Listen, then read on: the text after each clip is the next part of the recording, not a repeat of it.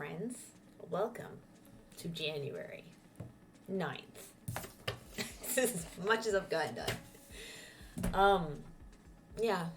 Today I thought I'd do something a little different. I think maybe once have I streamed like bullet journal pages. I don't know. I don't get as much into it as I used to. But that's okay. I'm just gonna go ahead and show you the pages I do make, which is like a grand total of 2. So, I wasn't going to do a cover page for the month. I don't even do them this fancy, ever. Like, this is the first time it's ever gotten this fancy. I can show you some of my old ones. Where'd they go? Like, but I realized I still had these stickers, and they're just number stickers from like one of my Happy Planner sets. And I don't know what to do with them. I'm like, they look like typewriter keys, and then away you go. Idea. So this happened Wednesday. It was a distraction from all the political mess going on. Like, my pages, my cover pages, you know, before I ran out of the tabs, you know, were just the basic Happy Planner divider pages. Nothing huge or special there. You know, just patterns. And I picked a notebook. I didn't pick a planner because I don't like the frou-frou-ness that goes on with Happy Planner. I just like the disc system, which I think is very nice. This is the end of 2019, from September to December, and then the beginning, and then all of 2020. So those were all just the standard dividers. And then I ran out in like March, I think, and I wasn't gonna go buy more, you know, like why not just do something, you know. And so I started like pasting in, so this was March, paint chips, which I get from the store whenever I'm like looking for colors or color shopping, basically, I guess. I don't know, when I get ideas. You know, this one was a Eastmore coffee. I don't even remember what this one tastes like. It's been like 3 years. But this was a Starbucks coffee, and the cool like reserve ones, you know, they have nice art, obviously, and just really pretty color packets. And these are the little black bags. If you guys have never seen the reserve coffees, they're like the little half-pound bags. They're really nice. They're really good. I don't remember what this one tastes like. I don't have my old coffee passport to even go and look at. That's the one thing I left at the corporate store when I left, was my coffee passport. I didn't think to pick it up, so that's gone to the ages. To the best of my knowledge, I can like text a friend or two and say, hey, I know that those don't get cleared out very often. Is mine still in there? But it's been 3 years. Like, I don't think so. Yeah, so I would just get an inspiration and paint palette colors. This one got somewhat fancy. This was from a Dala Horse package of candies from like the Swedish Fish. They make the Dala Horse candies as well. They're also gummy, so you know, I use the colors that are in that to make my cover pages. You know, this is mostly what I've been doing. This was from another Reserve coffee. I have a note that says next cube bracelet. So I thought it'd be a nice color palette. So basically I use these as just color palette inspirations, and like I made some terrible boxes. So, you know, one day I might use this color palette, and this is a page I can come back to look at for that. This was, I just think is so cool. The line work and artwork is great. This is from a Brahms shopping bag. So I just pasted it in here for the cover for that month. So neat. So cool. August, this was from, I think it's the Yogi brand of tea. It had this really neat pattern on the inside of the box, and I just colored it in. Just colored it in. And then like I'll show you the spreads for this month, because this one has a task list. So this was August of last year. I just do the straight up calendar view. My handwriting's going to be a little blurry. It's alright. I don't have my outlight on because it has a glare on the desk. But I just do the straight up calendar view. In pink, I write my bills. In orange, I write my work schedule. In green, I write the word tips because I have to self-report my tips every week on Saturdays, which I would have to do today if I had worked this week, but I didn't work this week. And in blue, I have deadlines. And that's it. That's all I do. And it's nothing super special. Like, maybe I should put my camera on autofocus. Give me a sec. Let me do that. They don't like me. I don't usually do autofocus because I bead on stream and beads are super picky. So, let's see if this helps. It might not. I haven't done this very often, obviously, so. But yeah, let me see if it'll focus. Closer up. Kind of. There you go. But yeah, schedule, what types of bills I have, whether or not I did my deadline stuff. Didn't look like it that month. And I used to do this as well. I used to have, let's see if I can scooch this, on the bottom, habit trackers. I don't like habit trackers. It's just a good way to remind you of all the things you're not doing that you want to do. But this was when I was lagging on Instagram. I only do the things that I'm procrastinating on, and 4 in a month is kind of actually too much for me. But before this month, I don't know. I wasn't posting much on Instagram, so let's keep up with that. Aptiva was a piece I made for IXO for his birthday / our anniversary. It was August, so I was keeping up with that because it was a piece that needed to happen. I've been trying for a while to sort my hard drive. It's not very good. I'm not very good at it. And the BJP, I've fallen off of working on this one, but I was tracking that. So I used to have 4 trackers at the bottom of my calendar page. It doesn't happen anymore. But this was also a month where I had continued the theme of the tea box bits and pieces that I had put in here. Tasks and arts. Art is anything like VP related. It's anything admin related. It's anything creative. Like I even have a couple of video games in here. I've already migrated all these tasks to a new task page. But this is the page that I take from month to month. I take it out and I put it somewhere else. You know, I put it at the next month. I'll put it right in the same spot. It'll go in. It doesn't match whatever else is going on in this month, like whatever my cover theme was on Age Sumatra. Crop year 2013. Also another reserve coffee because I just took the bags home because they were empty and I really like the art on those. But yeah, the task page goes from month to month to month to month until I make a new one. And I make a new one when either, like this one, it's super close to filled up on the back side. It's usually the art side that's going to get filled up. The other side is like household chores and like to-dos in town, which I don't have a lot to do in town. So like errands and stuff are going to go on the left side for me. But yeah, that don't happen often. But I either mark them off as I go or I migrate them, which is going to be the arrows left and right. If I migrate it right, it goes to the next task page. I'm putting it on the next one. If I migrate it left, it goes elsewhere. Like it goes in a collection and it's a get to it in the future instead of an immediate need. Yeah. And then like my finance pages. So like what I spend in a month with my totals at the bottom. This is real life numbers, real places I've shopped. I don't care if you guys see it, like it doesn't matter.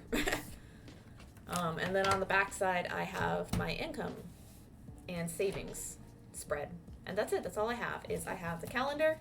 I've got a little half page that I write notes on every month, a different color pencil to mark off the different days. However, I don't write every day in this. It's when I think to write in here that I mark off a day and start writing. And then, yeah, the task page, and then finance front and back. So expenses on the one side, income on the other, and savings in the bottom to see how much I've transferred in and out of my savings for various things. And then I have a section here for VP taxes for any of the sales that I make. I save 10% of it and I set it away so that I can, you know, the tax portion, I can pay it later. I did that today, so that's good. That's out of the way. But yeah, my sources of income, which aren't many, like my bank has a dividend sometimes. The places where I work, this was evidently the last I worked at my old job and the first I worked at my new job. All the ones that say S-Bucks are just tips, my cash tips. Got a check in the mail from one of my stockists that I need to just get rid of that stockist because that's the only check I've gotten and it took 8 months to get to me. And then just various sales and stuff. So green are sales, red is everything else. So yeah, that's basically what my setups look like, you know. My pages with me doodling and doing weird stuff while doing other things. November was fun. This was a card. I don't know if it was a birthday card or just some random thank you card. Who did this come from? Like, it's not even memorable. Maybe it was, I don't know. But I just did paint chips to go with it. And I just pull the colors from whatever I'm putting on the doodle page to use for the rest of the month. You know, I was still doing trackers in November. I paste in little things that I get. This was some stuff from Dawn. I got another one from Saren.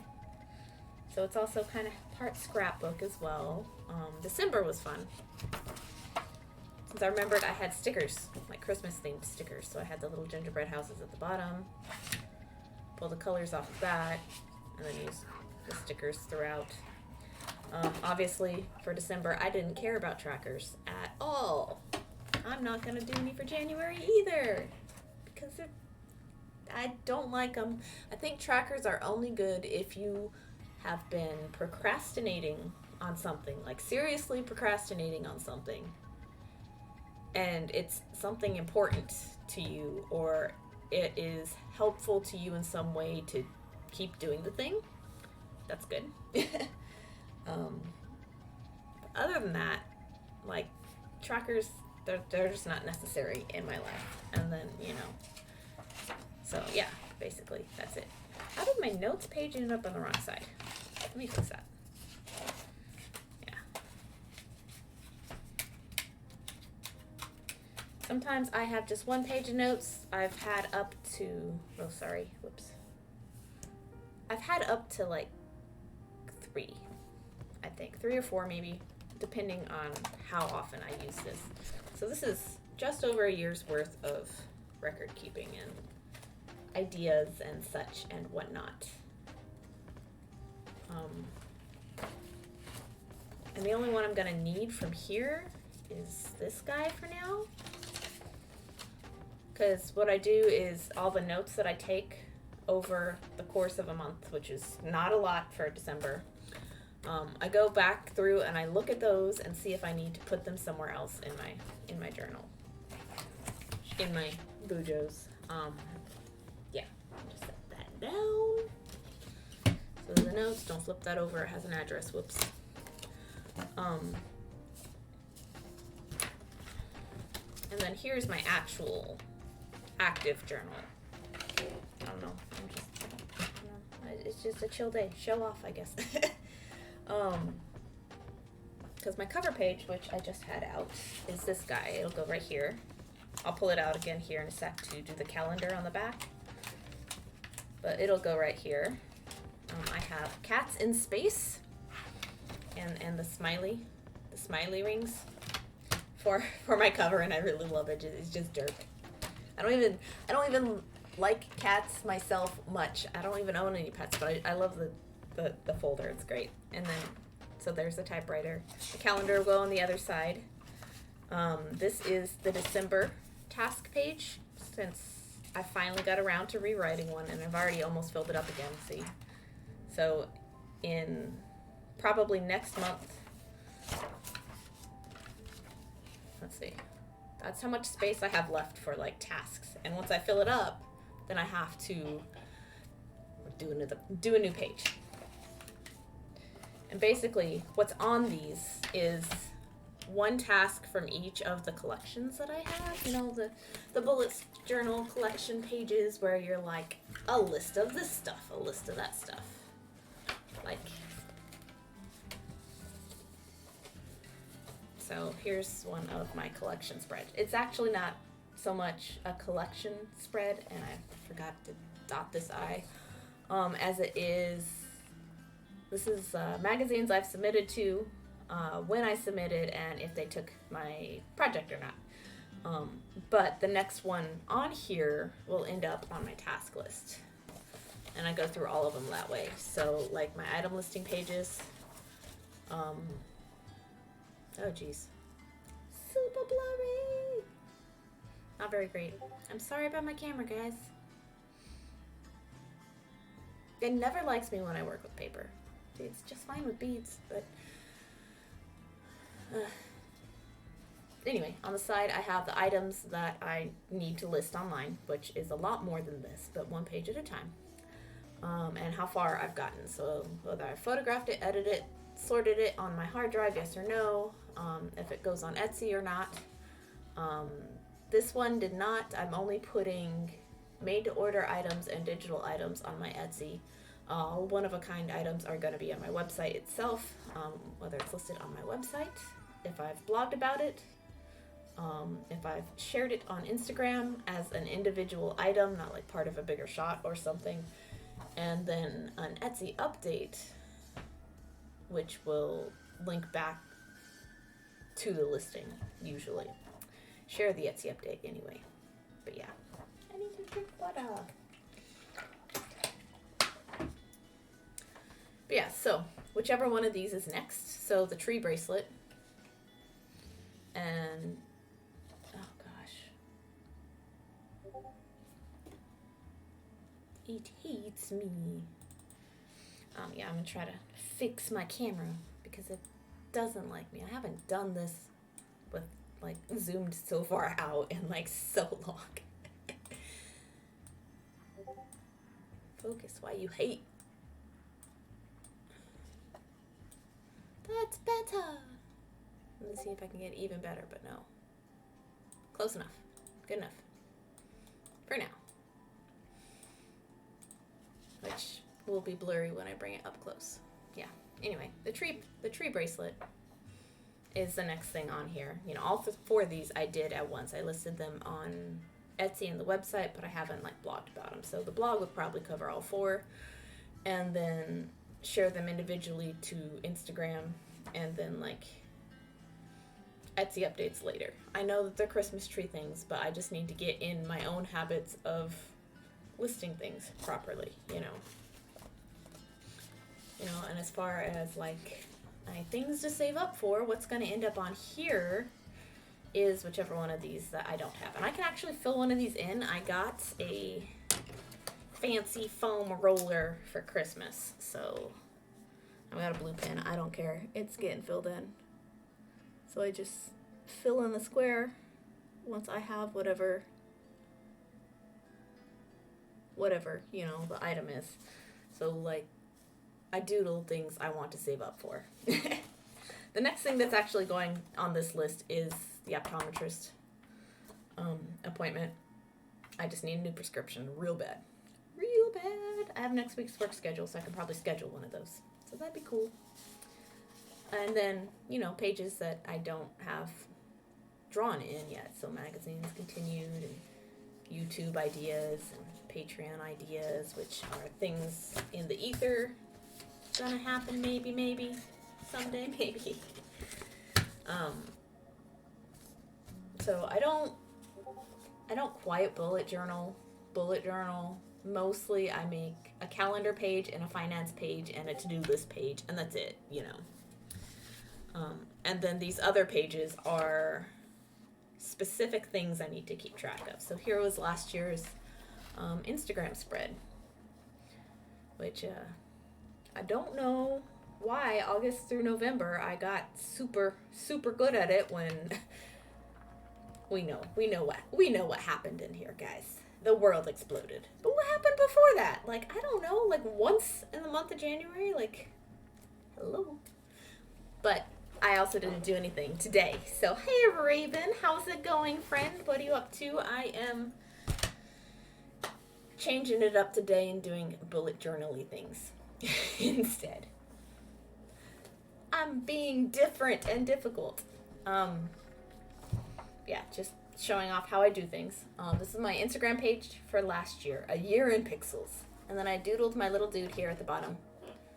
My little bead dude, isn't he great? Ah, okay, yeah. So I might get to beading today, I might not. I have a January page to finish. Isn't he cute? Isn't he cute? I've gotten so much better at drawing the little bead dudes, very expressive like. So I want to draw on the back of this one for 2021, but I don't want to. It's hard when you have the rings on the right side when you're right-handed and when you have the rings on the left side when you're left-handed. So what I'm going to do is I'm just going to flip this one vertically so I can still have it on the same side of the page. So it'll just fit in there with whatever doodle I have on this side. And the good thing about this one, at least, is I can retroactively go back and fill in the squares. And typically the square matches whatever color I've done for my thing for today. So if I share anything on Instagram later today, I will color in whatever square down the road with this pencil later on. But I'm super proud of this. I actually did this page the last time I was able to sit down inside of a Starbucks. It was... When did I do this? It was somewhere in this block of days. I don't understand a bullet journal. It's not for everybody, and the way that most people use it isn't for me. So basically what I do is I just have... Let me go back. August was a good example for last year. August was my best example for last year. Basically all I do is I make a page for the month. These are Post-it notes that I have taped onto here with the month. I write them in now because I'm out of stickers.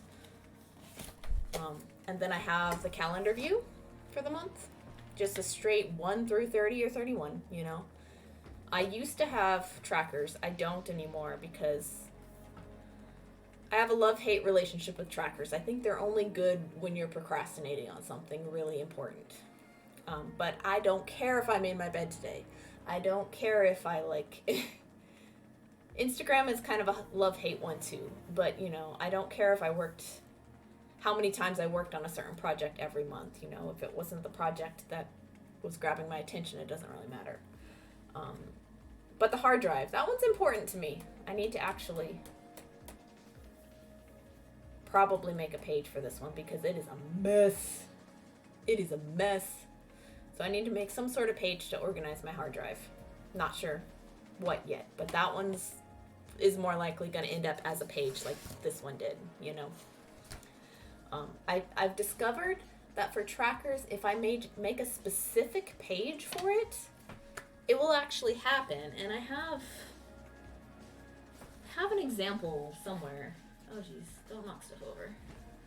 From like my old bullet journals before like the days of I got lazy and got employed.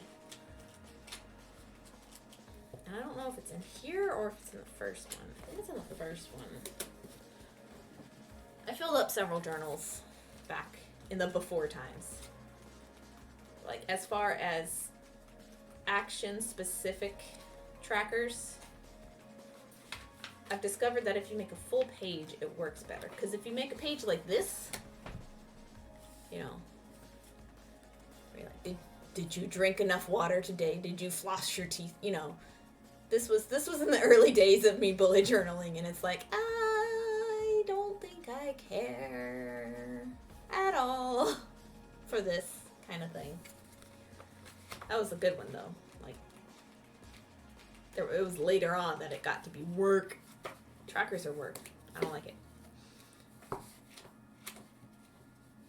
That, and I don't have like entire days to myself to do stuff anymore. Like, here's another one.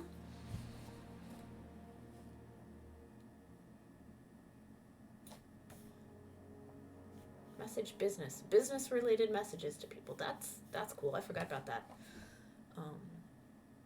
And the doodles on the bottom were like parts of my house. Man, I miss these days back when it was like super cool. Did I clean my desk today? You know, it doesn't matter. You don't need to track that stuff. But everybody's different too. I'm trying to find a specific tracker. Which notebook was it in? Oh, look, the one time I decided to do a month layout for the beginning of the month and decided that was not ever going to happen again. A ton of work and I didn't like doing it. Blue Feather, hello and welcome to me, like, showing off all my bullet journals. I'm not actually journaling a thing. This is how this goes, guys. I'm sorry. I'm looking for, where is it?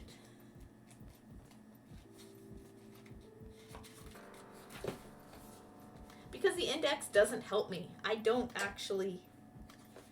do indexes this whole time that I was doing it, and it didn't help me because I still can't find what I need. It's like, I'm no good. It's fine. Oh, I had an old Instagram tracker where I did the pictures. And so if the inner one was filled out, I did one that day. If the outer one was filled out, I did 2. And if there was crosshatches inside the third one, I did 3 posts. So I really liked this setup. This setup was cool. But it only worked for 30 days. It didn't work for a whole year. And I like the whole year one that I've made. Because I don't like redrawing stuff every month. And I especially don't like redrawing stuff every week. That's a bit insane for people who do like weekly spreads.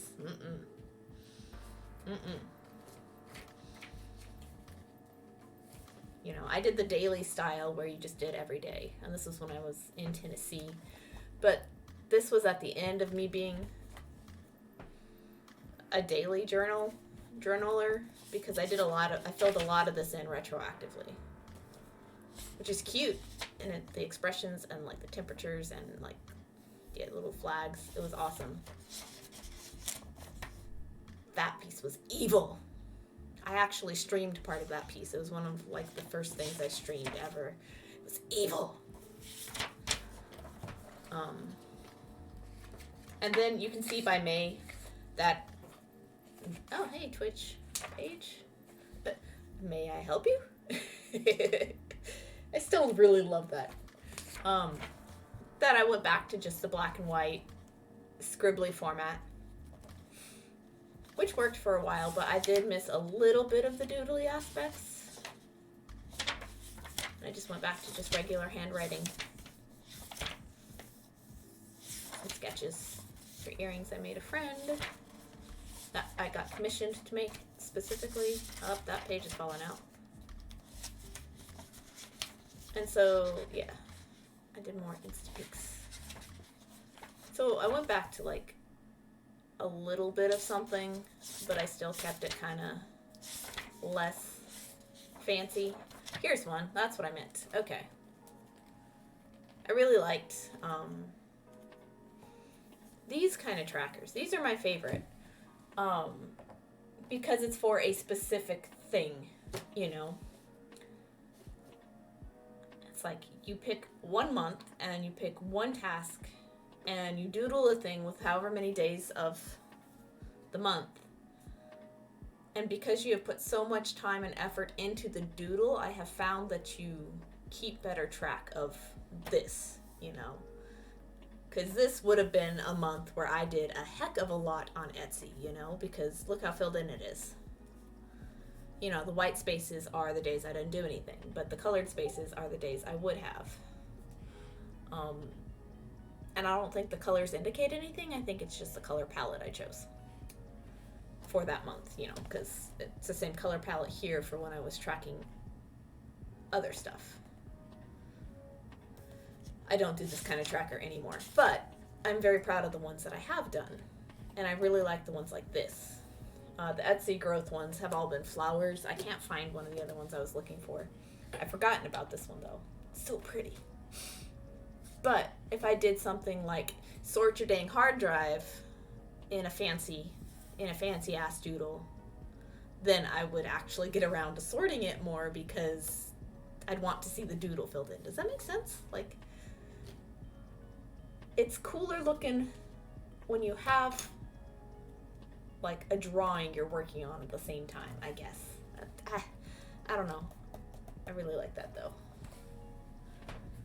So, and that's why I switched to this format for trackers specifically, is track the entire year as a whole, but also make it cute and doodly at the same time.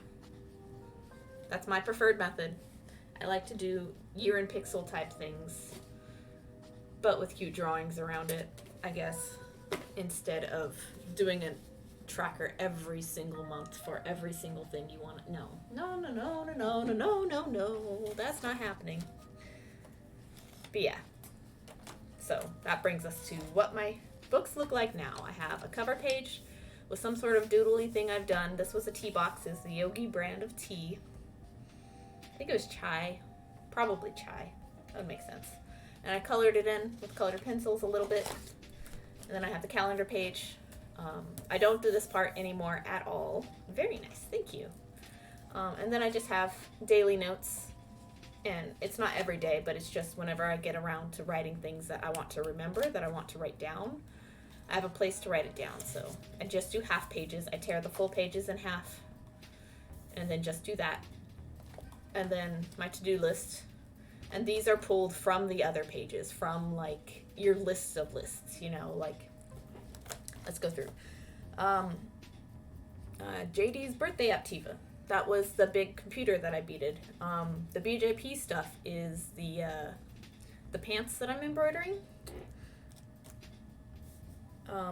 Infinity Cube Biscornu was a project I attempted that didn't come out successfully, but that was another Saren community project. I have a potential spider hoop commission for somebody, but that's on hold right now. I haven't heard back from the person in a minute. I need to check up with them. A couple of video games I want to beat. My website, make sure I have all 10 listings on there. And this would have come from a website page that has other website related things, but I just pulled one task off of that to be on my master list, you know. And so the display panels for, like, see, this behind me is one of the leftover fabric from my like craft show displays.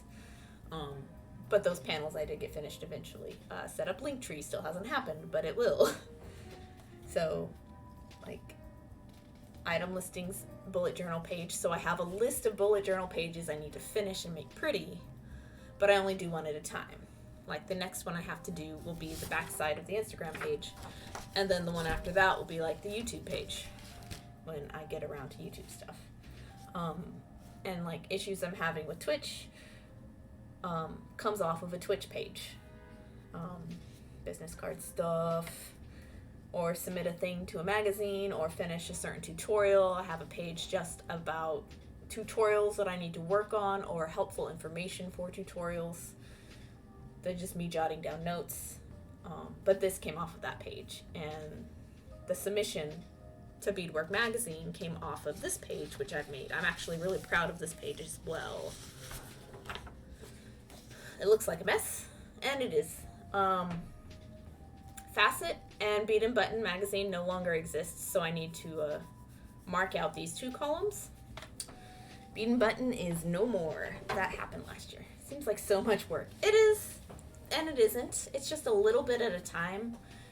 And that's how I've set it up for me, is that I can come and I can make my pages fancy and pretty whenever I need to, but the main pages I use are always super simple and can be done fairly fast.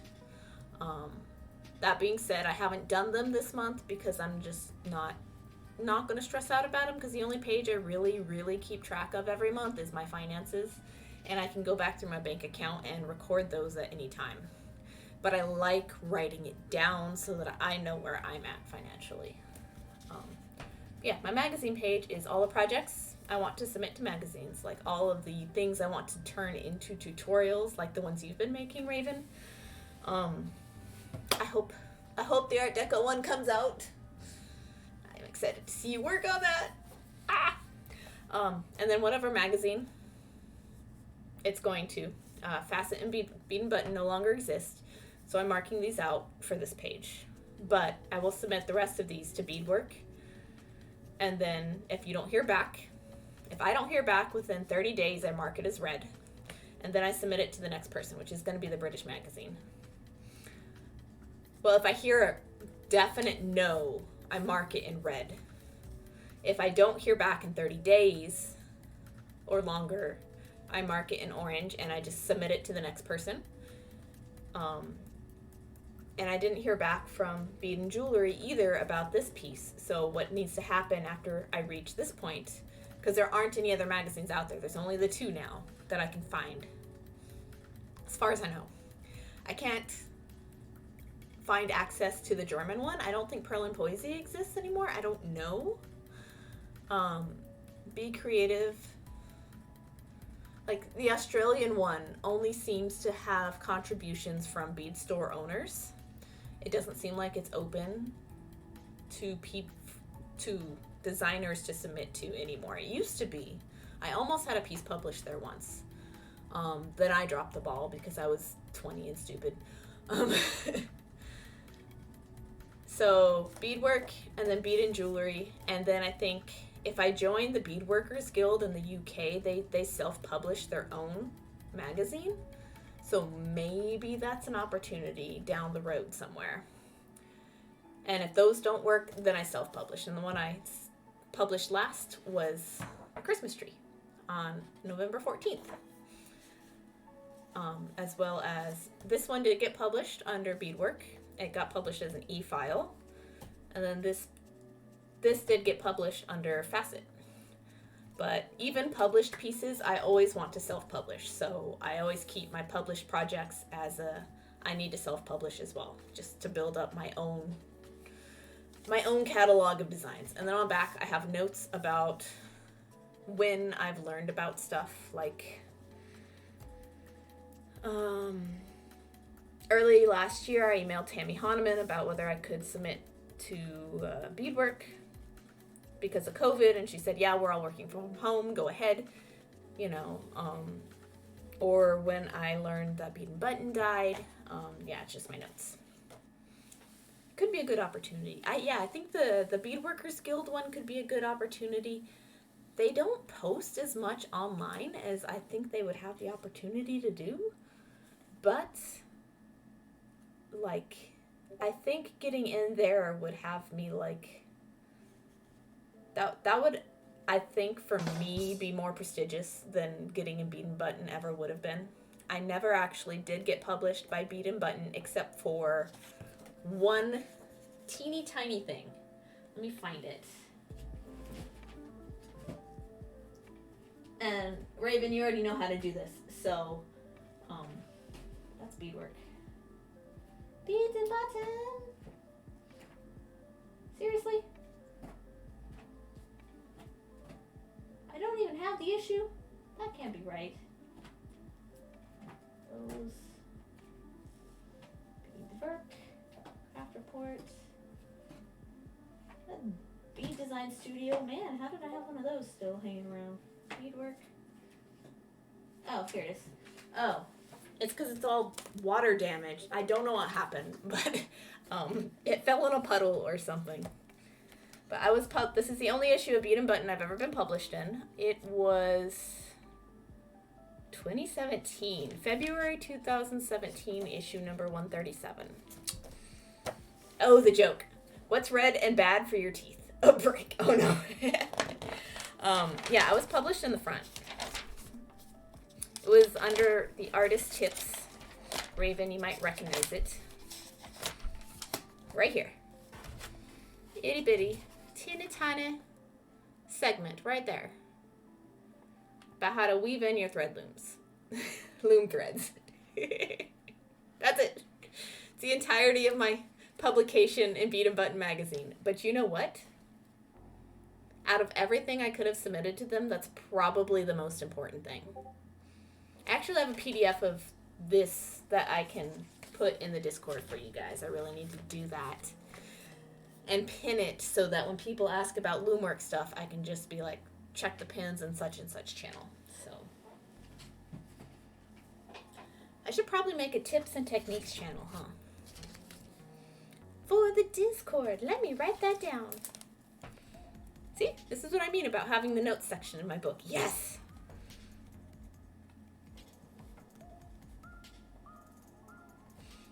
Make a tips and techniques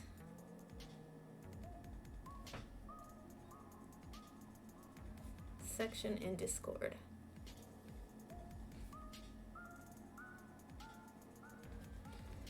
Pin all my own tutorials.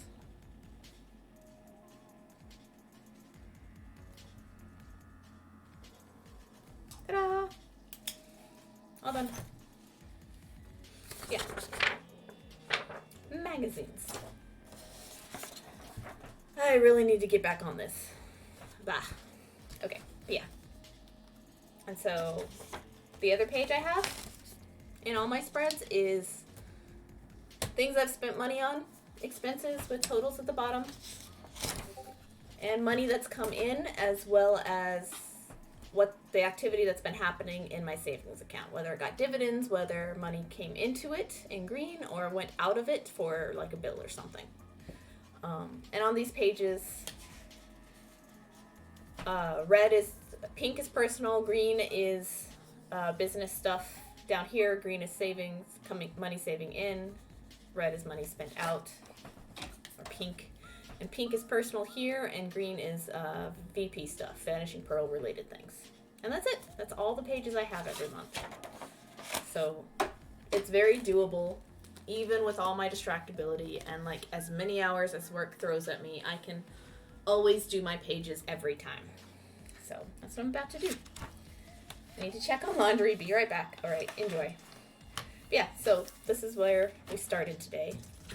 This is my January cover page, which I never, and I mean never, do anything this fancy. Like ever. Ever.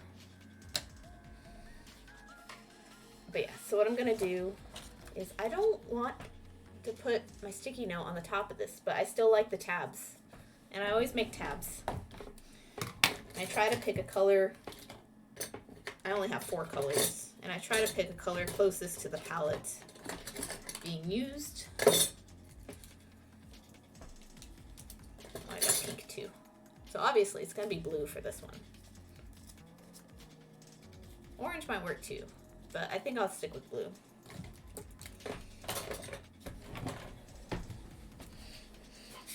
But yeah, so all I do for this, I get my trusty pin out. Here, it's getting dark out. I'm gonna try to turn my outlight on, see if it causes problems or not. Ooh, yeah, it does.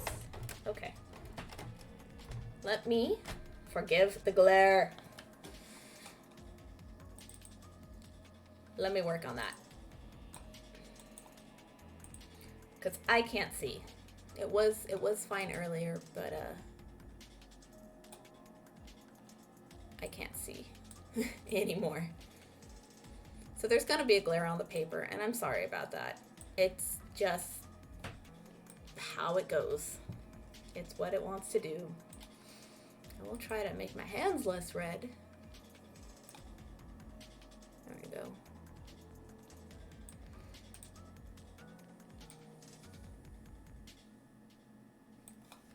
Alright, so let's zoom in on my focus on my handwriting again to get the focus right. So at least you can make out the words if you want to, but it's not uber important.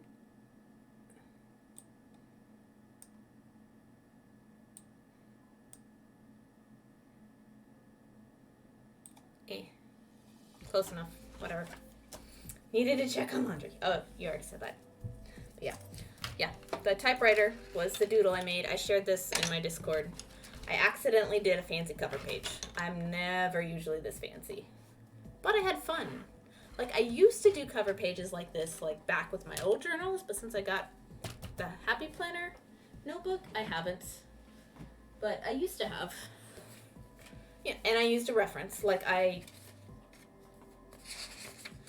draw from references. I can't make anything up off the top of my head. It just doesn't happen. So, like, I had an old one like this for April of 2019, I think. 2019. It was fun. Oh, I didn't even draw the back half of the rim of the... Ugh. And then my favorite one from this one year, well, it was August. If I can find it for you.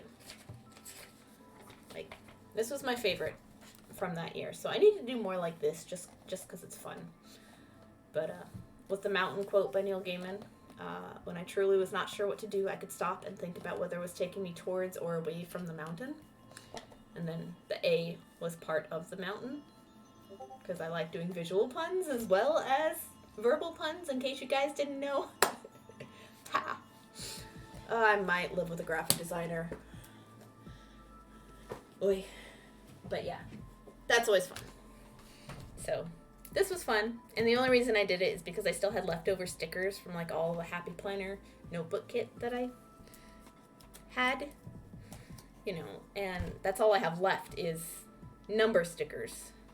And I was like, what am I going to do with this? They look like typewriter keys. And then I'm like, well, what if I just doodled a typewriter and made these the keys? And I'm like, no, what if I just made these the calendar part? And so I'm never really going to look at this as reference for calendar. It's just there for visual appeal. But I am going to make my tab.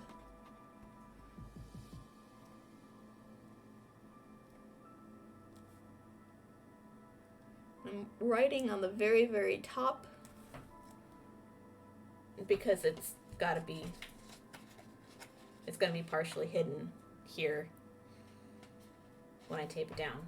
So I get two of them. And usually I tape one on this side and one on the other side, but I like this too much that I might just tape them both over here and just tape them down. So I do it twice.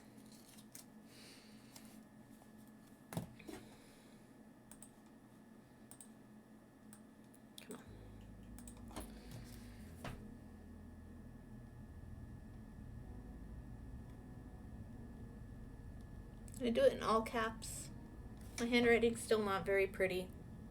Never has been, but I don't worry about that ever. I missed my chance. My dad, when I was about 9, he sat me down one day and he was like, okay, we are going to work on your lettering. Like cursive and print both. And I wasn't having any of it, but he was a big lettering buff. And the reason he was because he made hand-carved wooden signs, not for a living, but for commission around town. So, yeah, he did amazing, amazing woodworking, and lettering is a huge part of that if you're a sign maker. And me in my dumbass 9-year-old self brain was like, this is boring, I want to go away. And me with now today my 32-year-old self is like, man, I wish I had done that, both for good handwriting and for like one-on-one memories with my dad, because those are few and far between. I'm one of 6 kids, so there weren't very many one-on-one memories, and you know, just I could have had more. I missed my opportunity. It's gone. It won't ever happen again. So I'm just gonna get a piece of tape.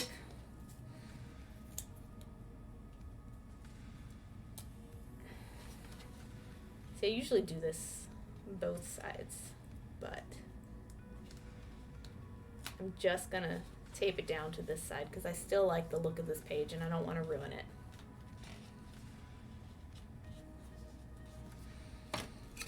So I don't mind if it's on this side. I'll just be able to work around that. Yep.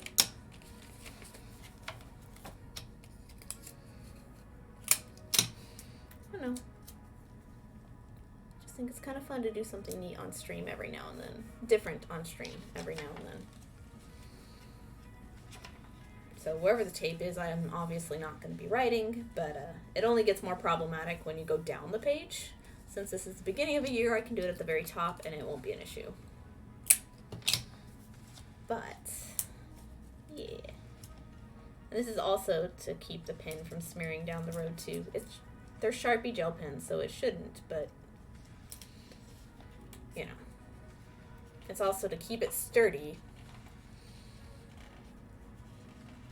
because I flip back and forth a lot. Yeah. So there we go. Beginning of our January page. Ooh. Fancy. Fancy, fancy. I still love it. It's so good. And it's me, you know, copying up someone else's artwork for the most part. You know, I made modifications as I went, but like, yeah, this is not my original idea, and I don't care. It's just for me. I'm not selling it to anybody. I'm not pretending it's mine. It's just for me, literally. Right. And so, usually, I don't like writing when the rings are on the right side, which is the great thing about this is you can take these out, which is what I am about to do. I do have December's notes here to see if I need to migrate it to anything on my like master task list here.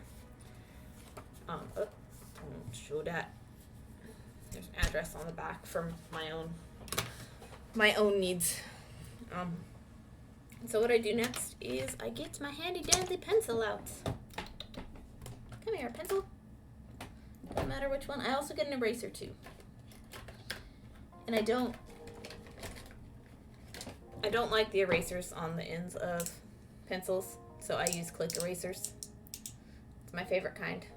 It's a fidgety, and it reminds me of my dad, so there's that. It's always a bonus. And I line it up with like the header of my task page. It's always the same. 2, 3, 4, 5, 6, 7, 8, 10, 11. So the 11th dot. 1, 2, 3, 4, 5, 6, 7, 8, 9, 10, 11. Here.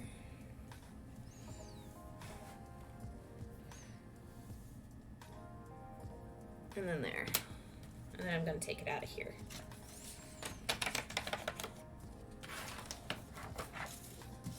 Ta-da!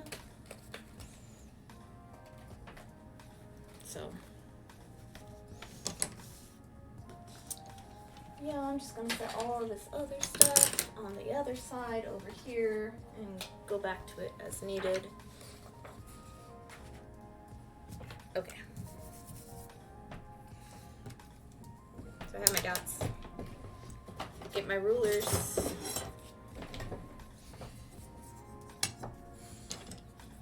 And then I always use the colors in the front page throughout the rest of my month. So I do have color palette for the month, but I don't have a theme. If that makes sense. Like, maybe a little bit of what's going on this page will make its way to the rest of my 2 layouts, but it's not likely. Yeah, we'll see.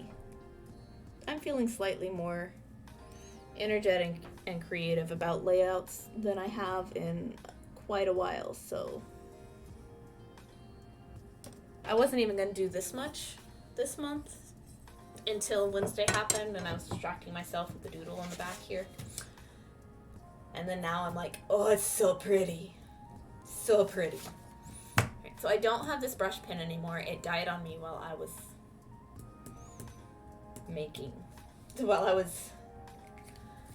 doing that. So the closest I have, yeah, it's gonna be that one. It's not gonna be quite as dark, but I'm gonna sharpen this. I have an electric sharpener behind me.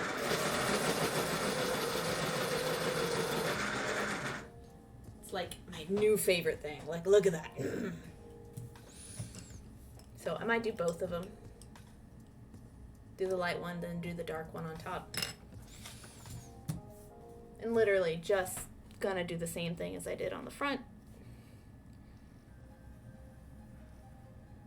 Just write the word January. Ooh. In my own cursive. And I remember having to do spelling tests in cursive.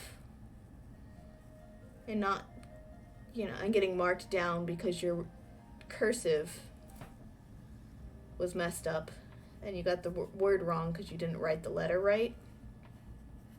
Anybody else remember spelling tests in cursive, or was that just me? Was I the dingbat, just the only one writing in cursive? January. So it's small compared to the rest of the space I have here, but I don't care. And sometimes my handwriting is small, but that's okay. And then I just reference any other calendar page that I've made. I just go back to a prior one, usually the month before, which is this guy. And I see where I've started my numbers, also outside the tape. Which I don't think the tape is going to interfere with this one, but since I'm not doing trackers at the bottom anymore, I can go as far down as I want to with my numbers. There's 31 days in January, right? Yeah. So just 1 to 31. I've always really liked just the number your lines calendar system best. It's the one I started with. It's the one that's part of the traditional bullet journal system. It's the one that makes the most sense for my brain. Like, I don't look at a calendar other than to see when am I working. That's it. That's really it. When am I working and what day do I have an appointment or are my bills due? You know, like, that's it.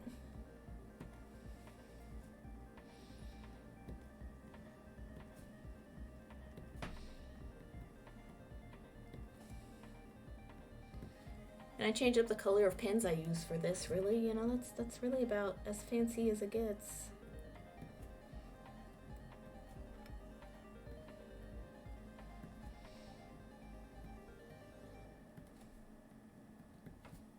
Ta-da! 1 through 31. And then the day of the week. And I'm like, today is Saturday, and it's the 9th, right? I believe it's Saturday.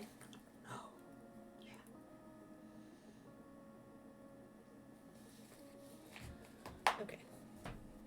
So, Saturday, Sunday, Monday, Tuesday, Wednesday, Thursday, Friday, Saturday, Sunday. I'll go back and fill these in. Monday, Tuesday, Wednesday, Thursday, Friday, Saturday, Sunday, Monday, Tuesday, Wednesday, Thursday, Friday, Saturday, Sunday, Friday, Thursday, Wednesday, Tuesday, Monday, Saturday, Sunday, Friday. That's it. The first letter of the day of the week. The end. Not too bad. I do color code the things I write on here, though. I have my 4 pastel Sharpies. Red is for bills. The first is the rent.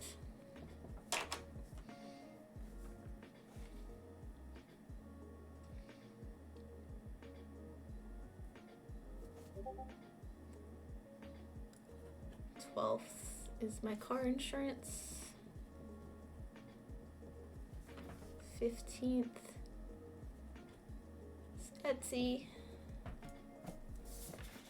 Oh, there's stickers on the other side. I'm like, why is my handwriting all wompy? 21st is my internet.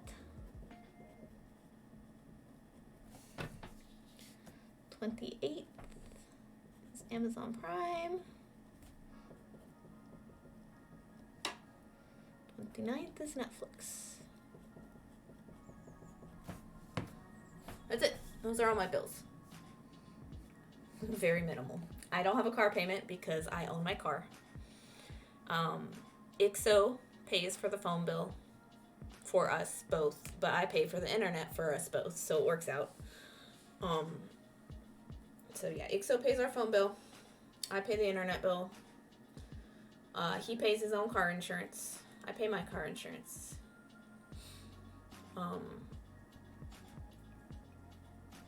I pay the rent and Amazon and Netflix. And then he picks up like most of like the grocery bill most of the time. We work together when we can't make things one way or the other. That's it. Ta-da!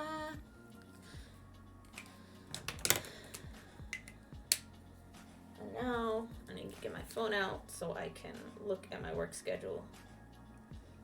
I write it down here, and I write it down on the kitchen calendar, which is just a whiteboard calendar. It is super easy. I don't remember what I worked on the first, but I'm just gonna, no, it's like 1 to 9. Even if I've already worked in the past, I will still write it down if I remember to take a picture of the schedule. Tomorrow is the 10th, Sunday. We're 8 a.m. Oh, 1 p.m. I work at 8 a.m. That's the first time in like months. Nice. I get to have the afternoon off, guys. What? Why am I all mids this week? I know why it is. Today or yesterday was a coworker's last day. So 9 a.m. to 3 p.m. She's moving on. She was finishing up the holiday season with us and then is moving on to a different job next week. So she's off the schedule now. I will miss her. Oh, I'm not writing the M. I don't know why, but I keep messing up.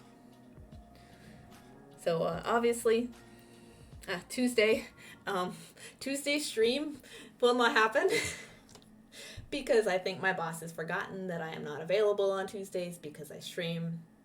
But I am off Wednesday, so I will just stream Wednesday instead. Yeah, it's an issue, but I'd be pressing my luck if I said anything because I just asked for a week off and she was already upset at me for having done that. So I'm just gonna lay low, play the cards, enjoy my mid shifts because I haven't had mid shifts in months. Not gripe about not being off Tuesday, just stream Wednesday instead. I am definitely all for defending your work schedule when you are a handmade artisan running a business. And you also have to have a part-time job to stay afloat. I'm definitely all for being like, hey, you scheduled me this day, I am not available. But at the same time, the rest of that schedule is so dang good that it makes up for it. If that makes sense. Like, I love mid-shifts. Nobody loves mid-shifts. People either like opens or closes. And I'm like, middle of the day, please. I can sleep in and stay up late. Sleep in and stay up late. Do you understand? I can sleep in and stay up late. It's great. My schedule's so fucked. Food service just fucks it up all the time. Anyway. That's all I know so far. She only goes 1 week at a time. And I was off this whole stretch. So, yeah, this is today. Nothing going on today. I was off that whole stretch. Today's the last day, so that's why I'm just chilling and relaxing and not doing a heck of a lot of anything.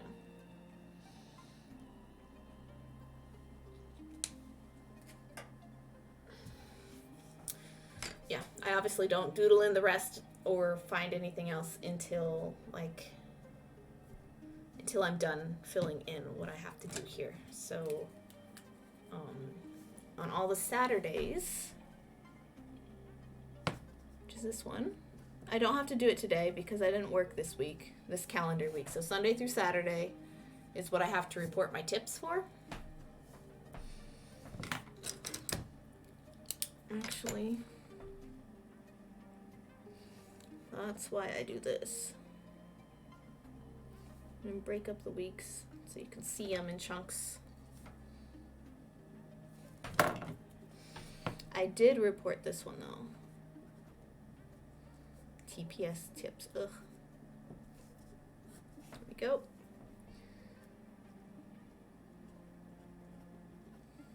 Boop. Tips.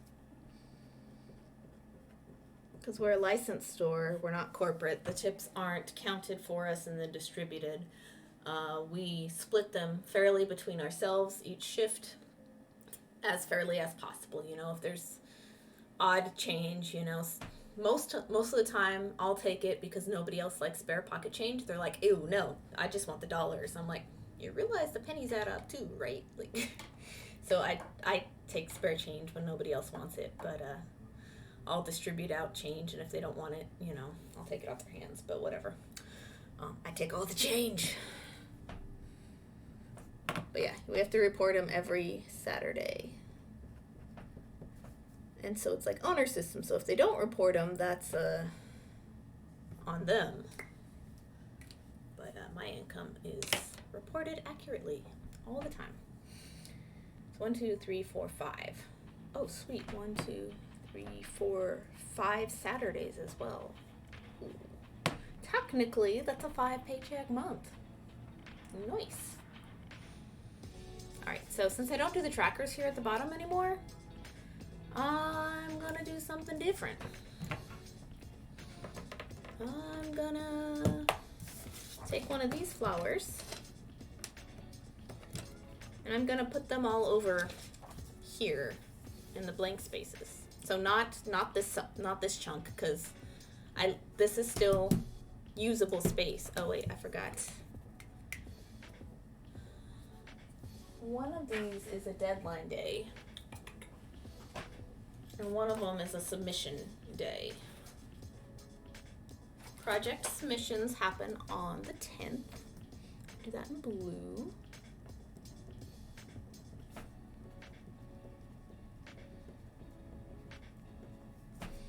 Also, the 15th, I have a doctor's appointment. That's a busy day. The 15th is a busy day all the time, always. Hello, Rita. Hi, how are you? I'm working on my bullet journal. I've got a doctor appointment at 8:35 a.m. That's cutting it close because I work at 12. Ugh. And the other day is the 20th. I call this a deadline check. It's me making sure that I haven't accidentally missed any deadlines. So say if like an entry to a competition or to a call for entries or a magazine submission of a certain type or a certain project is due by the end of the month, I have on the 20th a deadline check so that I make sure that I still have 10 days time to scramble and complete a piece, or scramble and take photographs, or scramble and to like start to finish something, maybe, possibly, before the end of the month. It happens. It doesn't happen. It's whatever, but it's just me giving myself time to be like, oh, something's coming up, I gotta finish that. You start your bullet journal this year? Yes. Mine is much, much simpler than it used to be, that's for sure. Calendar layout in a straight line. I can't get my camera to focus on my writing. I'm sorry. You guys can mostly make it out and I can be telling you what I'm doing, but that's really about it. I've tried several times. I've tried several times. Good thing I don't stream this often.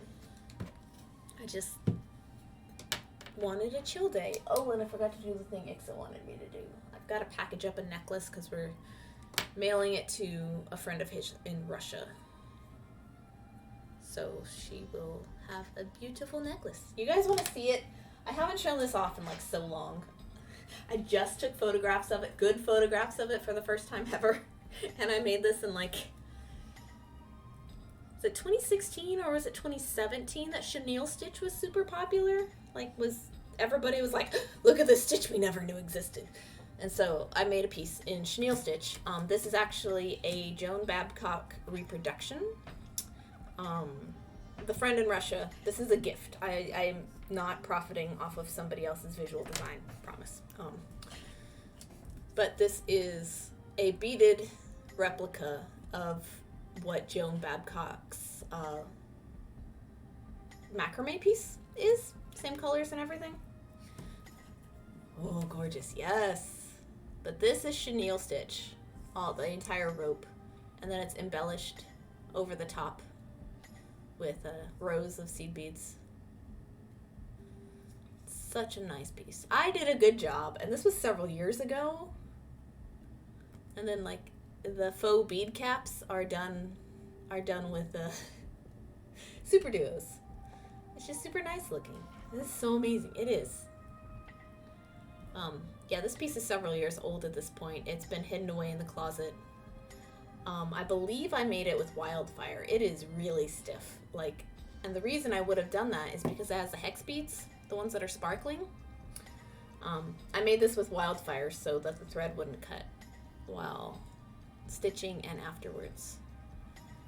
But yeah, and then I was pretty proud of the fan-shaped bit.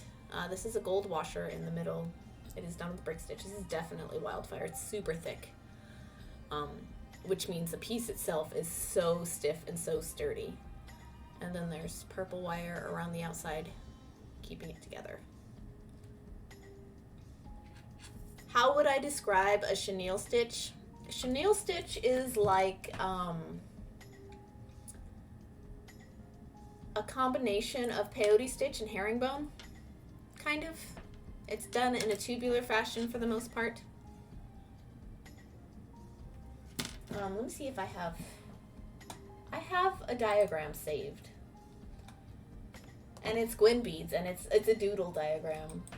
Well, she was just kind of doodling with like colored pencils or something. Let me see, documents, how to, info.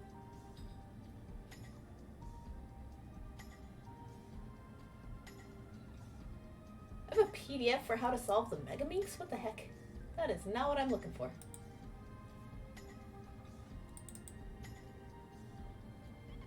Nope. Neither's that. Those are photographs. That's cool. I can't find it. Let me see.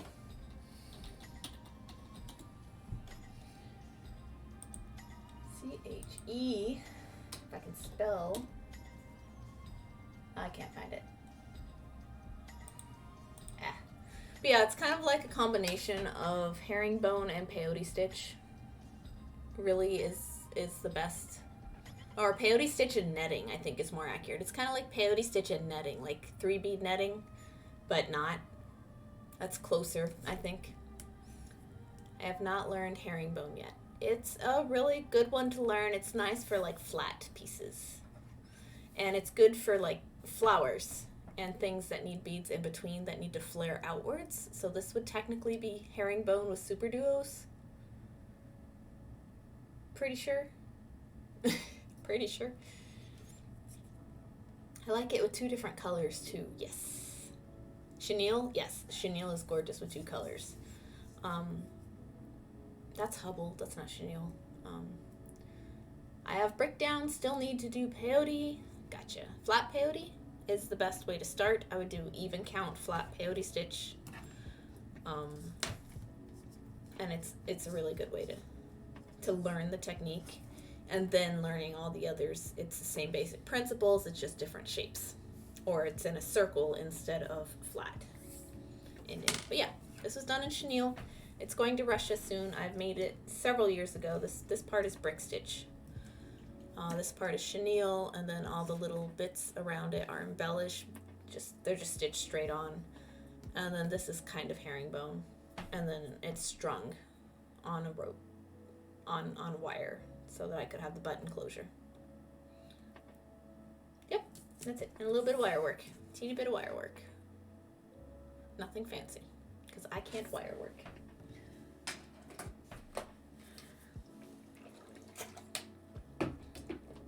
But yeah, that's the thing Ixo wanted me to do while he was working today, and I haven't done it yet. Oh no. Yeah, so there's my typewriter. I'm gonna pull one of these flowers and like fill the blank spaces in the front with various bits of them. Hey, you. No. Okay, so I kind of like this one, and I just kind of want to do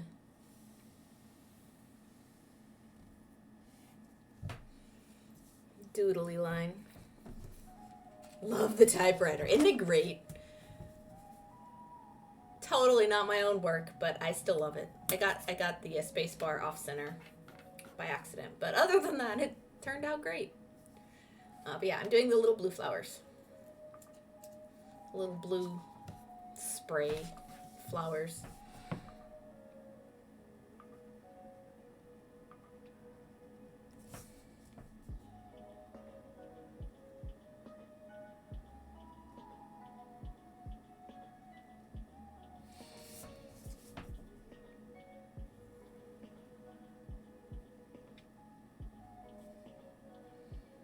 So I'm not great at coming up with things by myself, but I'm really good at copying, which is all I need for doodles and stuff, because like it's like I don't necessarily need to be good at drawing.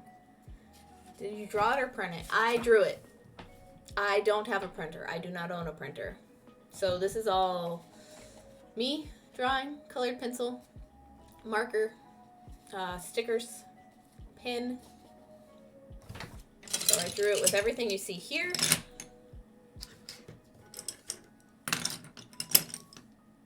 All those.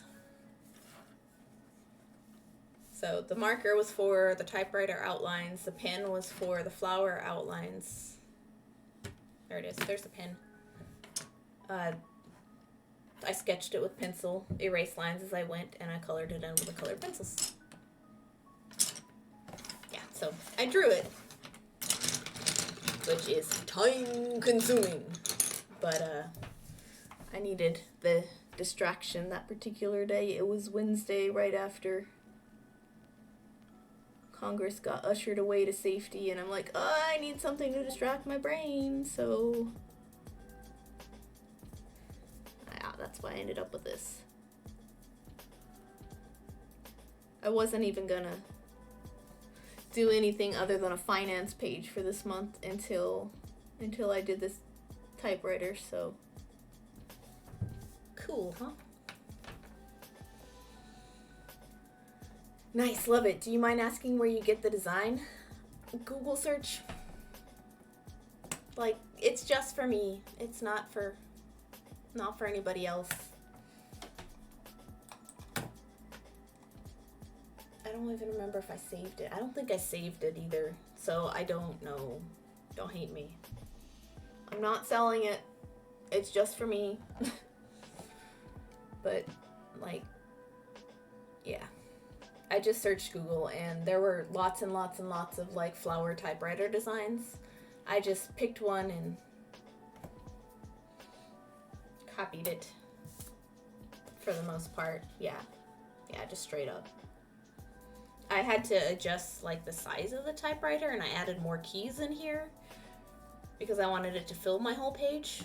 So I just made it longer, and then I forgot to make the space bar longer.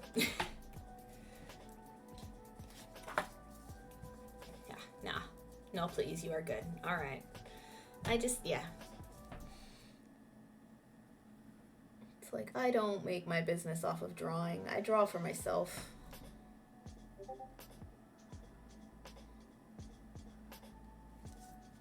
And most things are pretty okay. And then I have things that aren't, and I'm like, nobody's gonna look at them. Who cares?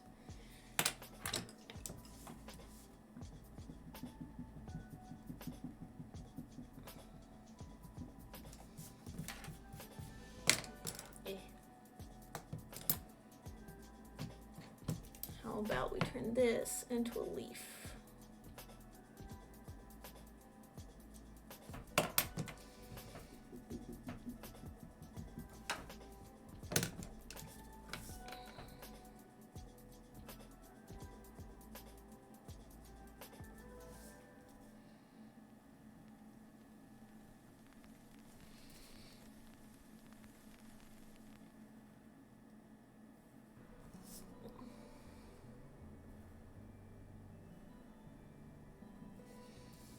Pop on leaves wherever they look good.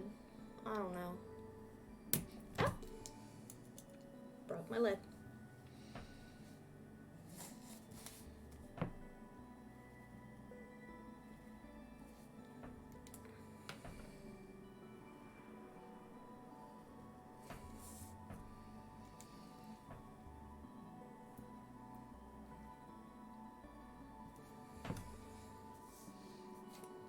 Good enough for me. Takes up space, that's all I needed to do. So beautiful, you're a great artist. Thank you, Rita. I think I've gotten better over time, but I don't really consider myself an illustrator whatsoever. I consider myself good at copying reference images, but I never come up with anything on my own. Very, very, very few things do I come up with on my own.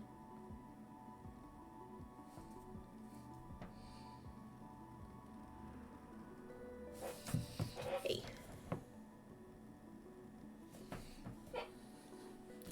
The Sharpie pins do have a little bit, since they are gel pins, a little bit of the same problem as like the G2 pilot pins.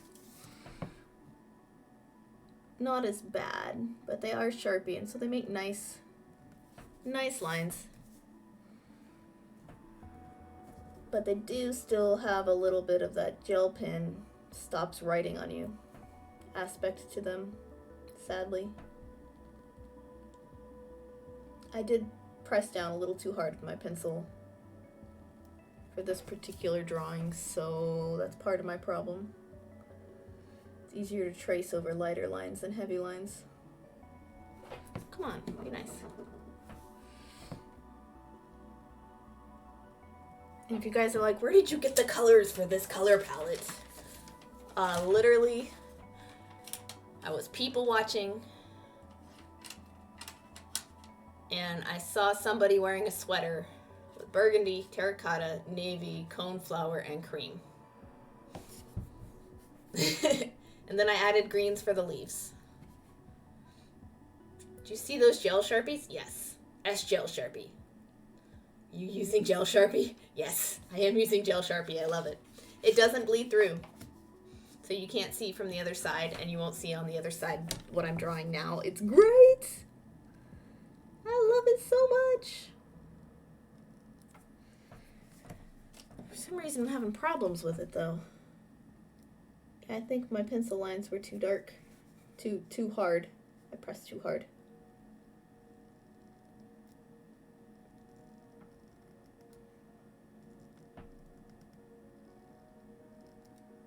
Dumb. I do that too, or look at some paint palettes. Yeah, I look at people's clothes because I'm at work most of the time, 8 hours a day, sometimes less. And I work at a grocery store, and as I pass the coffee shop, you know, I'm like, ooh, I like your sweater. Ooh, that skirt is cute, you know, but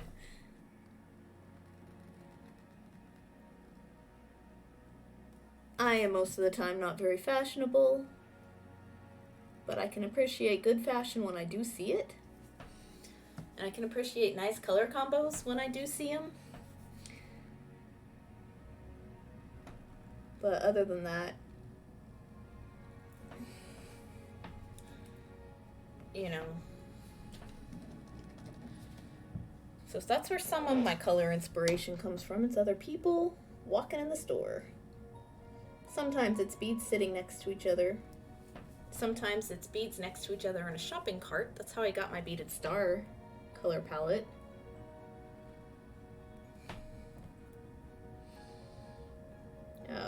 Yeah, the blue's having problems. I don't know why. Come on.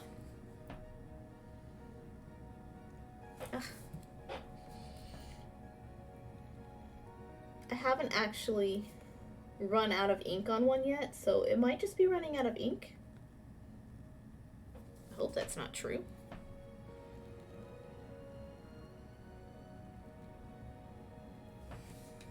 My line wobbled, so I changed where the leaf location.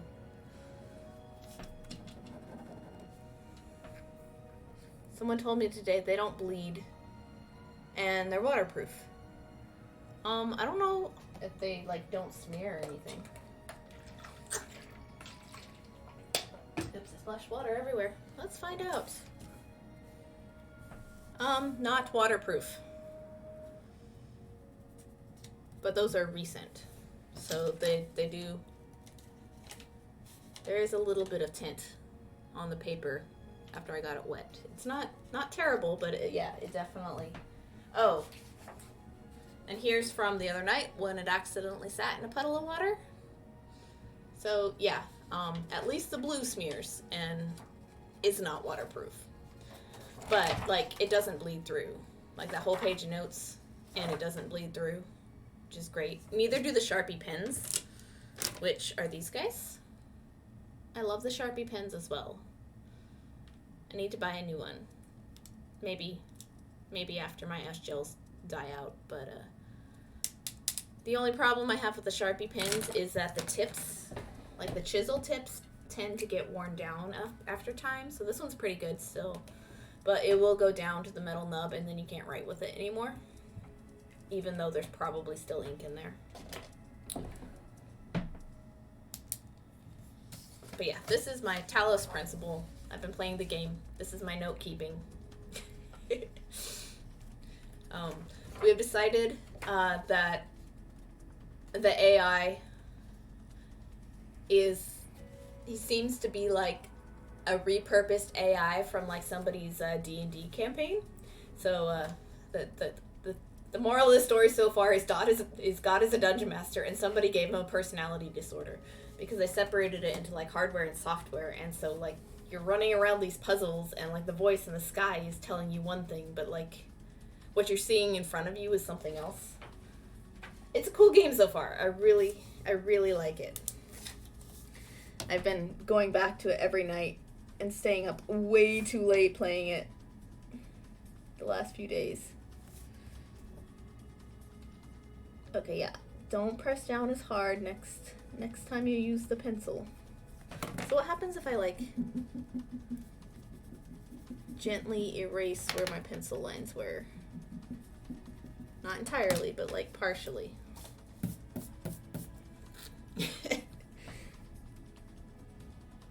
Oh yeah, it's better. So don't press too hard with pencil, guys, or your Sharpies won't go on top of it. Today I learned.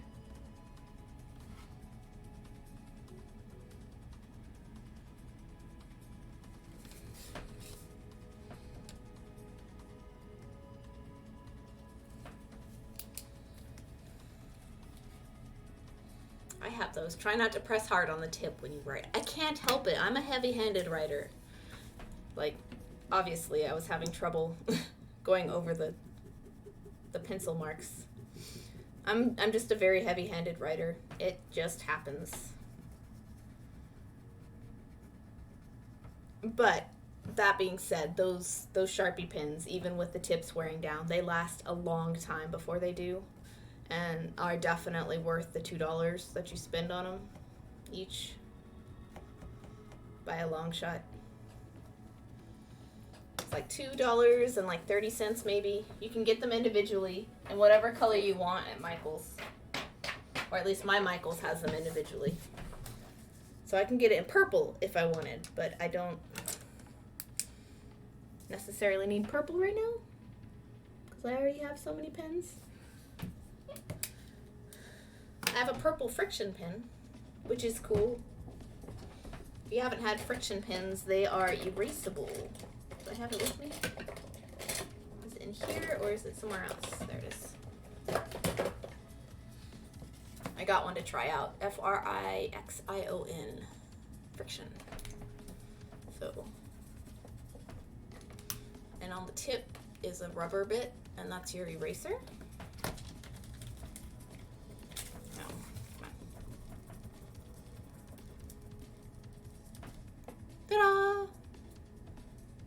So it's a marker. This one's a marker. They make pens as well.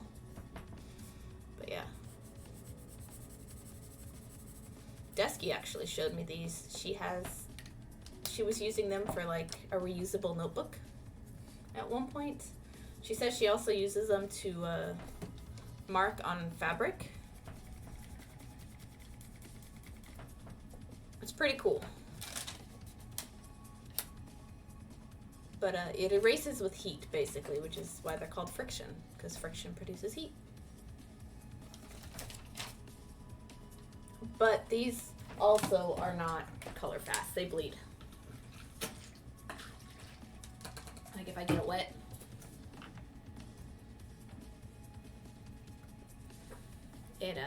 It gets all derpy.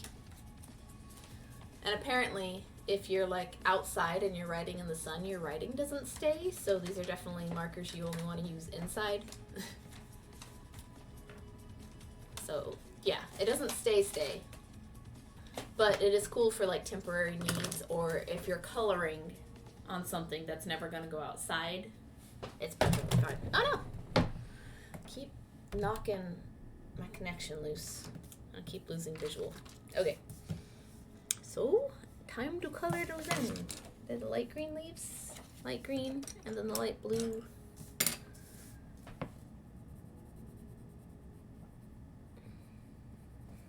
And like, this isn't even strictly necessary, but I feel like it's super empty otherwise, you know? Which, I guess that's part of why I used to have all the trackers at the bottom, is so it took up space visually. But then I just got like all weird and stressed out having to keep up with them, and so it was frustrating. I was like, no, I don't want trackers, but I don't want to have blank space either. Which is why it was nice last month I had those stickers. I had little sticker up top, and then like a couple of little stickers down below, and it seemed the perfect amount of space, you know? I think that's what I might do, is just fill this space, do something here, leave most of this blank, and then just do a little bit up top on opposite corners. And I think that'll be just enough.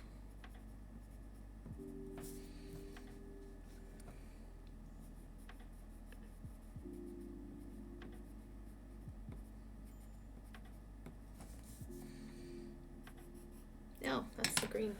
No! Catch it before it's too late. Sometimes you can erase colored pencil in time. I wasn't pressing too hard that time, so did good. And these are Prismacolors. They're what I have. Which are expensive, but not terribly expensive. These I found at a garage sale. It was a big, like a Fisher-Price reproduction of the barn. It was just a box, a Fisher-Price box full of colored pencils. It was like $5 for the whole thing. And so I have some of them, and Ixo has the duplicate colors with his stuff.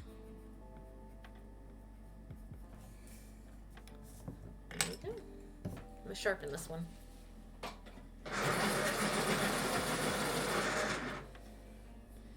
So, yeah, aside from when I first bought the first Happy Planner, like, notebook style, and, like, just one of the calendar packs, I have not spent a penny on bullet journaling. It's all been journals I owned. Wait, no, I did buy the purple book when I filled up my first two. My first one I already had on me when I very first started bullet journaling. I had this and like all the supplies you've seen me draw with. And then Ixo bought me this one when I was close to filling this one up. And then I moved on to a third one, which was a peacock notebook that my old roommate had given me. And I used that for a while, but I didn't like it. At the time, this size was too big for me. It's what I use now, but like at the time it was too big for me. And then I bought the purple one. And then I didn't even finish the purple one. There's still A lot of blank pages, because by that point I was getting frustrated with having to flip back and forth to find stuff, and had already read about the disc bound system, and so yeah, I bought a disc bound, and I haven't looked back since. What company are they? This is the Happy Planner by Me and My Big Ideas. They're very, very wine mom frou-frou. So that aesthetic is everywhere. It is very, very like boss babe mom planner kind of aesthetic. So if I ever buy stuff of theirs, it's just the plain solid colored background things. Oh, the pencils? Oh, these are Prismas. There we go. Prismacolor. They're considered to be nice. Very good quality pencils. I know there are other brands that people like even better.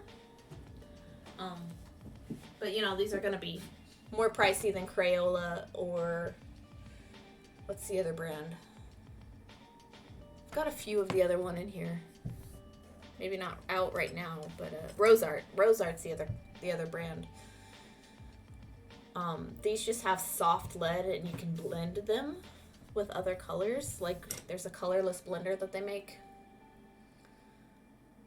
that you run this over two colors that are layered on top of each other, and it makes kind of a nice smooth blend.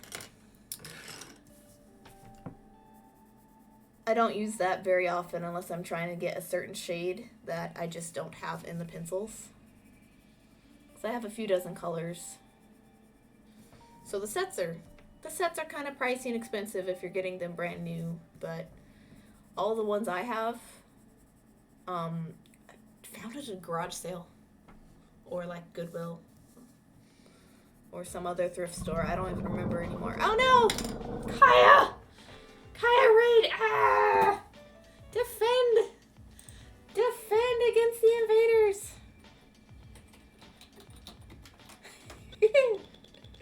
I need a better sound clip for this, but there you go. Reboot! Incoming game. And hello, Rapunzel. Hello, Kaya. Thank you so much. What were you up to today? I saw something about stitching. Maybe the Zodiac. I don't remember. Naga, long time no see. Hello.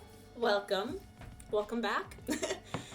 Duck Army's invading to steal the DMC floss. Well, I don't have any DMC floss. Well, I do have a little bit.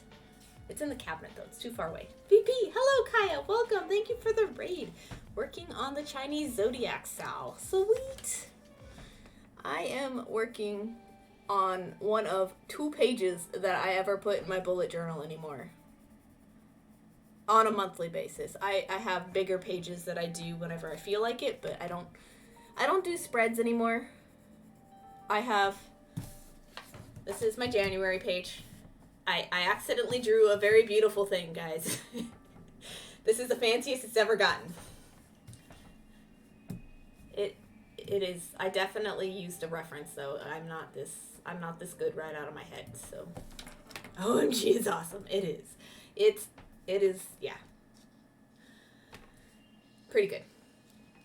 But I'm just filling up the blank parts of my calendar bit with the same flowers. I'm probably gonna put a big one here, and then like the yellow ones on this side. I'm gonna do the yellow droopy bit over here, and like put the tulip and the big blue one down here in the bottom and call it good. But yeah, this just has my work schedule on it as I go. The orange is my work schedule. The pink is my bills. Green is a reminder for me to report my tips, and blue is any appointments that I have or important deadlines that I need to keep up with. That's it. That's all I do. I don't do fancy calendars because, like, you spend all that time drawing a calendar page and, like, 99% of the time, half of those squares are going to stay blank. Like, nobody does something every day. Nobody does something every day that needs to be written down. Naka, I just started doing bullet journaling and it's so relaxing. It is. When you first start, it's so nice. It is so nice. Like, I have my first 1, 2, 3, 4, technically 5 journals since like 2018. That's a lot. I do a lot more in mine than most people do. I don't do spreads. I do things that come to me as I go. But yeah. So I do this, and then the next page I have is a page of notes, which this is last month's. I always reference last month's notes before I finish this month's pages, just so that I can, oops, don't look at that. Just so I can migrate any tasks to where they need to go, whether they need to stay as priorities or if I can just backlog them as things to do in the future. So whatever's written on here, will either stay there or I'll move it somewhere. So like I did this one. I made my friend one of her favorite characters for Christmas. RLB suggested bead soup needle minders at some point, such as hearts and simple geometric shapes. Back when I was like starting on my needle minders. I have prototypes only though. Where are they? They're down here. But like, yeah, that's an idea that gets transferred to my like doodle page. But like, I want to have a lot of minders, and this is all I have right now. Oh my gosh, they're so strong, these magnets. Ooh, it could be fun. Yes, it is. It could be. Stop it. But yeah. So like my old prototype pieces, I just glued them all down to minder magnets. So my pumpkin pie and like my sushi and a couple of Hawaiian pizza samples that didn't make the cut. The one that did has gone off to its recipient, I hope. And then the one I use is actually my radioactive pizza, but it's over there on a project I'm working on. They want to live together. They are very attracted to each other. Look at that. Very attracted. But yeah, so that's fine. You know, and my notes are relating to projects like that, or stuff that's happened in my life, or things, to-dos that I need to get done. And this is January's so far. And then my to-do list just migrates from month to month. All right, Kaya, enjoy your lurk. Thank you for bringing your raiders over. Appreciate you. All right. But yeah, so my to-do list is stuff for the house and errands around town, and then stuff for arts and admin. And then when I fill it up, which is gonna be at the end of January, then I make a task page for the month where I have to make a new one. So the last one I made before December was August, and I filled that one up, and I moved it from August to September, October, November, filled it up, and then I go through and I mark off what's done, or I migrate it forward or backwards. The same way you do in a regular bullet journal, but it's just a master task list instead of rewriting tasks every single day. Like, I get the theory behind it, but also you end up feeling bad for things you haven't gotten around to yet that you know you will, but today's not the right day for it, you know? So yeah, I migrate when this is filled up, not on a daily basis. So I'm not working in this every day anymore. My first ones? Oh yeah, definitely, every day, but I wasn't employed at that point. So, you know, I filled them up, worked on it every day. It was very relaxing. Oh, I love my watermelon doodles though. Look, all the watermelon doodles. These pages were so fun.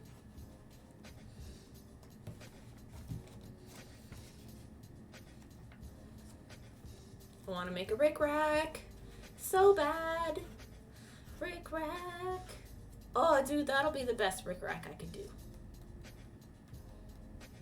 Yeah, alternate watermelon color palettes. They didn't actually sell very well, but they were very fun to make. Nobody liked the alternate color palettes. And then I had even more triangle designs, and so I doodled my candy corn for the triangle designs. much. I love my first bullet journals. They're always something nice to come back to. But my current ones are more for practicality than anything. Super love these. All of them. There's so many ways you can arrange triangles. It's great. So if I ever get myself organized enough to have jewelry lines, that's what you guys will be seeing is the food triangles first. But yeah. These days I just keep it simple. Pages wise, because I don't like feeling stressed out about I didn't even finish this month's pages. Well, I only have 2, so I have all month. Basically, that's how I do it now. I want to do that. Maybe not the blue flower. Maybe just a couple of tulips.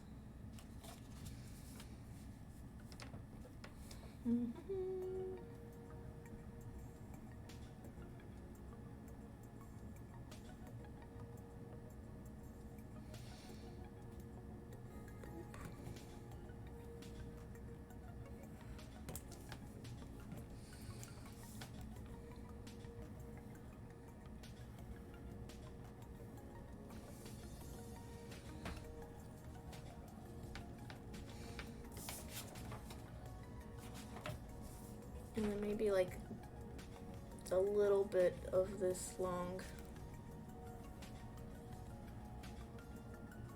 green leaf type.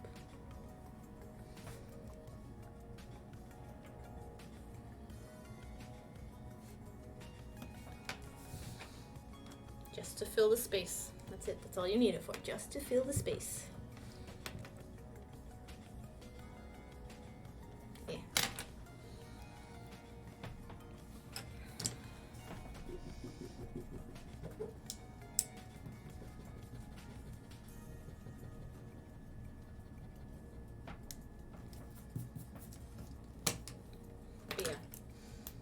Just try to keep it as simple as I can anymore, because anything too complicated is just like, for me, time consuming. Like, drawing isn't my favorite thing to do. It's not what I want to spend my life doing. It's just something nice to make other things look pretty for me. It's not my ultimate art form. Beading is my ultimate art form.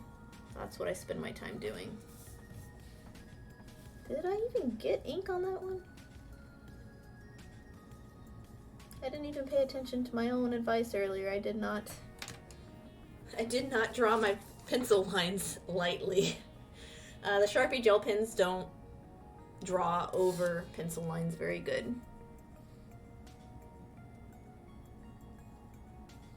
Whoopsie daisy.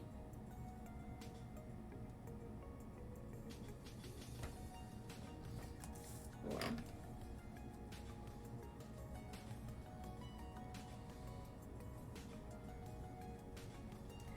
Not gonna be super upset about it. It's just life. It's just a line. Okay.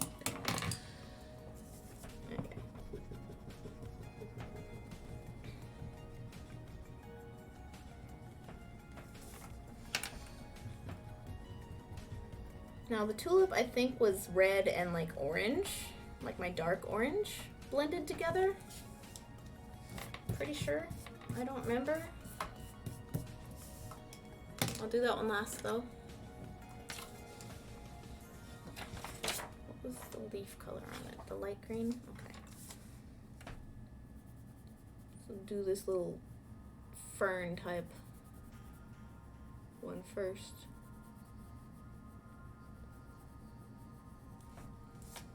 So how's everybody? What is everybody else's creative projects for today? Because I have not actually done any beadwork today. Mostly because the project I'm working on is kind of daunting. And because I hadn't gotten these pages done, so. The real reason I haven't done beadwork today is because I was filing my sales and use tax earlier. And because I had spent all morning doing paperwork, I'm like, maybe it's just an admin day. And so it is. But yeah, the project I'm working on right now is a little daunting. I am making a butterfly assembly subcycle for Desky. She's the second person to have finished 18 months worth of subs, which means she gets 24 triangles, because you get 3 for your anniversary marks, 6, 12, and 18 months. And then I have one for RLB and one for Jess and one for Wrath Leader as well to do. Fagun, hello and welcome. None, I have 0 creative skill or imagination. That is not true. You are creative in ways that maybe even you don't understand. Everybody is different. Everybody has their talents. It might not always be an art, but you probably do have creative solutions for the problem-solving things that need to happen in your life. I believe it. I believe it. Everybody's skills show up in different ways. Creative does not necessarily mean art. It means thinking outside of the box to make new things happen.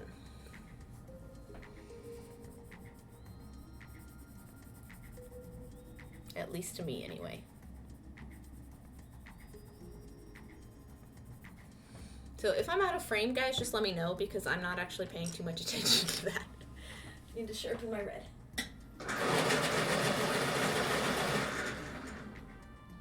Oh. I have a follow! Thank you, Fagun, for that follow. Thank you for beading my friend, and welcome to the bead box. I do normally do beadwork. I do what you see on the right hand side there. That's my King of All Cosmos bracelet, but I often make jewelry, and I also do kaleidocycles as well. So when I say welcome to the bead box, we mean we play with seed beads here most of the time. I might get beads out later. I might not. I'm probably going to have to get up here and stretch in a little bit. But yeah, welcome on in. Thank you for the follow. Feel free to hang out as long as you need. Aha! I got those backwards. Thank you, Fagun. But also, where's our base? Okay, where's our base? Thank you for the follow as well. Oh, my bad, guys. I cannot read my own alerts. It is the last of my days off in a row for a very, very, very long time. I just had a week off. I requested a week off post-holiday season. I'm a barista at a licensed Starbucks in a grocery store. And even though it is not near as stressful and taxing as working at a corporate Starbucks, which I have done for 3 years, that was fun, in different ways. It's not near as physically demanding and stressful. It was still a little bit rough because we were quite understaffed the whole season, so I decided to ask for a week off, and I was granted it. I am very, very grateful. So now I am rested and recharged and ready to work at 8 a.m. tomorrow for the first time in over a week. So I technically had 8 days off. So last Saturday was my first day off, and then a whole calendar week. So this is super red, and the way I toned it down, I think I used, like, what is this? Is this pumpkin orange? That's what it says. So it just knocks it down in brightness a little.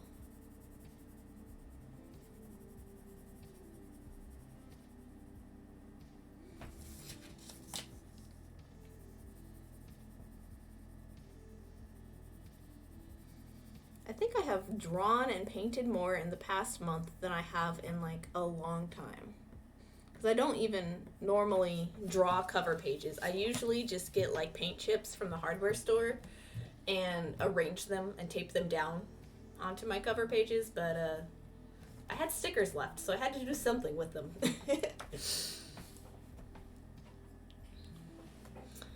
Fagun, whatever that thing is, I want one.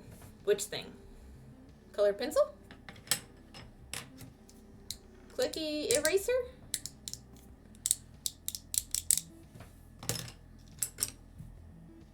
color pencil blender.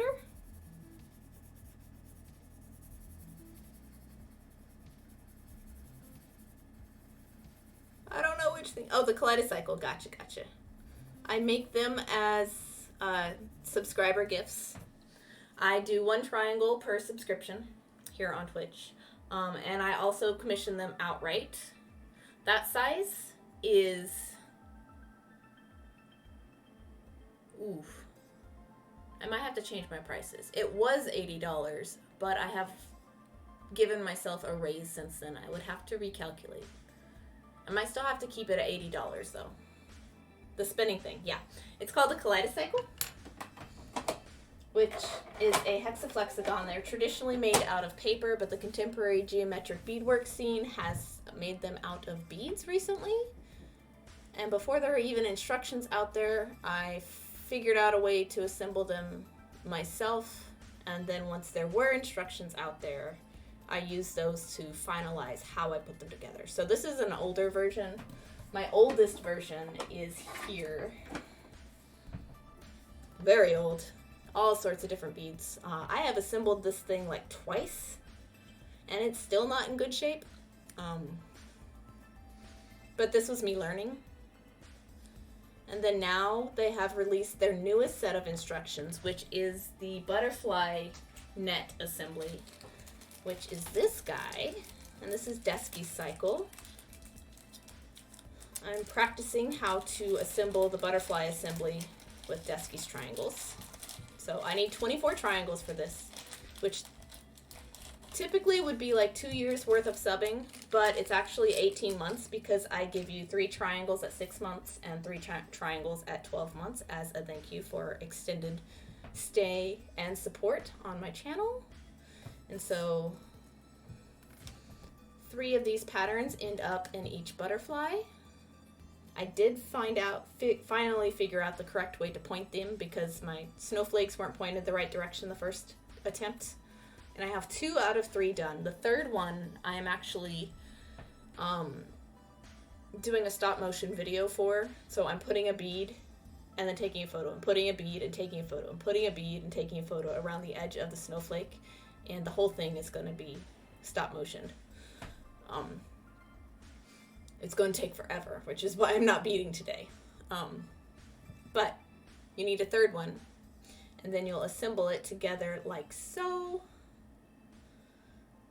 And then there's an extra row of the 15s popping up here, and that's where I'm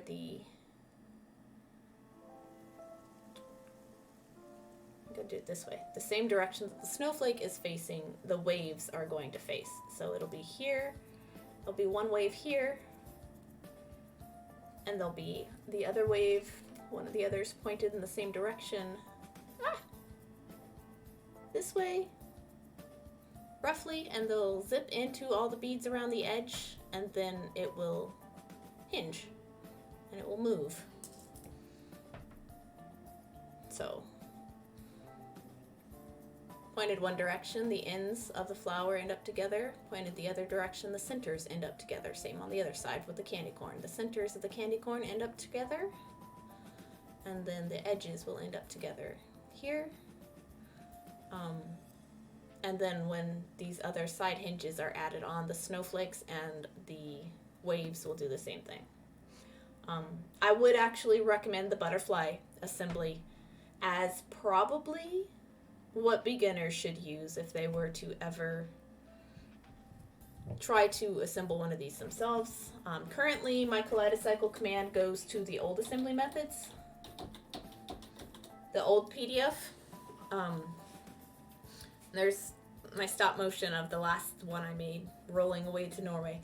But that link will take you to the Contemporary Geometric Beadwork website, which it is all open source. It is all free for all beaders to learn how to make these. Kate McKinnon and her team have done a fabulous job over the last decade. I'm still waiting on them to be able to get together and ship it. So the new books haven't gone to print. They should have gone to print last April, but the world exploded. So still waiting. I have my pre-order in.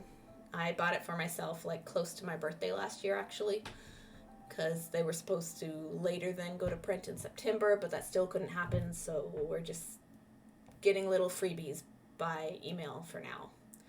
And one of those was the PDF for this, which I can find.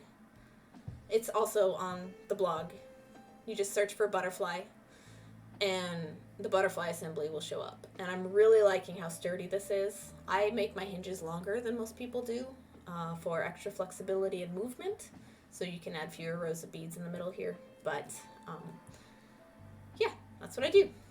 So this was my prototype, and this is the second cycle that is coming out of subscribing. The first one was I had a streamer spam lots and lots and lots and lots of gift subs in my channel in order to get a kaleidocycle, and he did so. And I made it for him, and I assembled that one with the jellyfish method and stronger hinges than what I used in here. So, but I'm learning as I go, and they can be part of the flowers setting. They're real fun. I really like them. I'm nerding out about kaleidocycles, guys, but that's what you sign up for when you watch me stream. So I'm always going to be nerding out about kaleidocycles because I am a dork. And then if you sub past 18 months, I start a second cycle for you, and it's going to be the Batwing kaleidocycle, which is structurally different because of how it's put together. So you will be starting on a second kaleidocycle, but it will be different than the first one because beads can do amazing things. I nerd out about Star Wars. It's okay. That is perfectly fine. I do not nerd out about Star Wars myself, but somehow that one, it just doesn't appeal to me, but that's okay. That is perfectly okay. Alright, so there's that. I'm gonna have so many butterflies. I want to take photos of all the butterflies before I assemble all the kaleidocycles. So but I want to assemble a kaleidocycle before I dedicate to all the butterflies. So maybe that means I need to finish the protocycle first. Yeah, the prototype kaleidocycle needs to be finished first. And then I can assemble all of these after I've made butterflies for everybody. But I still need to do the stop motion butterfly. Ha! This is why I never get anything done, guys. I distract myself way too often. Alright, I want those yellow flowers. These guys. Here.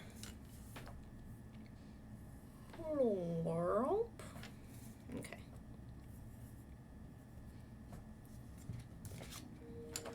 Oh, they're like teardroppy? Kind of more of a cattail shape.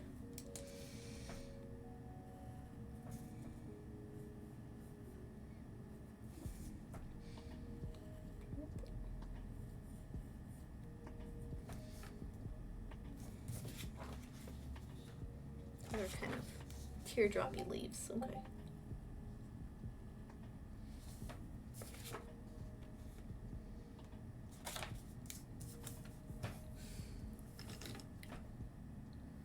Boop. Yeah, I don't know. I kind of like this. This is fun. It's enjoyable.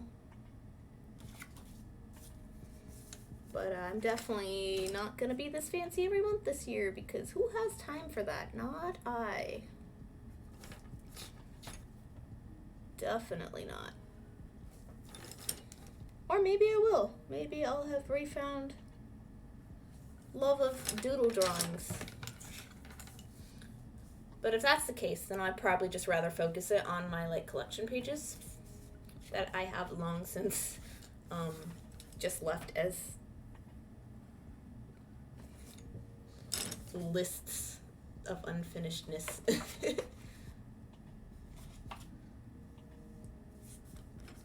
Yeah. I'll do another leaf here. Ta-da! And And that's all the flowers this page needs for me. Just enough to make it not blank, but not so much that it's overwhelming. Simplicity. Minimalist drawing. Man, would I have ever thought I would say that when I was a kid? Probably not. Probably not.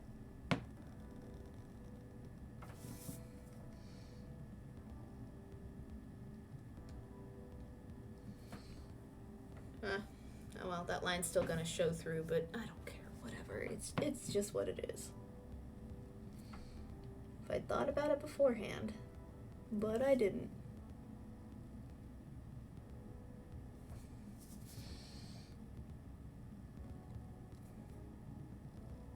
Come on, pen. Be nice.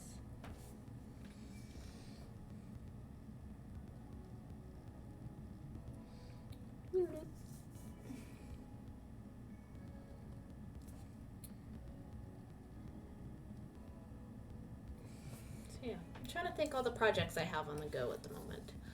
That's technically what my master task list page is for. But off the top of my head, I still have the 3D star to work on. I have 4 pieces left on that before I put it all together, because the lights need to go inside and I need to glue the lights inside. I don't want to glue them, but if I don't glue them, then they'll move around and shift all weird on me, and I don't want that even more than I don't want to glue. So, glue it is. And then I have the 4 kaleidocycles. I have the one for Dusky, I have the one for RLB, the one for Jess, and the protocycle kaleidocycle, which is all the random goof up triangles that I made while designing the rest of your guys' triangles. It's going to end up same size kaleidocycle, but that will be for my affiliate-versary stream in April. I need to start setting up how to do giveaways for that. So, yeah. Yes.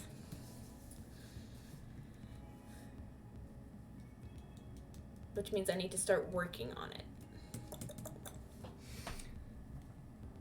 So I can give that away in April.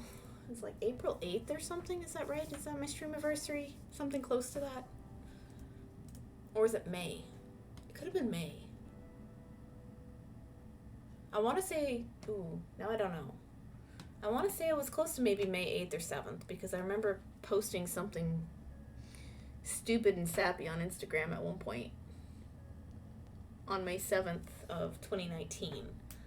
Because May 7th of 2018 was my last day at Starbucks corporate, and that was a terrible day. And then I found Twitch, and my life was changed forever. And I wrote something sappy, so that's probably when my affiliate-versary is.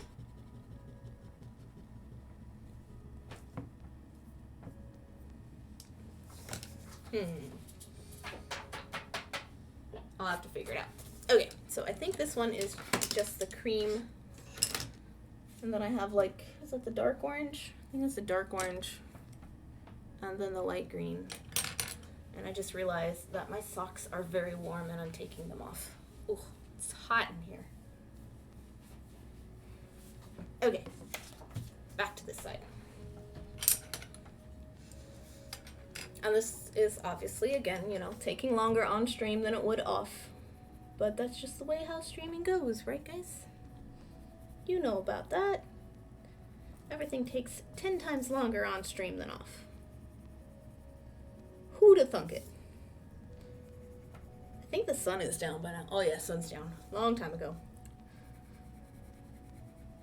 I wonder if I could switch to a glow project, because this is probably the only time I'm going to be streaming this late for a while. I have discovered that I probably can't promise Tuesday at 2 o'clock streams anymore because my manager has conveniently forgotten that I am unavailable on Tuesdays. But I've been scheduled a crap load of mid shifts, as you can see in this section. And I'd rather have the mid shifts than be off on Tuesdays, so I'm not gonna say anything about it this week. We'll see if she keeps giving me mids next week. The person who was our mid shift ended up getting a different job, and her last week was this week, so I think because mine is the most flexible schedule that I'm gonna end up being the mid shift, and if that's the case, then I don't need Tuesdays off. I can be super flexible because, you know, I can leave work from anywhere between 1 and 5 p.m. and still have an evening versus only closing and sleeping in so late that I don't get anything done in the mornings. So streams can be a little more flexible. I can end up streaming after work if I want. Like, I could do that tomorrow. It's Sunday. I'm not gonna be that ambitious, but there are days I get off at 1 that I might manage it. Probably not tomorrow since I streamed today, but Wednesday I'm off. And the others are a little later in the day, but I could probably manage after 2 or 3 p.m. I've done it in the past, you know. So, yeah, my stream schedule will change. I will update you guys as I know when I'm gonna do stuff. Probably Wednesday next week. Probably still 2 o'clock. It is a day off, so I can still do it right in the middle of the day after I've gotten all my morning stuff finished. Mostly make sure you stretch, you ding dong, or you'll hate yourself. Speaking of which, after I color in this other leaf, I'm gonna go stretch or I'll hate myself. I suggest you guys do the same thing. I will also be running an ad break to prevent anybody from getting caught in one when they tune in if I'm gone. Alright, so there we are. The little kind of cattail looking flowers up top here, and then the little row of little blue spray, whatever those are, tulip and a thingy. So it's not as nice a composition as the front, but I made up this composition, so there's that. I probably should have. Here, let me fix that. Where would the curve of this naturally end up? Here.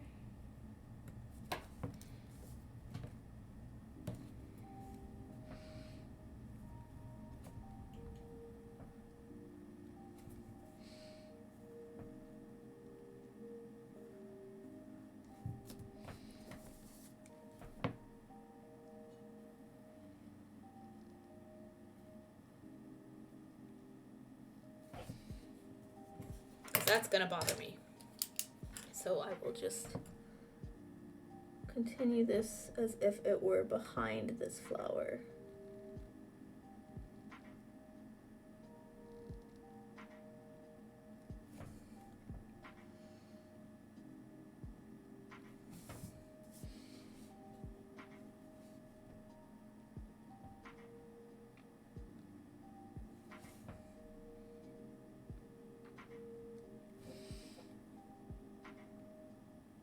Still not perfect, but your eye doesn't come to a complete stop right there, so that's good. Yeah, the good thing about the Sharpie gel pins is that they don't smear when you try to erase them right away. That's good. Some pins do.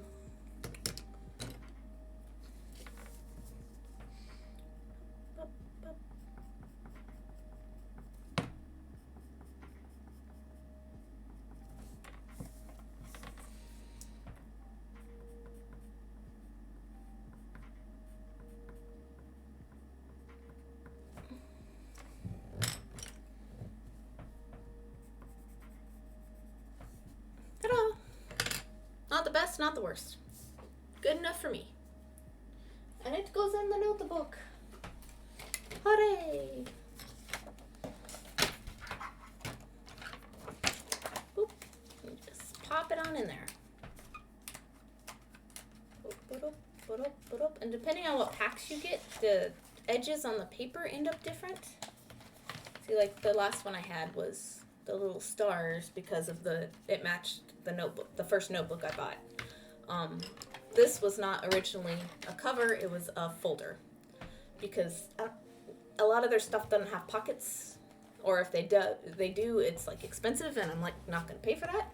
So I bought like a 50-cent folder at Dirt Cheap with cats in space, and I punched all my holes in it with just a regular hole punch, and then you cut little slits with scissors.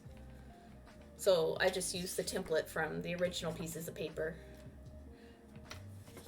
which are like half, technically, not full holes, but I just use an old page as a template, trace, cut my hole, punch my holes, and then cut slits for each page.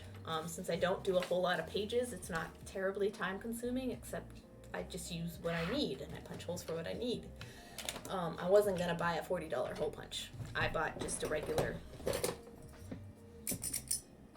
$4 hole punch. Does the job just fine, hasn't lost its sharpness yet. And then just regular scissors. But yeah, so there you go. January page, right where it goes, right where it belongs. With my notes, and then my task list. Probably will need another page for notes. And then the finance page is gonna go here, and that's it. That's all I do. Not a huge amount of paper gets used up. Oh, I got this one wet. It's all wrinkly. Whatever. But this will be what we do next. We'll do the finance page, which I'll just lay out the headers, basically, and doodle those in.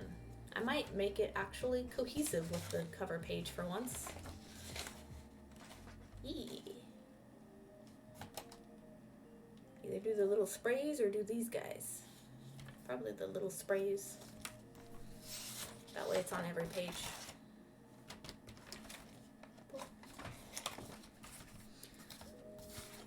But yeah, I'll work on that when I come back from break. I'm gonna get up and stretch and such. I suggest you guys do the same. Stay hydrated. I'm probably gonna go make myself some tea. It's late at night though, so it'll be caffeine-free tea. It's 6:39. Holy cow! Where'd the time go? Okay, I'm getting up. I will bead you later. In a little bit. I'll bead right back. Sorry, I'll bead right back.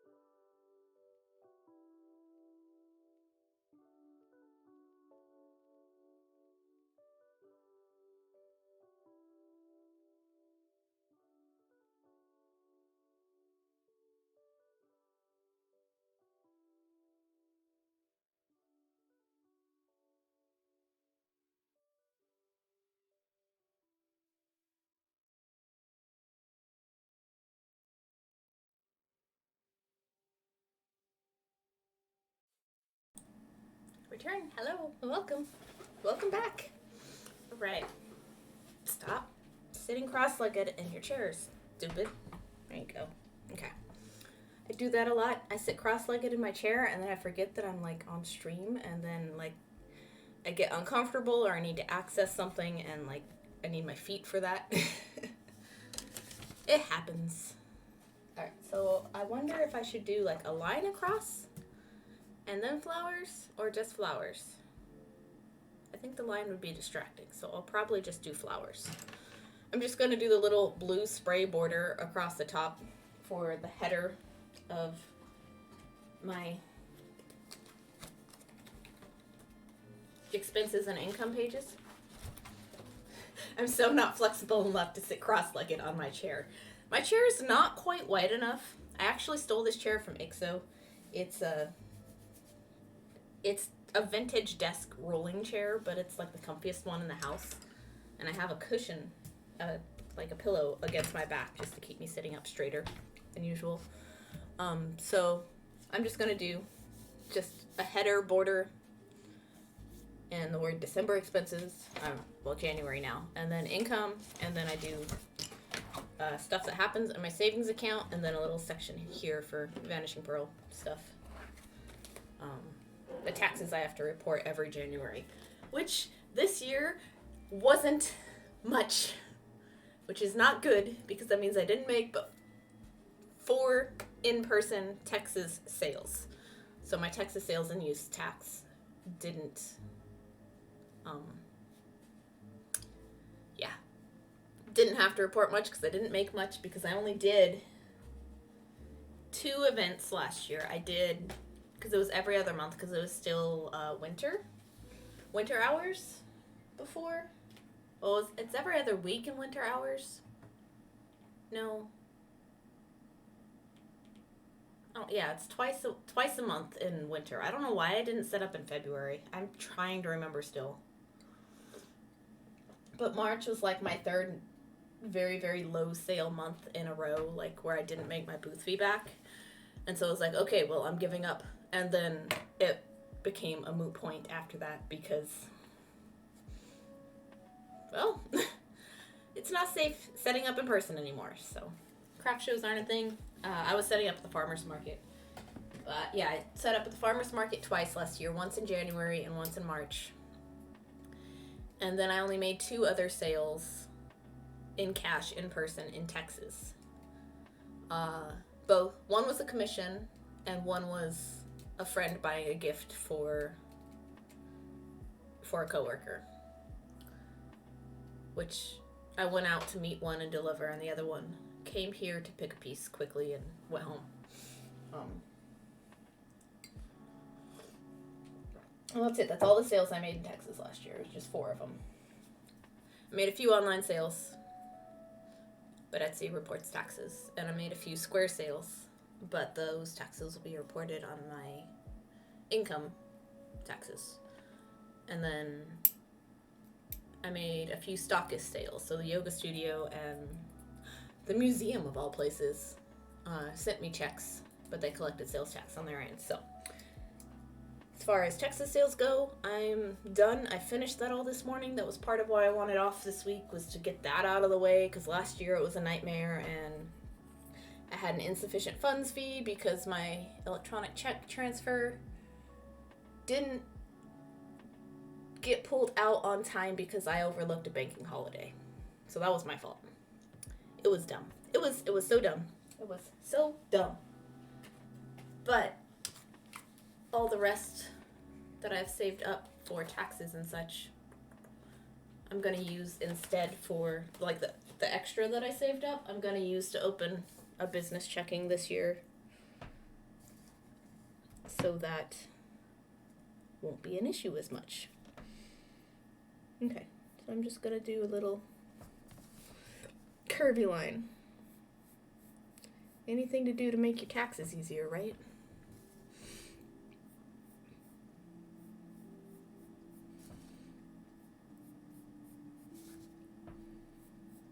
And then I'll just draw those same flowers along here.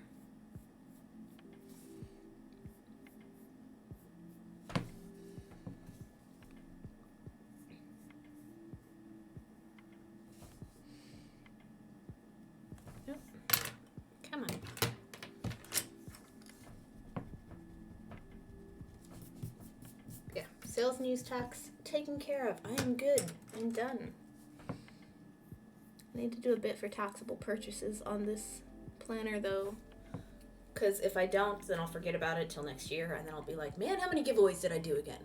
Like I was this morning, and I was like, I only remember doing one. Was there more than one? And there wasn't. There was only one. So I already have more giveaways than that planned for this year, so I need to definitely keep track of those. Because if you run a giveaway, you owe tax on the value of the product, because theoretically you paid no tax on the materials going in it if you have a sales and use, like I do. So Hobby Lobby and Michael's, if I buy those beads without tax, I have to collect tax somehow. Whether or not somebody pays it, it's still up to me. So you have to report your taxable purchases. It does sound confusing. It gets easier as you go though. But yeah, because I didn't pay tax on the beads that would go into a piece I give away, I still have to pay the tax on the piece, on the value of the piece itself.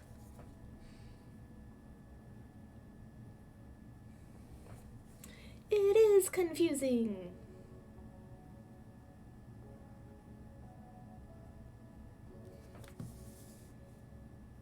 Not just a straight up flower, isn't it? All right.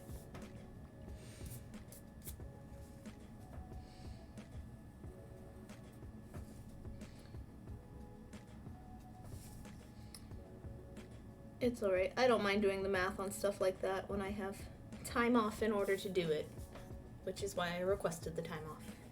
Glad I did. Wasn't the only thing I had to get taken care of this last week. But I got a lot done, and I learned the butterfly assembly method for kaleidocycles, and that was also part of my goal,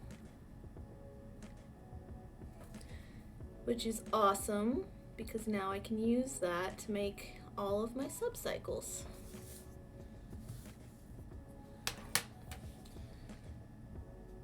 Welp. This is definitely already different than what I usually do for this page, so we'll see how it turns out. I don't know. I'm just having fun, trying not to press down too hard because that pin does not go over hard pressed pencil.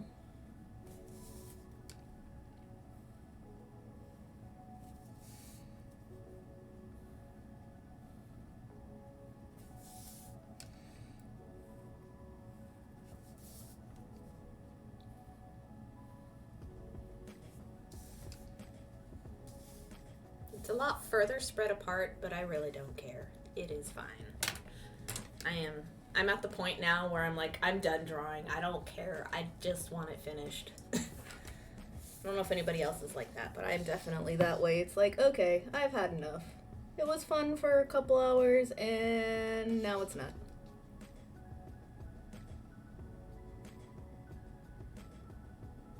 But I definitely like hit a point where it's like, okay, can I do something else now? But I've already started it, so it's like, might as well finish.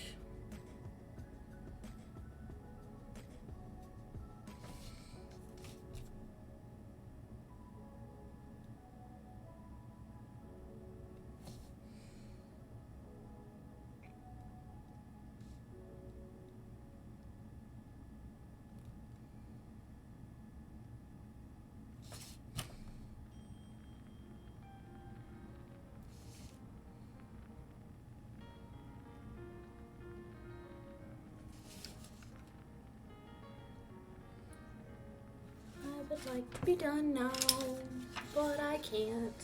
So here I am. I also got tea while I was on my break. This is my lady mug. This is my handmade Christopher Malia mug. He is my favorite potter. I only have 2 pieces of his, but that's more than I had this time last month. So I have my other mug, which it's not here, and then this guy, and then I have tea today. This is the Celestial Seasonings Wild Berry Tea. It's very red. And I have put lemon juice and spicy honey in it. It's very warm. Which I'm already warm. But I always like tea, so. The mug makes me so happy. I love it.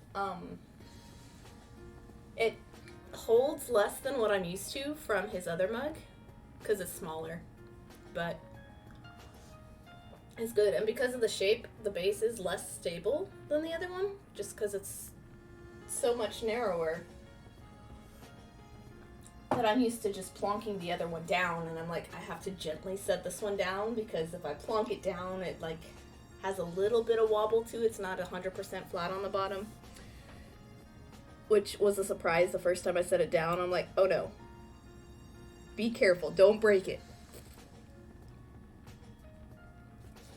But IXO got me that for Christmas this last year, which is great. I might have very strongly hinted. Very, very strongly. I was going to buy one for myself. I was just waiting for the right paycheck, and the timing was bad. It was, yeah. You know how sometimes you feel like you have all the money in the world, and other times you feel like, man, if only I had money. I don't ever feel like I have all the money in the world, but, you know, I'm like, oh, I have more money than I expected to right now. Into savings you go. Bring it out later.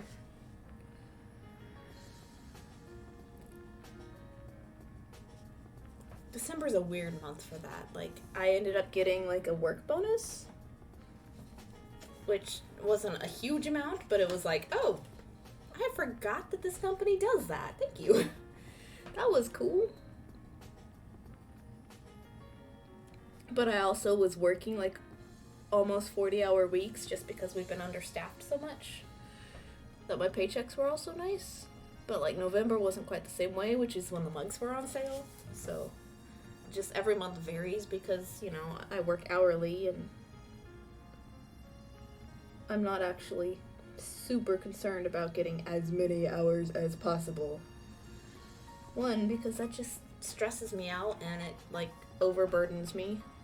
And, like, I am not infinite energy girl like I used to be when I was 20-something, you know?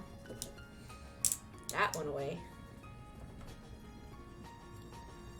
But, like, I've just been going nonstop for several years, too, so pretty much I asked for time off. Work bonus? Never heard of such a thing, right? Like, I had actually forgotten, because it's been 8 years since I worked for this company. I went back to an old job, guys. It's never fun going back to an old job, because you think you're, like, done with it. And then it happens, and you're like, oh, I hate myself. But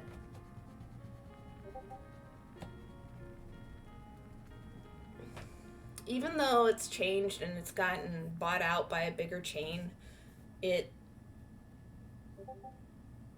retains a few of its, like, small town, cozy feeling aspects. Not many. It's definitely much more corporate than it used to be. But that work bonus is one of them. One of the nice things they retained from the good old days, I guess. Hey, VP, hey, QT, how are you doing? But yeah, I was very surprised to see the work bonus, you know, that's just suddenly one day there was a note by the punch clock saying, hey, we're going to give you a bonus of X many dollars per hour for a number of hours you worked during this time span, you know, as a thank you for, it was a Corona thank you. But also, I think they still do that anyway. How's it going, QT? What are you doing? I am doing my finance page. This is the fanciest border I've done for a finance page in, like, well over a year.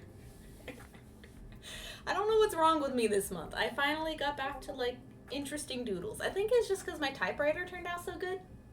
Doing okay, just finished giving kiddo a shower, so might be a bit lurky until her bedtime is over. Fair enough. But yeah, we're doing finance page to match my pretty January cover page. Yes. And then I just did on stream the calendar page. Oh, here we go. Gotta turn it sideways. I have stuff in the way. But yeah, sometimes mundane stuff needs to look prettier. Yeah, definitely. I don't know. Most months I'm just never this interested in working on it, but this time that seems to be different. Oh yeah, I just usually do cursive. Every time? Yeah.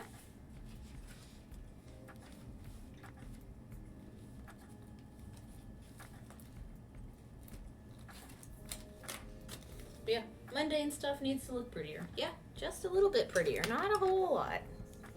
I need to practice my doodles to spice up my very basic non-layouts.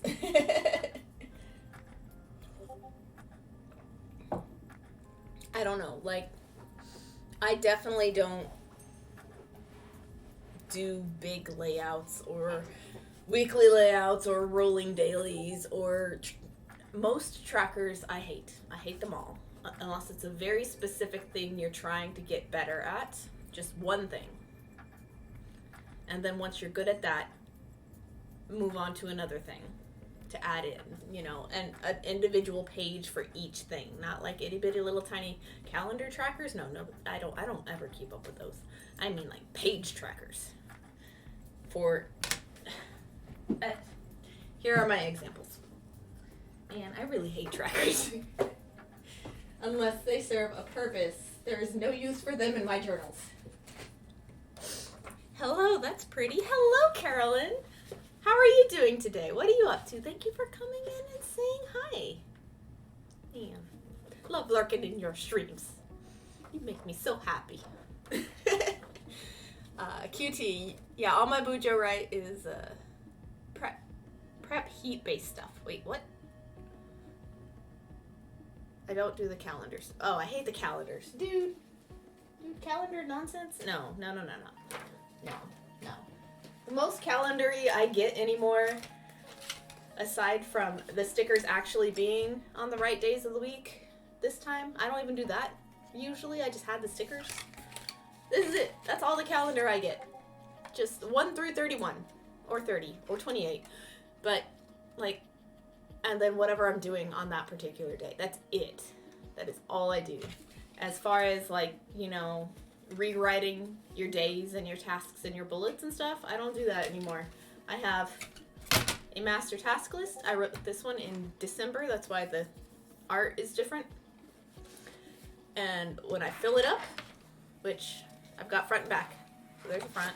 Here's the back. This is just enough room for me to get through January. And then February, I will make a new page. I will mark off what I've completed. I will migrate forward or backwards what's necessary or not. And that is it. That is all I do in my journal. Project-based pages. I was like, what does that sentence say? Prep heat-based stuff. Project-based stuff. Yeah, project-based is the way to go. I agree. Carol, doing good. How are you? I am doing great. I just took a little bit of a stretch break, so I am doing good. My back is happy. I have tea. I have a Celestial Seasonings wild berry tea, so it's the red one, the super red one. It's got lemonade and spicy honey in it. I'm doodling an expense page for my tracker. Doing all right. Not tracker. I was looking at this. This is the only tracker I have right now. This is last year's Instagram, a year in pixels, and I doodled one of my seed beads, taking photographs. Look at him. Look at him, isn't he cute? Ooh. So, obviously, this was 2020. I didn't even write the year on there because I wasn't thinking, but I'm gonna flip it over because the back is blank, and I'll put 2021 at the top, and then doodle in a whole new layout. But I like my trackers to be year-based instead of monthly-based or weekly-based just because I don't want to draw that over and over and over and over again. I don't like drawing. I just don't. Yeah, I was half typing with one hand. Oh, okay, that makes sense now. But yeah, I like my trackers to be that. Like that. Ooh, year trackers for like website listings. That would work. Ooh.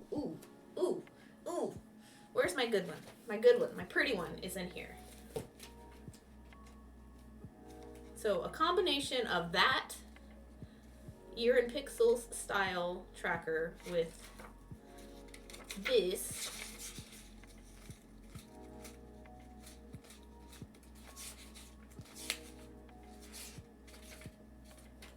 Oh, see, I can never find things I'm looking for. Yeah, I feel you on that. I hate drawing things over and over and over and over again. Oh yeah, it was in the orange. This is one of my better ones, my pretty ones. Doing something with my Etsy every day. For a while there, This was like 2 years ago though, so. But you can see how many more I filled in because I drew the tracker than if I had done like a calendar tick box kind of thing. I have found for me, this is me personally, that if I take the time and suffer through drawing out a layout, something pretty that I really like, then I will actually do the task associated with the coloring book aspect of it, I guess, basically. Because I want to have a finished drawing at the end. Almost more than I actually want to do the task associated with the tracker. So if I can come up with something that needs 365 filled in,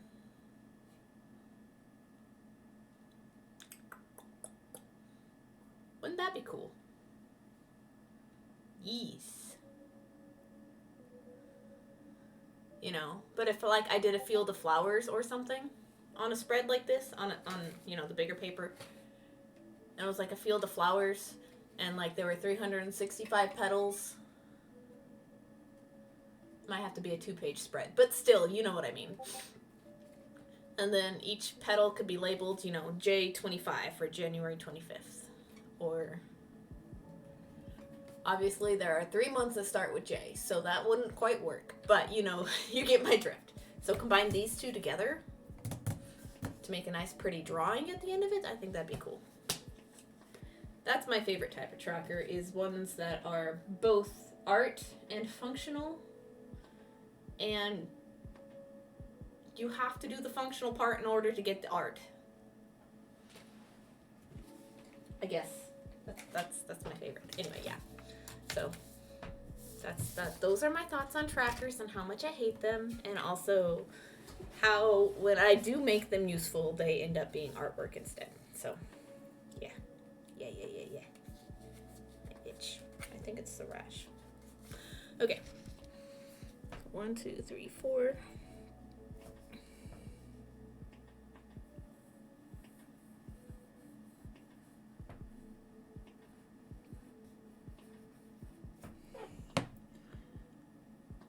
I cannot draw in a straight line, can I? Try that again.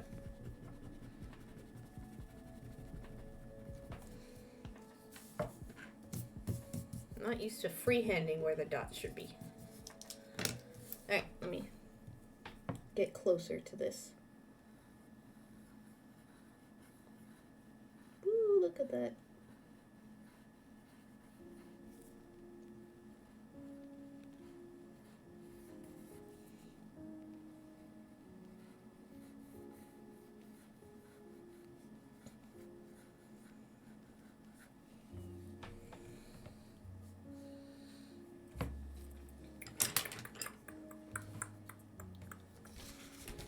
The other one was done with the lighter or the dark? I don't remember. Both? Colored pencil.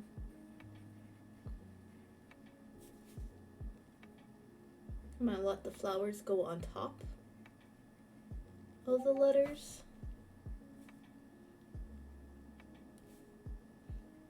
I'm gonna skip the bits that go where the flowers are.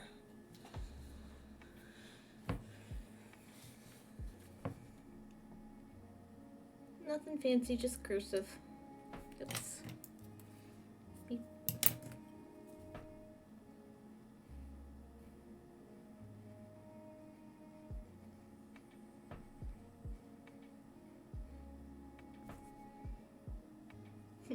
It's gonna be like January expense.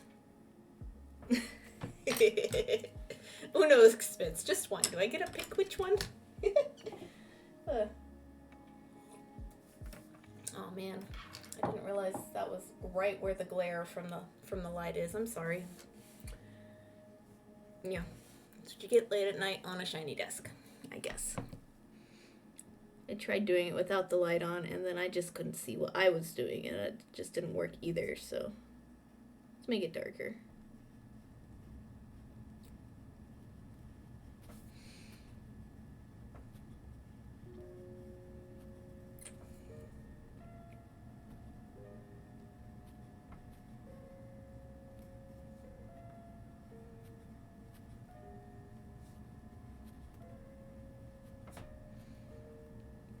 This one you're just gonna still see the pencil because you can't get that gone when you write over it with colored pencil, but whatever.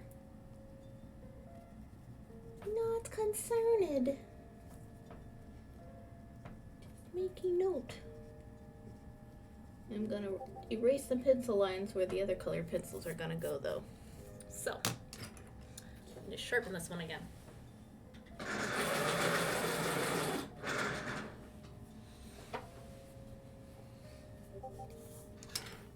Oh guys, last night I learned that Swarovski, if you use Swarovskis, you might want to actually stock up on them now, before June of this year, because Swarovski will no longer be manufacturing beads and components for the DIY craft market.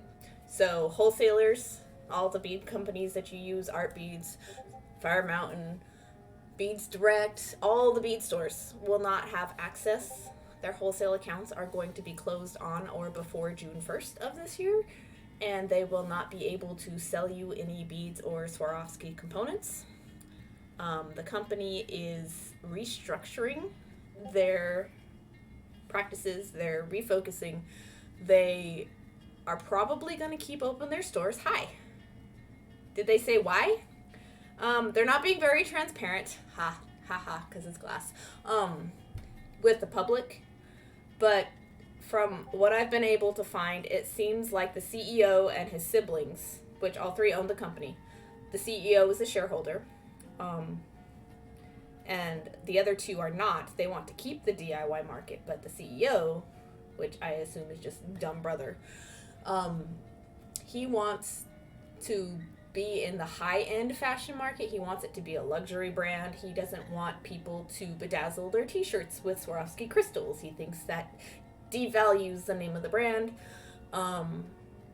So he wants to do like high-end things and only have the components and bead stuff available to, like, from what I can tell, from what I've read, just the runways, the fashion, the high-end fashion runway. Oh, so on a power trip. Yeah, totally on a power trip and super greedy.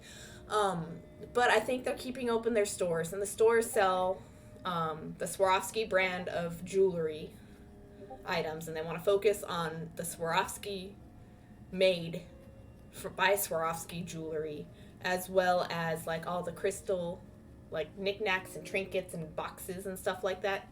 They're going to lose so much business. Oh, it's going to tank the business. 100%. They're going to go out of business entirely because of this. But that's what happens when you don't realize where your bread and butter is coming from. The craft market. And it's like a business has a right to do what it wants with its product. What I'm upset about is the fact that so many small businesses and indie artists are going to tank financially, go out of business, be severely affected. You know, things like manicurists, you know, nail techs. I don't get my nails done, but people do use Swarovskis for all the shiny bling on fingernails. Not only that, but bridal accessories and bridal gowns are made so shiny for clients, you know, that want their dresses studded with Swarovskis. So it basically doesn't know his company's demographic. No. He thinks that he's trying to get into, like, the Tiffany and, you know, like the Prada market, like the really high-end name brand fashion designer stuff, which are made with diamonds and rubies and emeralds and sapphires and other precious gemstones. Like, if somebody's going to afford diamonds and extremely expensive faceted cut gemstones, do you think they're going to settle for glass? Swarovski is very nice glass, yes. But if you can afford diamonds, you're not going to settle for glass, which may or may not be as equally shiny. Well, in a cynical voice, I hope they tank. Like, people are going to have money to spend that kind of money right now. Right? Like, you know, and if it is a COVID-based shutdown and restructuring, you could at least say so as well. Like, I know that some of the factories have been shut down or severely minimized their staffing. Like, the Swarovski employees, like 6,000 of them were going to be laid off. That's like 20% of the company's total amount of employees. Like, if 6,000 is 20%, then obviously there's not that many people working in this company, you know, for as big as they want to be seen as, you know? Yeah, they're not going to choose glass over a gemstone. No. Anybody who can afford a $14 million house is not going to wear Swarovski jewelry. Like, exclusivity does raise the value of things in a general sense. But for Swarovski, having certain wholesalers be the exclusive carrier of your findings and components would be the better way to go. You know?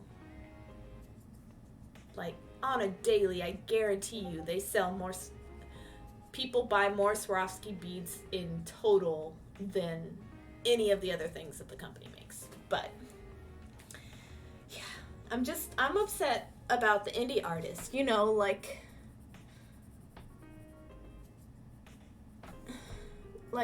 the Romna show, like the gypsy weddings make bank off of like dresses made with Swarovski bling. And I don't know if you've seen most of those bridal accessories, but they are gaudy in the most sparkly fashion ever, you know? Like, all of the people who make those accessories and those dresses for that community are going to go under or have to source alternatives, you know? Like, Swarovski rhinestones are great quality. Other places, not as much. And not made of glass either, you know? The entirety of the gypsy wedding scene is going to suffer. The entirety of, maybe not the entirety of the bridal market, but a good chunk of the bridal market is going to suffer. That dressmaker's in my state. I forget where she lives, and I don't remember her name. I've seen several of the, like, My Big Fat Greek Wedding, like, episodes, which every single one of those is a train wreck to watch, but that doesn't make what Swarovski's doing any better. Like, that community is going to suffer hardcore. Manicurists are going to suffer. Handmade, like, so many jewelers are going to suffer. Sandra Shelley. Yes, thank you. Thank you. Her. But, like, the handmade marketplace is going to suffer. It's just the fact that they didn't think about how this was going to affect people's livelihoods. You know, because there are people that have livelihoods based off of Swarovski components and that their customers won't buy anything else. But yeah, one of the photogs I worked for shot an event where she was at, and my friend didn't know who she was. Hey, if I saw her on the street, I probably would be like, you look familiar, but I wouldn't be instant recognition, you know? Like, no way. No way would that happen. So I've only seen a photo of Sandra. Fair enough. But, like, I'm just upset about how it's going to impact the small business, you know? Businesses. Because I am a small business. I'm a small business that can't afford Swarovski as is, much less... Can you imagine, like, 2-3 years from now trying to source them on eBay? for anything. Or turning to Etsy sellers to see if they have any, you know, Navette crystals left, you know, like, God. Yeah, I squeed and she was like, what? That's awesome. Yeah. I'm just so super upset about this for other people's sake, you know. Like, I can probably pull out and show you the grand total of Swarovskis I have. I'm sure it's not more than a half dozen colors, and I'm sure 2 or 3 of those were given to me. Or maybe all 6, I don't know. From other people's bead stashes. Because, yeah, they're expensive, but they're still kind of affordable. But, like, making enough profit off the piece is where it's problematic, depending on what you've made to sell, you know.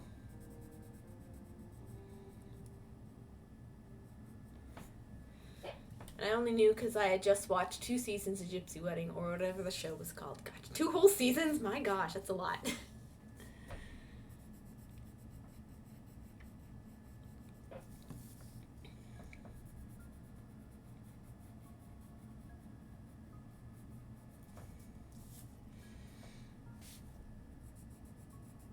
Oh, I really hope I didn't fill up too much space with this top border, because I write every transaction I make on here, so I obviously don't buy a huge heck of a lot of things in a month, but sometimes it gets kind of close to the bottom of the page. I only buy stuff I need, so it's like every transaction is recorded, but okay.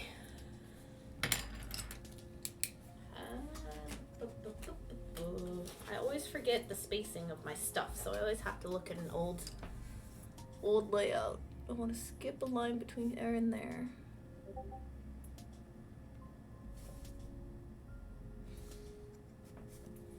One, two, three, four, 5, where I bought it.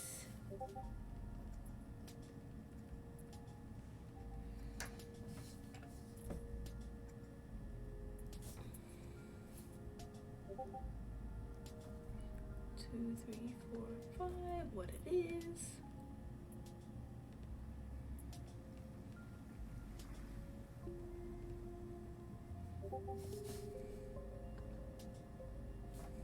Two, three, four, 5, and the amount.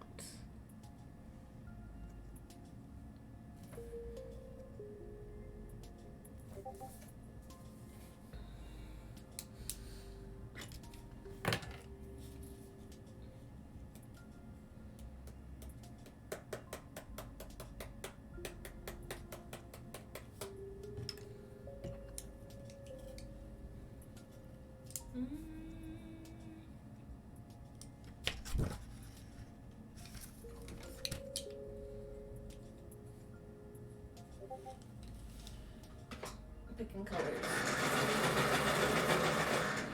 Usually I'll only do 2 colors for this, but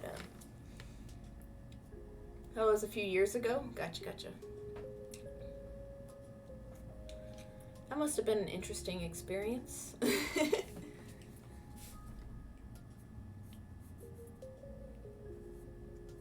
Oh, I'm gonna try to color this one lightly because it's a very dark pencil.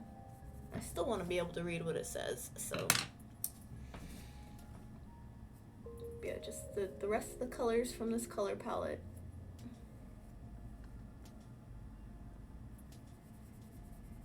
Pull them out. And the dark orange mutes this one down a little.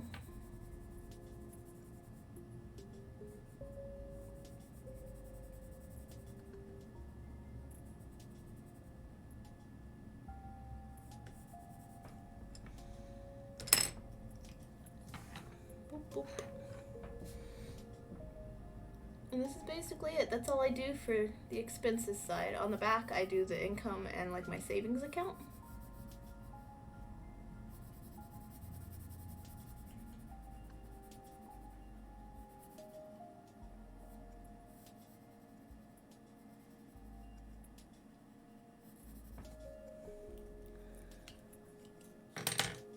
And you know, they're pretty simple, but they're also kind of nice to look at, so that's all you need, right? Simple but pretty.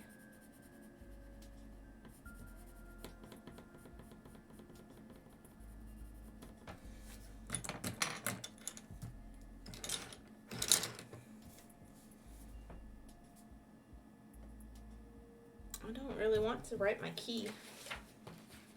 Yeah, very good. I know that red is personal and green is business. That's how I've done it for years. So, ta-da!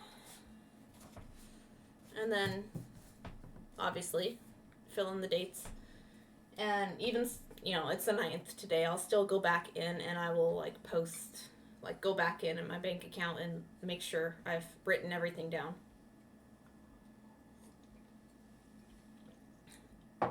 Ooh. Let's see. I forgot I put hot honey in my tea for a second. Woo! Yeah, isn't it pretty? It's so pretty.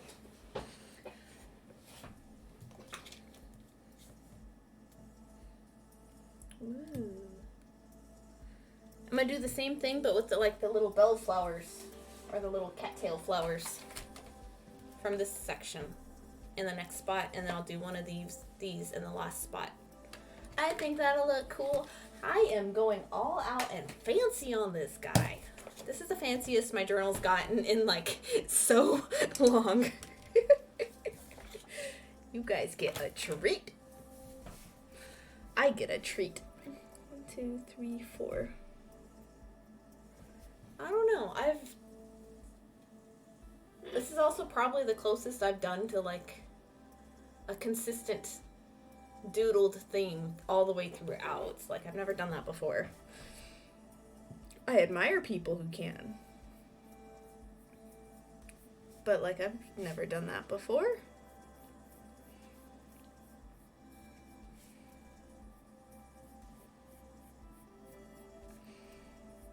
Look at me sticking to a theme. What the heck is wrong with me? What am I procrastinating on?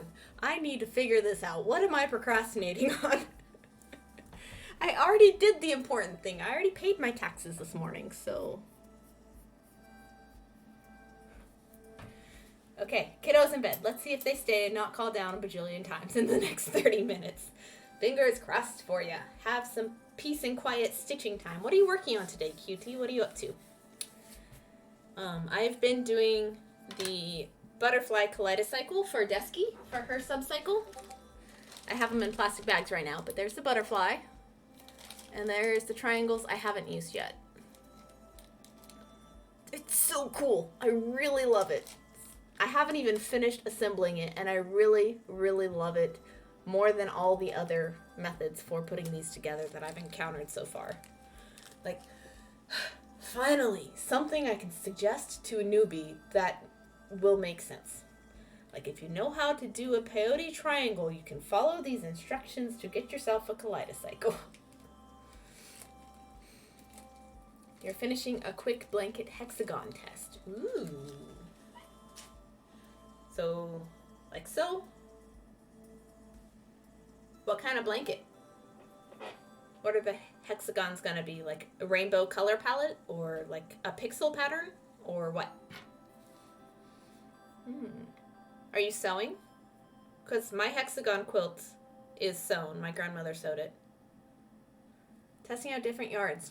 Okay. Before I commit to buying a whole blanket's quantity for the actual blanket. Knit. Okay, cool. If you have photos, that'd be awesome to link. If not, feel free to post in my Discord if you wanna. That way you can pester me when I'm not streaming too.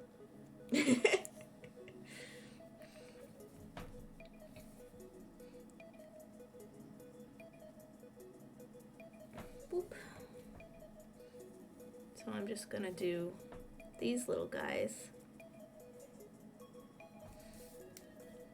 on here as well.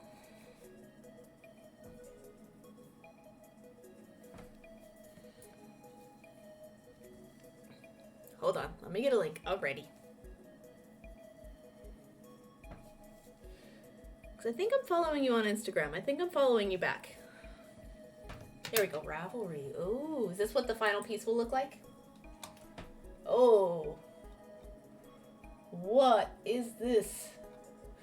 That is a lot of detail. Holy moly.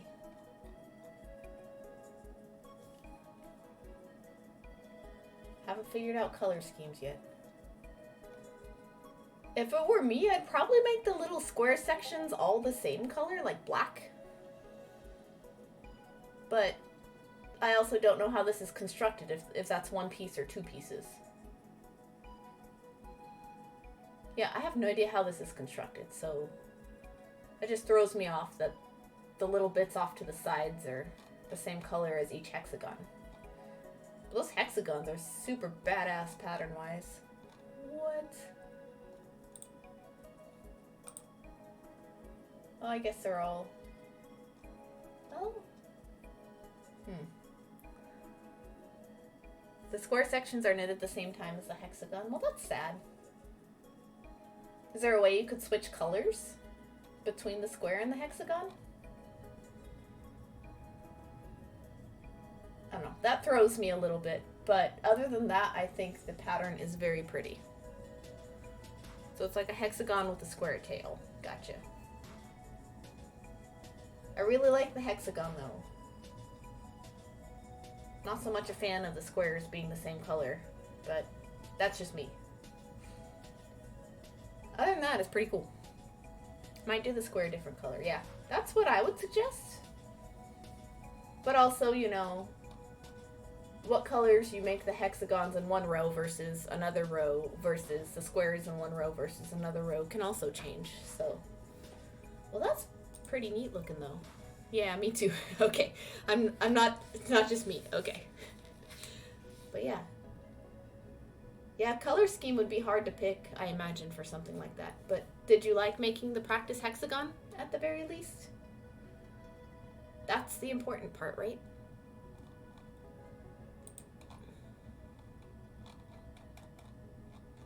Okay. Close out of that. But it's a neat neat. I tried to say neat and nifty at the same time. It's a niftly. Oh, what am I doing? No, that's too small. I don't like this eraser. It'll just muddy up the page. Let's try that again. I'm trying not to press too heavy with my pencil because I've learned that the Sharpie pen doesn't like that, which is what I'm using for that. Going over it. Hexagon motif is actually very easy to follow. Well, that's the important part, right? That's cool. It looks cool. It looks difficult as all get out, but I am not a knitter, so I appreciate the skill that goes into any knitting. Period. Neatfully? Niftly?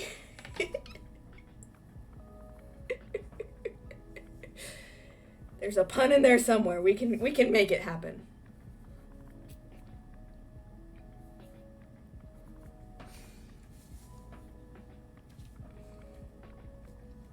What kind of leaf did this have? I think I had a teardroppy leaf. Yeah, I had a teardroppy shaped leaf. At the very least, it's a simple enough flower that I can just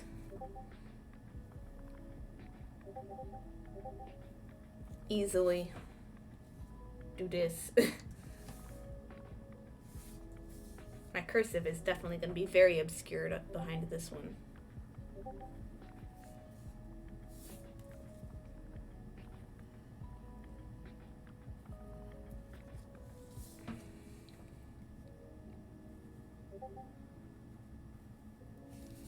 There we go. A border across the top. Whee! A plant. Maybe that's why I like it, because it's plant. Like my plants over there, plants.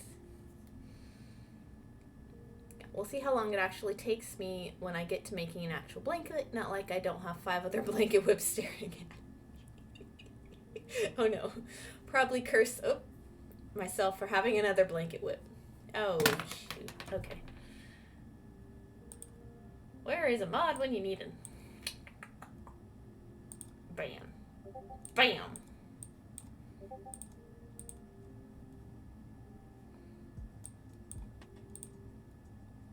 Keeps my brain and hands a bit happy, but yes.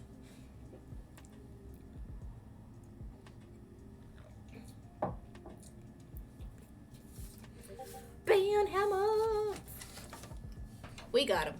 It's fine. Does anybody ever click on those? I suppose somebody does. Otherwise, they wouldn't still exist.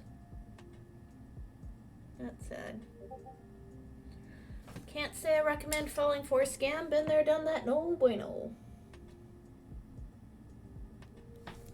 Mine was pretty significant and actually very good scammer, but not a fun time. Don't recommend.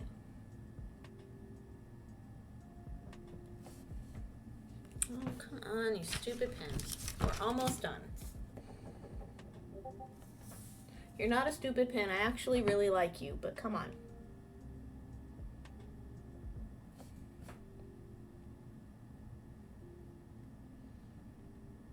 Even Sharpie is not immune from the gel pen curse.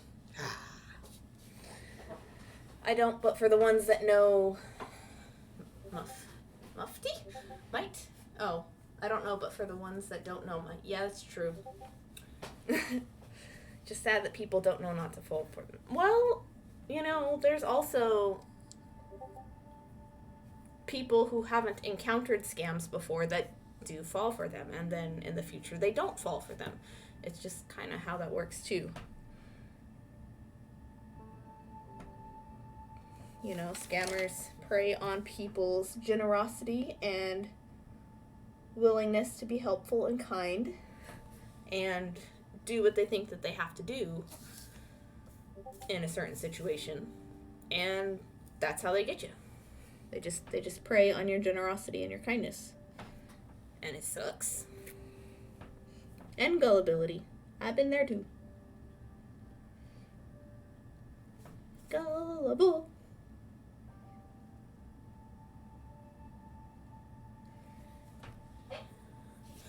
Gullibility doesn't completely ever go away. Did you miss the things? I've only been doing this all stream, so yes or no, depending on if you wanted to miss me drawing or not.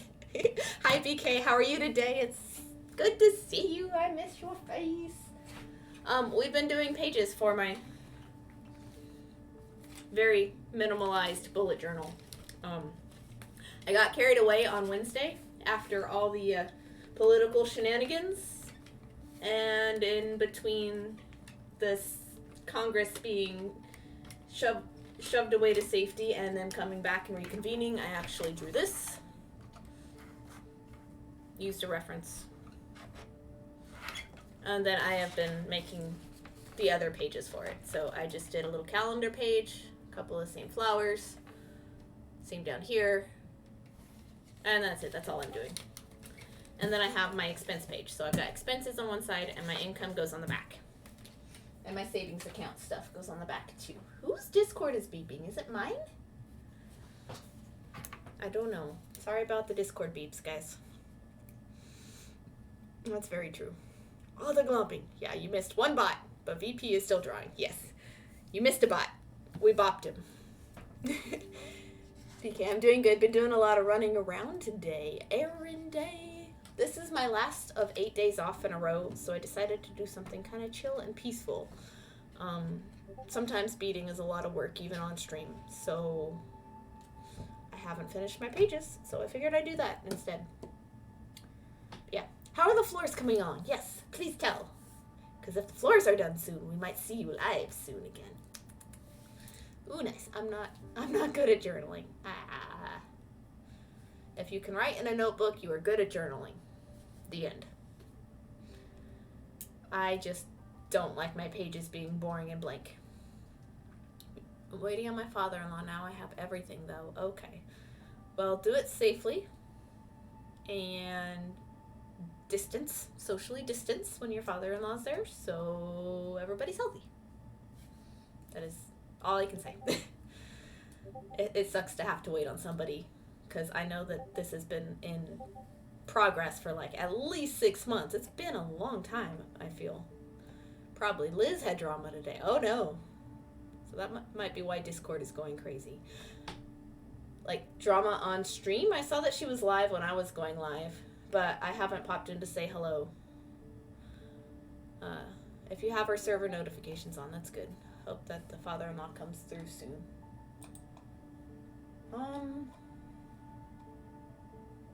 I don't know. I usually turn notifications off.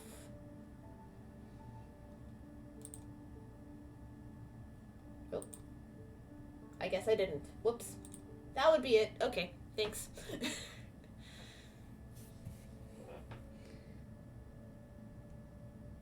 So, it'll probably stop beeping now. I usually don't have all messages turned on. Like, I've been in her Discord for a long time, and it hasn't been that beepy in a minute, so. Yeah, it's good family drama. Typical Liz tea. Oh, from what I've heard about some of her parent shenanigans, I can imagine that there were some words said. Nice, BK. It's nice to have a pod. Yes. Pods are good. I don't have a pod of safety people. Like, we don't even let Ixo's parents come over. Because they're the ones that shouldn't be going out. His mom has lupus, and his grandma's in her 80s and has had a few hospitalizations in the last few years. And it's like, you're the ones that don't need to be going anywhere. Just don't. Don't go anywhere. But his mom is the one taking care of, like, his grandmother's needs, you know, which I suppose is fair because it's her mom, you know. You can't keep someone away from, you know, their elderly mother, which is fair. But at the same time, like, when they come over, we're the ones wearing masks, you know. It's like, guys, put on a mask, come on. And I know that you're not doing this for your other family members, too. And, like,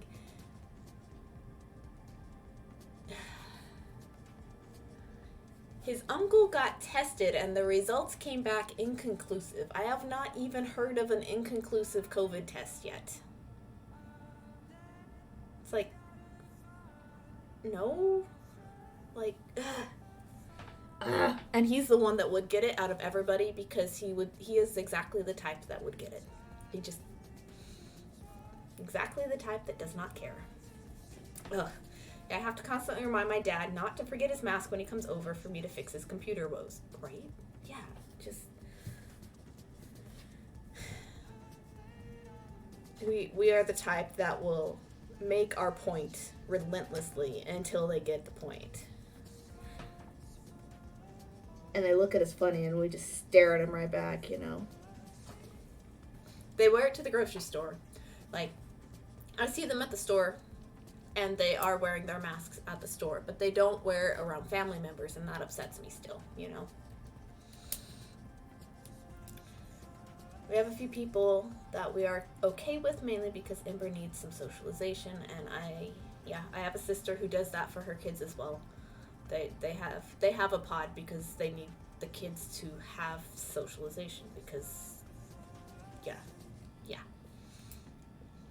It's annoying because I have to wear a mask in my own house. But, yeah, if you're having anybody over, you should be wearing a mask in your own house. The end. He's normally good, but he just forgets when he comes over briefly. And by briefly, sometimes it takes 2 hours to IT his crap. I can imagine. Briefly is never briefly when it comes to parents who are helping you. Helping. Or who want to say hi or want to drop something off. And it's like, come on, if you're going to do this, be safe about it. They're never safe about it. Probably shouldn't have drawn this one in there. Or that one. I probably shouldn't have drawn that one at the bottom. Too late now.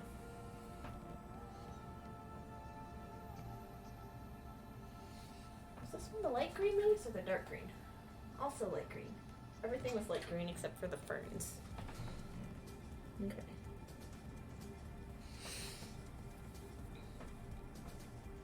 Yeah, that's why I don't answer his phone calls half the time, because I know it's going to be computer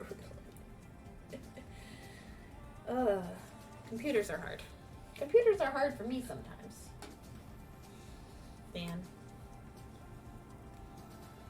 if my stream already weren't set up and it like, if I had to start over from scratch like today, I'd be like, oh, this is gonna take so long. Oh, I have not messed with my Twitch settings in a minute.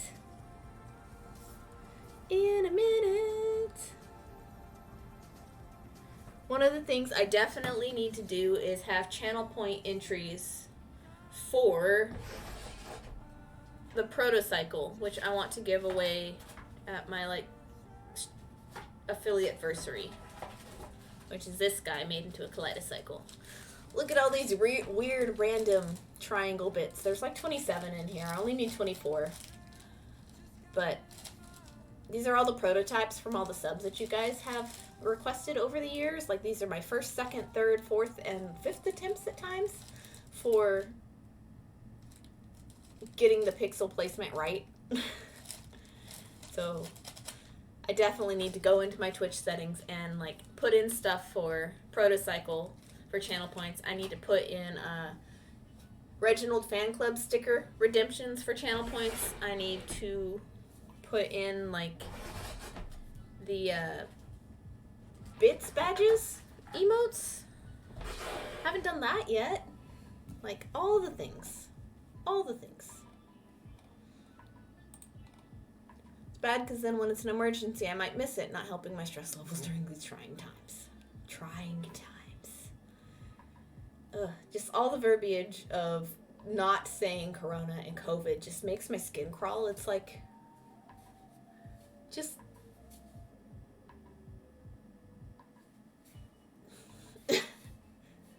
come on. It's a pandemic. It's a virus. Just say it. Yeah, I get it. Yeah. Computers plus a language barrier. Fun. Can you hear the sarcasm? Whoa. Wait, language barrier with your dad? Oh no. Please, tell me. What string cord do you use for beading the triangles? I was browsing the bead section at Michael's the other day when I went to pick up more floss, but don't know if the metal cord string would be appropriate. You don't want to use metal. You don't want to use cords that are too thick. You said Michael's? More than likely, what you'll find at Michael's is something that looks along the lines of this. Well, you're not going to find 1G, so I'm going to take those away. But you're going to find little bobbins like this. They're called Nymo. That's spelled Nymo. Like Finding Nemo, like Finding Nemo. If that helps you. You can pronounce it Nemo. A lot of people do. I don't know the correct pronunciation. I've always said Nymo. Yeah. I have to translate stuff for my dad. Oh, gotcha. That makes more sense. And these are usually going to be found in size D. Used to. There's one. It's printed on there. The glare is going to be hard in this light, but just a D. It looks like an O, but it's a D. D as in dog. So a lot of time I have to call things to cancel shit that he didn't mean to sign up for. No. Not cool. Gross. But yeah, Nymo is what you're going to want to look for. Michael's is likely to have it. If Michael's does not have it, it depends on the store where you're at too, because obviously different stores carry different selections based off of the community, you know. Yeah, just a tip, if you plan to use it a lot, the giant spools are very handy. Yes, and what BK means by that is these. A lot. If you really like a color and you can find it in a spool, I suggest buying a spool. Because this is going to be a lot sturdier too than what you find on the bobbins. The bobbins are great for beginning. They will fray, so if you have beeswax, use it. If they sell Thread Magic, not likely, use it. I would suggest just beeswax. It's a lot easier to find. I just bought Thread Magic from Fire Mountain Gems after my Thread Heaven is almost gone. It is a thread that frays, but that's because the eyes of beading needles are sharp. This is all I have left of my Thread Magic. Thread Heaven, sorry. Little tiny blob of wax. It's not going to last me much longer. Wish I could take his computer away from him. Cool, I'll look for it. Waiting for next time. Michael's is having a sale for the beads, which happens a decent amount. Not as much as Hobby Lobby's. Hobby Lobby's is like every other week, mind you. Which means it's never really on sale. Just wait another week, you know. Good to know. And also another thing to look for is a thread called Wildfire. It is a nylon thread coated in wax. It is very sturdy. It's a lot thicker than beading thread, but it is a lot thinner than like most fishing lines that you're going to find as well. It's good in a pinch. It's a lot more expensive, but if that's all you can find, it's a very good quality thread to use as well. It's not as fun to work with. It's not as fibrous. It's very plasticky feeling, but not as plasticky feeling as monofilament, which sucks to bead with. So bad. Spider wire also sucks. Or Fireline. You can always get Fireline. It's going to be more pricey. It's not my favorite thing in the world, but it does the job. I just got off that bandwagon a long time ago. Shabool, and I use it for everything. I've had mine for 2 years and haven't even put a dent in the spool. That's what I said too the other day. Not the other day. Several weeks ago on stream. It's like, I've had these forever and I haven't made a dent in it. And yet, can you guess which one I've used more? Just looking at them. It's like, oh. You know, individually, it's like, I hadn't even put a dent in this. I hadn't even put a dent in this. And then you're like, oh, I've used a lot of blue. What you know? But this is still years and years and years worth of blue left, as well as years and years and years worth of red left. The only reason the red doesn't have a dent made in it is because I use red Sono for a lot of stuff. But yeah, these spools are worth their weight. The best $30 you'll ever spend. And then I got one for free at one point too. I found one at an old job, and my boss didn't like, she had no use for this, and so I got this one for free. So I didn't spend a penny on it. Like, it's a lot thicker than Nymo D. It is Nymo.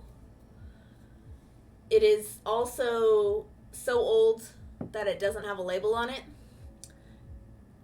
but it looks and behaves exactly like Nymo, so I think it is. I don't know what weight this is. I didn't know they made weights thicker than D, but this is much thicker than D. So basically this is like doubling your thread. And that's why I use it to embroider my pants right now. So this is like doubled up D, which is bizarro, but it's awesome. Can imagine BK.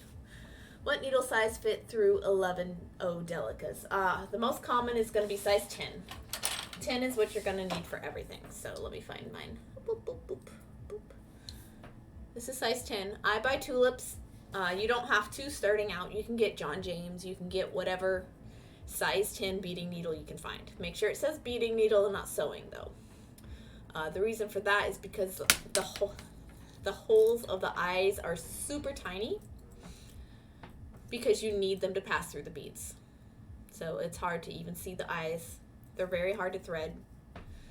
Needle threaders do not work on a beading needle. So if you can get a needle threader through a needle, it is not a beading needle. Just saying.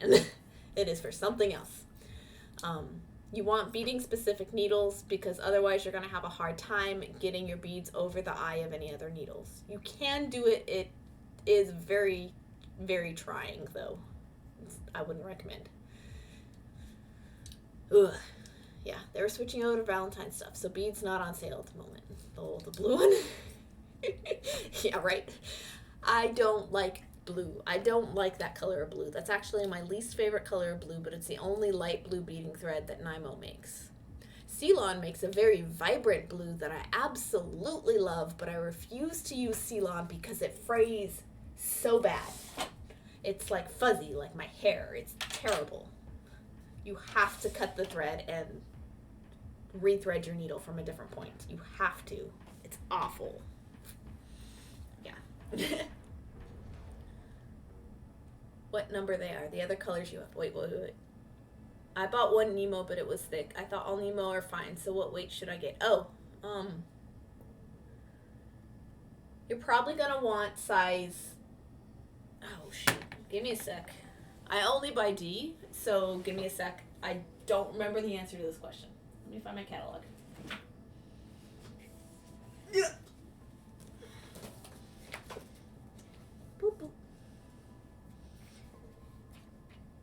Let the experts tell us the answer. Boop boop. Boop boop. Beep boop.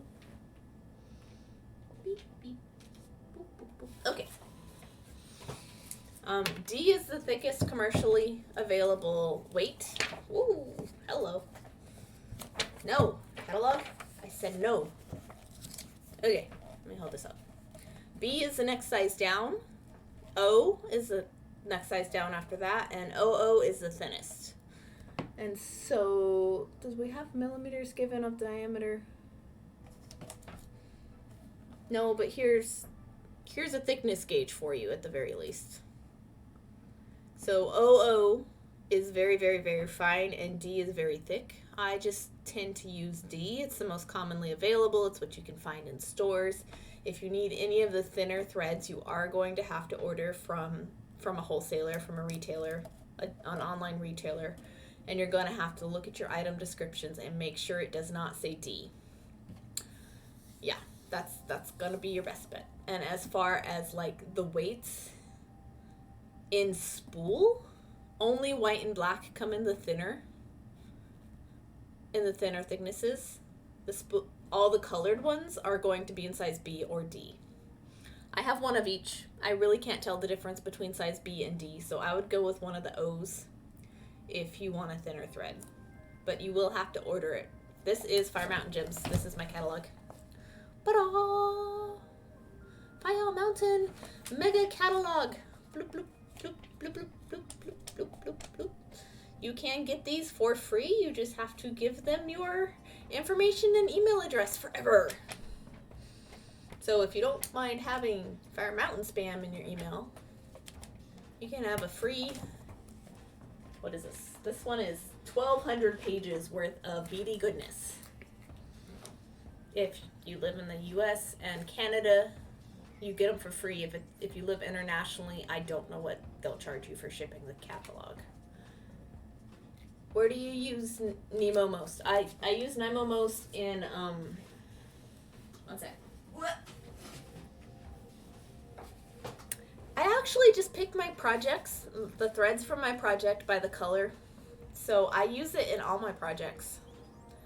The only exception is if I'm using cut glass crystals. If I'm using cut glass crystals, my preferred thread is going to be Wildfire. Fireline will do a good job, but I just personally don't like it. Like, I have my own personal issues with the thread that nobody else seems to share. I think I've just ended up with a few bad batches of Fireline. I don't know. I also had a friend that repeatedly broke the same bracelet over and over and over again until I stopped using Fireline on it, and then she never broke it again. Maybe she just never wore it again. I don't know. But I've had issues with Fireline. Oh, what catalog is that? Was AFK for a bit? It's the Fire Mountain Gems catalog. In case you guys don't know, boop, Fire Mountain Gems will send you a 1,200 page mega ass badass catalog with all the things. I'm just gonna randomly flip to pages. There's some findings on this page, ear wires on this page, chain on this one, charms. It's all available on their website, but I personally like to shop the catalog to get an idea of like the overview of what they have. I don't use a lot of metal stuff, so, but then there's pages full of shell components and like, look at these cute little lampwork beads. I like Wildfire. Yes, Wildfire for crystals. Wildfire is a lot thicker than Nemo though, so will have to be careful about multiple thread passes. Ooh, is it like a wholesale kind of catalog?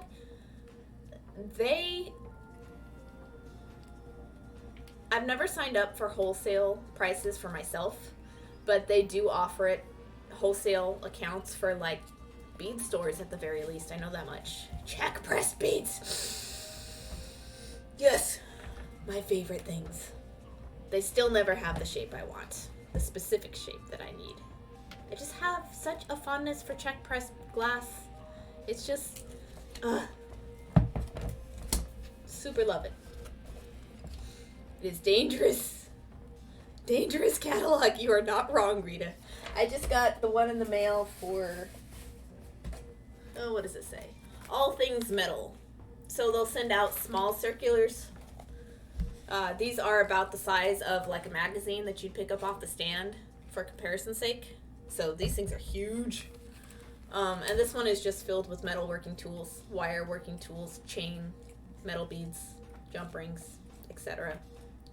So they'll have material specific little ones they send you throughout the year. And then once a year they do the big massive guy. This is the first one you'll get. You'll get the big massive guy, and then whenever they print out the little ones and send those out, you'll get those in the mail randomly. Cool, I see a dangerous catalog coming my way. Oh boy, do we need to make a new regular. Let me find the link, QT. Oh no. Oh, they do have a wholesale program. Cool.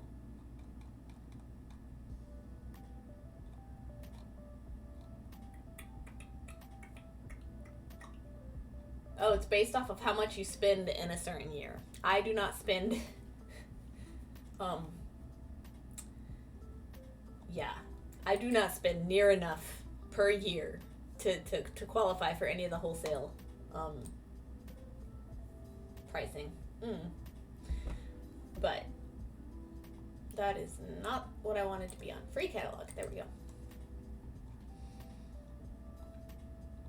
Boop, boop, boop. Boop, boop, boop, boop, boop, boop, boop, boop. And just gonna pop that in chat. Let you guys have the free catalog. What shape? What? What shape?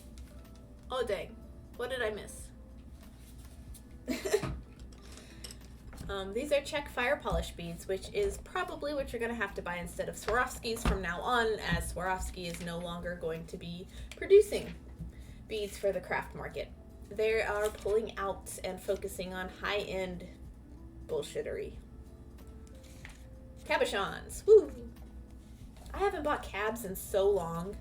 I don't know. I just don't think I'm a gemstone person. I'm also very, very budget conscious, so they gotta really speak to me.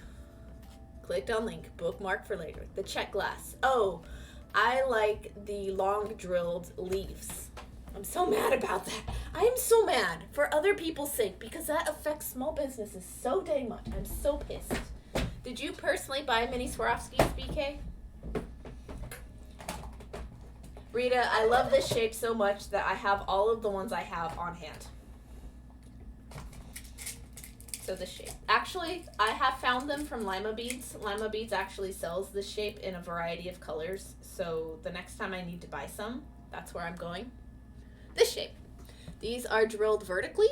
They are not drilled side to side. So the hole is from one end to the other longwise. I love this shape specifically because it works perfectly with a design I cannot keep in stock. You say they never have. Oh yeah, no, they never have that shape in stock at Fire Mountain or most other bead retailers. I am pretty convinced that that shape has not been manufactured since the early 2000s. Oh cute. Yes, I love that shape. I actually have a glow piece that I'm working on with them. The Vaseline glass ones that glow so bright. Anyway, I make this design in whatever colors of leaf beads I can find. It does work in other shapes. Let me see if I can find. There's a black one. Like, it works with teardrop beads, but the leaves are so much nicer. I don't know, I just really like the leaves. I like the teardrop beads too, don't get me wrong, they're nice. But the leaf beads are just so perfect. I just, yes. So I need to finish both of those actually. I have so many things I need to finish, but I can only do so much at once, you know?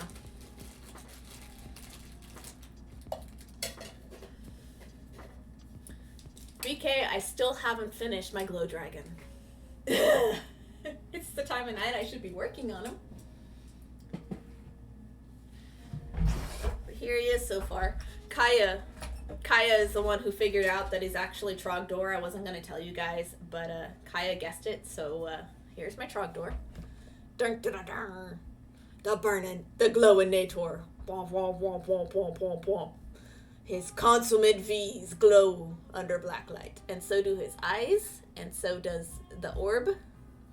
And he's going to have fire that glows. And the inside of the rest of the S, he's going to have some tail spines.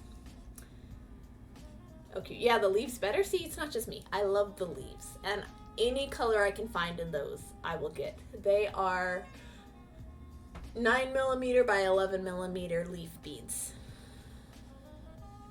I bought a few for some earrings for a wedding, and if I'm going to make jewelry for a wedding, I would much rather the more expensive beads. Like Swarovski? Yes. Yeah, and that's a given sentiment, is if you're going to pay high-end, super luxury boutique prices for something, you're going to want the best quality that there is on the market. And the next best quality that there is on the market is Preciosa, which I can link to. I'll show you guys. But yeah, here's Trogdor. He's part finished. I need to make the other half of the S part of him. He's gonna be huge. Look at that. Look at how huge he is. Rawr, rawr, rawr. I use triangle beads for his teeth. 2-hole triangle beads. They're all wompy.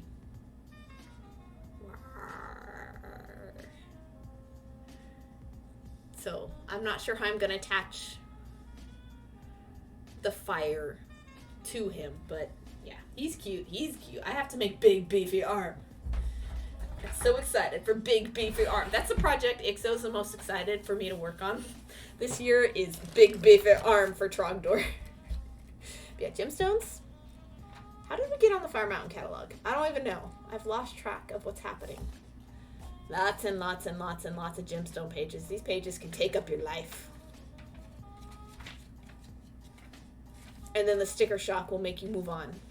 These are howlite, I think. Those are fake howlite. They're dyed. No, Malaysian jade. But they're dyed jade. Look at that fuchsia. Look at that. Look at that fuchsia. Ooh, so pretty.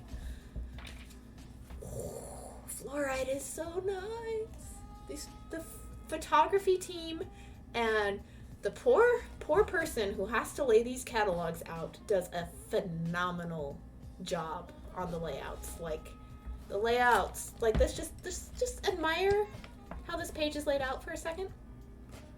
You know, and the coordination of the model, coordinating the colors and the rest of the thing.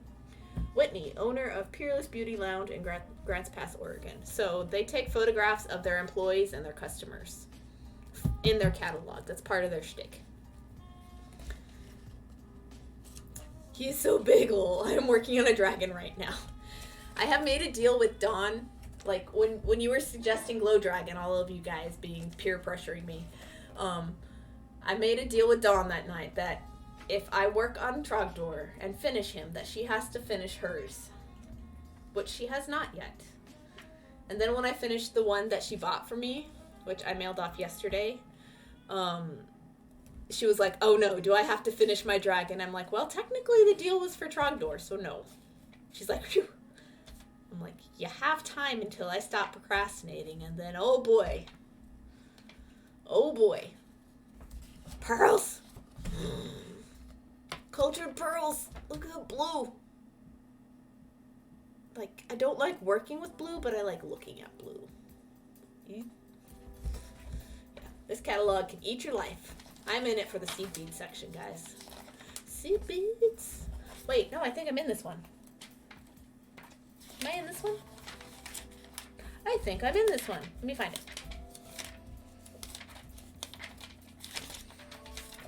Boop, boop, boop. Boop, boop, boop. Boop, boop, boop.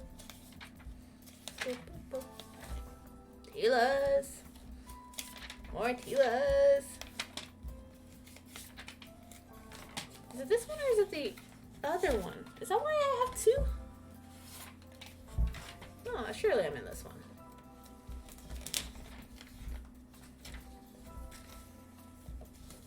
What do we got?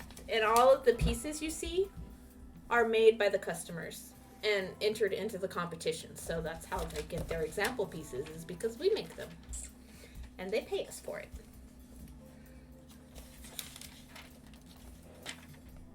Prize money, anyway. Look at that. That's made to look like a geode. How pretty. Is that Izartessa? It is Izartessa. I'm a nerd. I can tell you who made the design in the catalog just by looking at it. Oh, I'm such a nerd. Izartessa is such a good designer too, though. One of the ones that I just like, gawk at all the time. Am I not in this one? Oh, I thought it was. Oh well. And then we come to Celestial Crystal page, so the not Swarovski section of the catalog, which a lot of people really aren't going to be able to tell the difference between these when looking at them in person. Like designers and beaders will, but most customers you have will not. Most. Not everybody. But yeah. Celestial crystals are affordable. Nice and affordable. German crystals, hot fix rhinestones. So there are options. And then we're back to Swarovski, I think. Or are they just regular chatons? Yeah, no, these are just regular glass, faceted glass. But like, all of these settings for all of these Swarovski crystals, like the settings for them, you won't be able to use them. Like, there's so much of the craft market that's just gonna die. Oh, I'm so sad. But yeah. This does explain, because I got an email from them. I entered the Swarovski contest with my beaded biscornu that I made a couple years back. You have an obsession with pearls, Rita? Does that mean you have an obsession with me? Bad. Okay. I entered the Swarovski contest back in December. I think it was December, and I got an email a couple weeks after I'd done so that they were consolidating the competitions all back into a single solo competition, which the last time they did that was 2009, and the only reason I remember it was 2009 is because I got second place overall in the entire competition. Yes. I had to sit down when I got told the news. That was awesome. But that was the last time. Oh no. Got an error. Can you guys see me? Error occurred with the output. Please check your streaming and recording sessions. No space left on. Oh. Oh. Gotcha. Okay. I have all my streams set to auto record, and I have filled up the computer's drive, so I will have to transfer those to the hard drive so that there's more space for those to exist on the actual computer. No! So we're gonna lose this stream. It won't be saved for posterity's sake. Who needs it anyway? It's fine. I need it.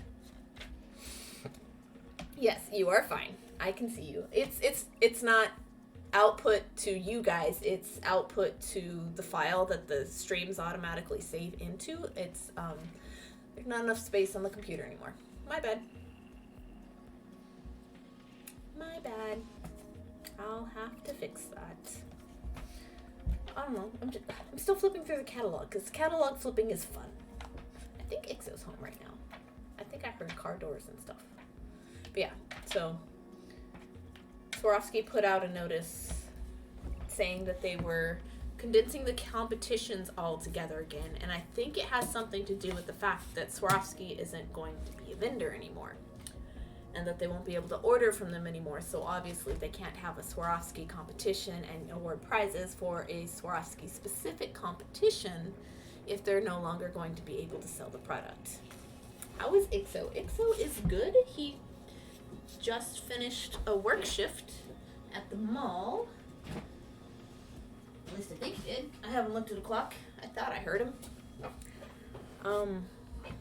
Yeah, he's been pretty good. Nothing really to report. He's been drawing a little bit more, doodling a bit more. He finished a drawing for a friend of his that lives in Russia and is mailing off a bunch of cool stuff to her, including a necklace I made her, which is this guy. I showed it on stream earlier. BK, I don't think you were here, so I guess you missed the chenille and brick stitch Joan Babcock reproduction piece that I made as a gift for one of Ixo's friends. Made this years and years ago before I realized how much work goes into some gift giving. Ooh, pretty. Yeah. So he's going to be mailing this along with an illustration he drew of her and her husband, as well as a bunch of little small knickknacks and gifts and a letter, and they're pen pals, basically. She was an exchange student at his high school when he was a teenager, and they've stayed in touch ever since, which I think is nifty as all get out. And I don't think I have a piece of mine in Russia, so that's cool. Latvia. I have a piece of mine in Latvia, but not Russia. I also have some pieces in the UK. I have some pieces in Canada.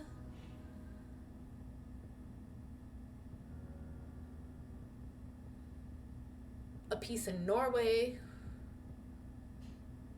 And that's all I can think of at the moment, but I'm sure that there's maybe one or two more countries. Yeah, that's awesome. Yeah. It's pretty cool. So, but, you know, she's been a good friend to him, like, for years and years, and so I think that is definitely put a lot of work into a piece of beadwork gift worthy. I don't give gifts willy-nilly, and I only give them to people who are definitely going to appreciate them, because beadwork is hard work, man. Like, if you're not going to appreciate it, why bother? Or if the person themselves meant something to me personally, you know. If they mean something to somebody I love, then yes, that's also gift worthy. That's why I made the swaddle for a different friend of his. So that was only an hour or two of work, but this necklace was years ago. I don't even know how much work it was.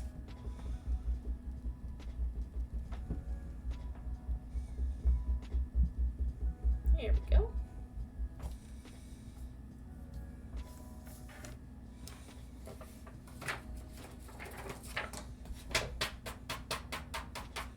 I don't know the best way to collect eraser shavings. You need a tiny vacuum for your desk or something. I have half an hour before I have to go to bed. Oh no, what time is it? 8:29. I have to work at 8 in the morning. I just forgot about that. I'm so used to closing, guys. I think I'm going to be a mid-shift again, which is nice. But it's very sudden. So I'm probably going to be very tired the next few days. Probably coming home and napping after work tomorrow. I haven't napped in a long time because I've been getting enough sleep. I think naps only happen when I'm not getting enough sleep. Naps only happen for me when I work mornings. This is a fact.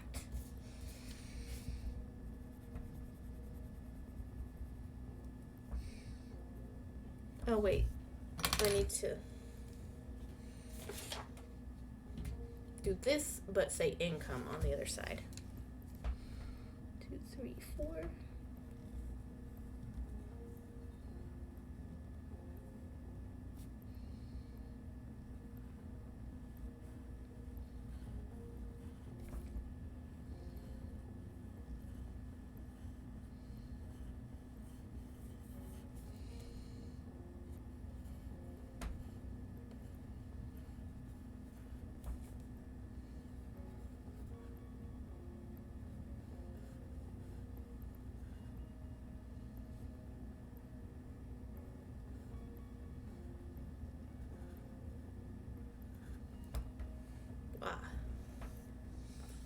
Okay.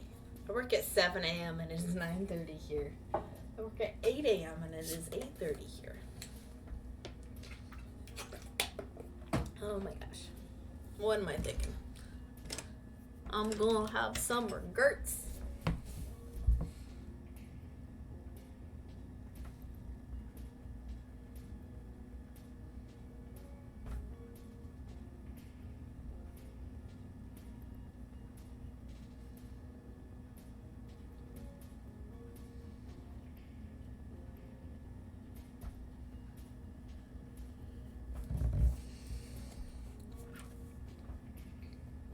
I hope this has been fun for you guys, or relaxing at any rate. It's been nice for me. Oh, come on.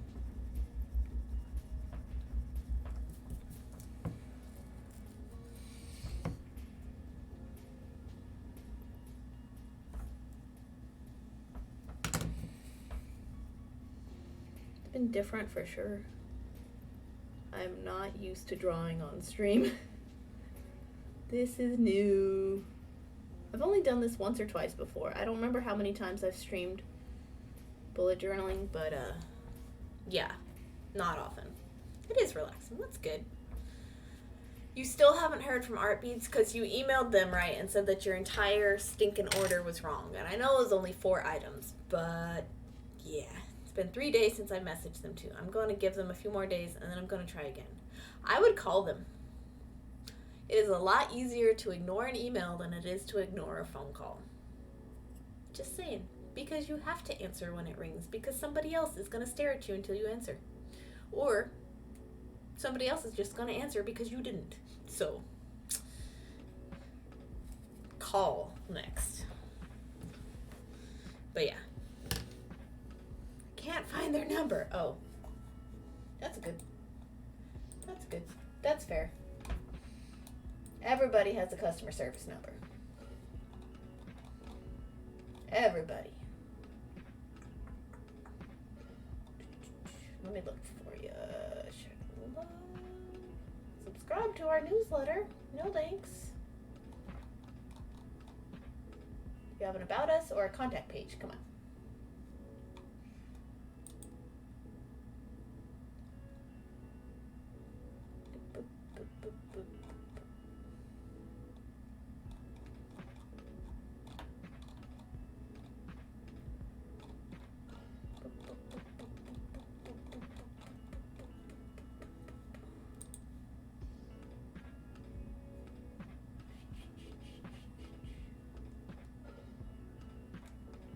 Ooh, they have their Art Beads kits on sale, which contain Swarovskis.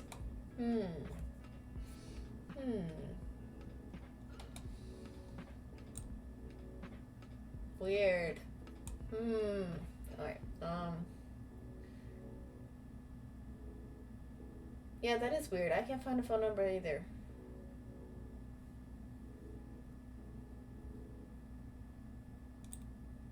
Oh wait, customer service. Contact. Shipping, returns. Oh yeah, they want your phone number, but they don't give you theirs. That is weird. Syncing live chat next if no number. That's an option, right? Do they have that? I don't know. But yeah, I've definitely emailed them in the past because I had ordered size, for the first time, I had ordered size 15 Delicas. And it was the clear color, it was a transparent color. And what I got was a mixture of the correct color, both Delica 51, of both size 15 and size 10 hex cut, mixed together in about equal proportions. And I messaged and I said, hey, can you guys check your bins? I did not get X many grams of this. I weighed them out. I separated them. I told them I had gotten X many grams of one and X many grams of the other. And that I was missing, you know, part of what I had ordered and been given something I didn't. And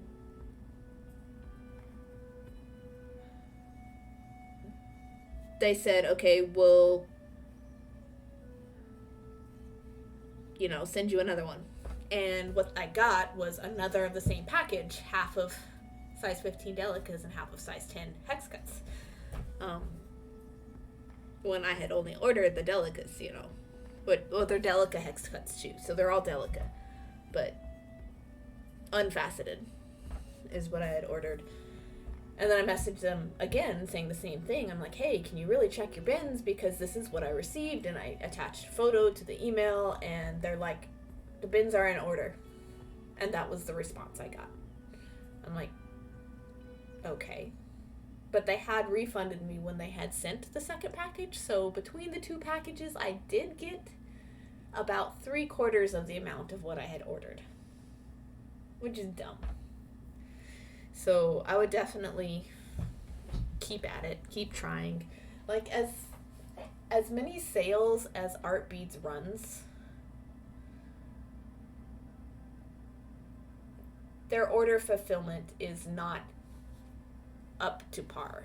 Like, I have never once in probably about the 15 years that I have been using Fire Mountain gyms, I have never once encountered a wrong order. At all. Ever. Not once. Art Beads, it only happened the one time, but 1 out of 6 total orders that I've made with them. And it wasn't even resolved. Which, that's the only time I've ever had an issue. If it does happen again, I know to expect that I might get a little pushback. Yeah, I will. I just don't get how they get Rivoli out of Delica. I don't either. And it doesn't look like the order numbers were even very similar at all, like the product description numbers. The only thing they got right in your order was the free gift. Which I've never seen a free gift in an Art Beads order. Fire Mountain does that, but Art Beads never has. Not for me.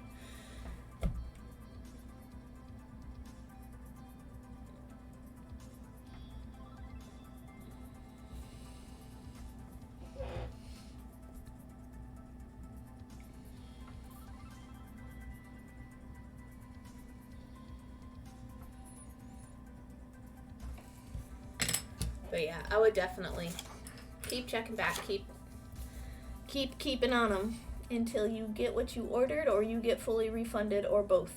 Preferably both, because it makes sense if you had ordered 25 items and a couple of them were wonky, It doesn't make sense that you ordered 3 or 4 items and every single one was wrong. Every single one. That's just hard to get wrong, right? Like, maybe somebody was just very sleepy in order fulfillment. Maybe they got distracted. Maybe they were texting. I don't know. That is bizarre, though. That is bizarro.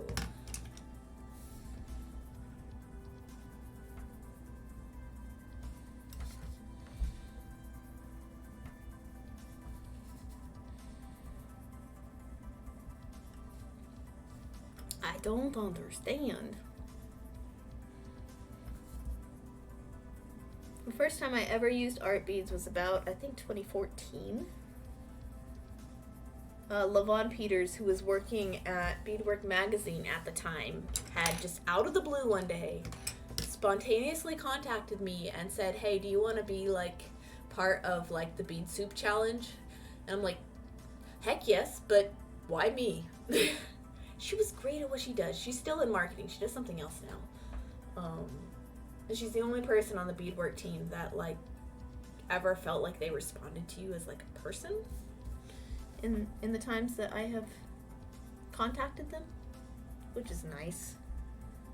It's probably why she was leaving, because she was just too nice and too good and just couldn't take it anymore. I don't know. Because I know people feel that way about me when they see me again. They're like, oh, I miss you working at such and such. I'm like, that place was terrible, but it's good to see you again, so-and-so. But yeah, I was sent an Art Beads kit. That's actually probably why I own some Swarovski still. They sent me Swarovski pearls and Swarovski bicones in a mix of blue and purple and teal stuff. no, silver and purple and teal stuff. It was one of the designer packs. And that piece got published. It's actually in the garage right now. So I have the magazine issue. Where are we at? Yeah, it came out of nowhere. Like, I was super surprised that that was even a thing that happened. Why are all my magazines wompy? I have not set them near water. I promise. So this was the mix.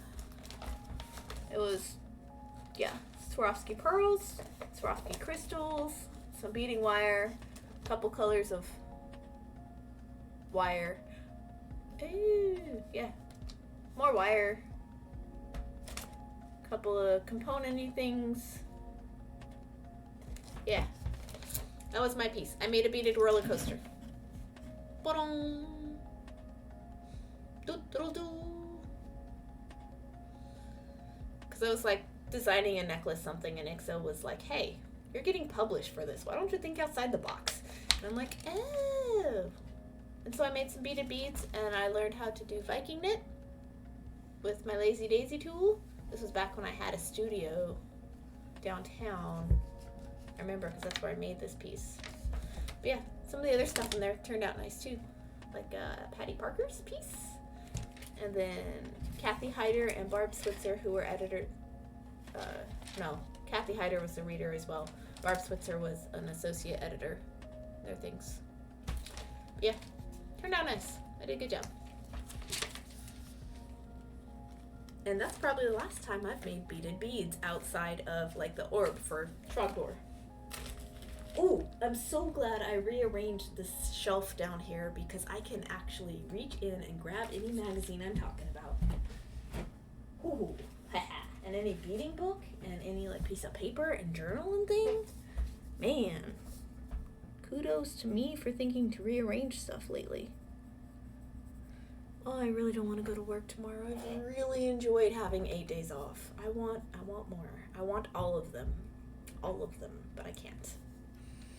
That's just not how it works. Vacations all come to an end.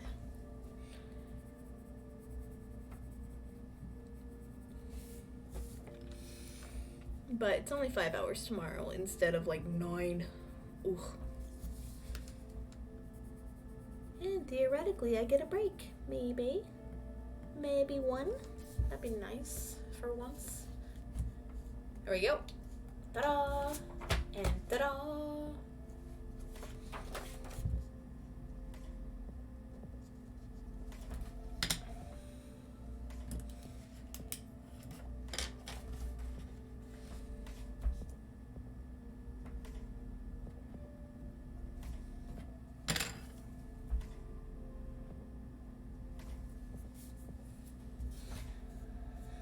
Oh boy. Yeah, I might run out of space on this page. Depending on how many times I record my tips, I might run out of space on this page. That's not going to be good.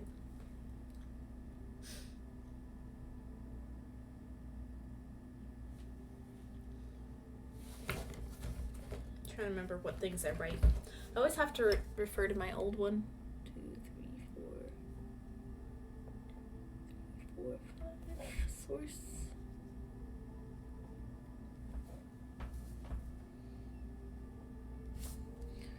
2, 3, 4, 5.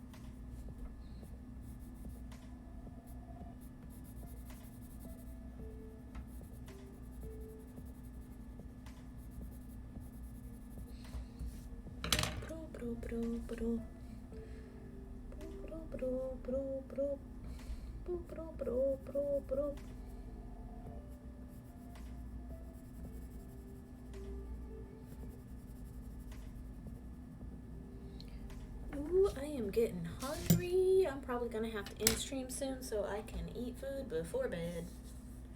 And then bed's gonna have to happen, but like, I'm not tired. Don't know what I'll do. Probably just more of this, but like, I'm not tired. I have made sure not to drink any caffeine other than the coffee I had this morning. And I have had caffeine-free tea all night. But that still doesn't mean I'll fall asleep tonight. I've never had an easy time falling asleep. Ever. I'm not one of those people that can just go lie down and just be out. It's like, just sit there and sit there and sit there, let your brain wander and eventually pass out. Eventually. Keyword. Doop-a-doop-a-doop. Doop-a-doop-a-doop.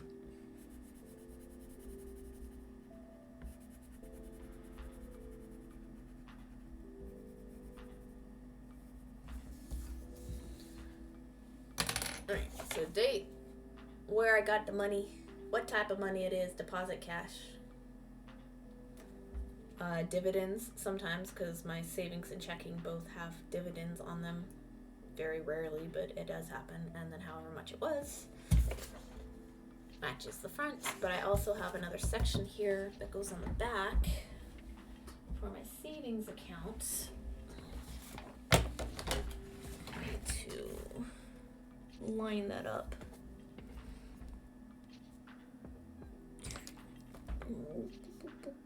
This dot is where that starts. So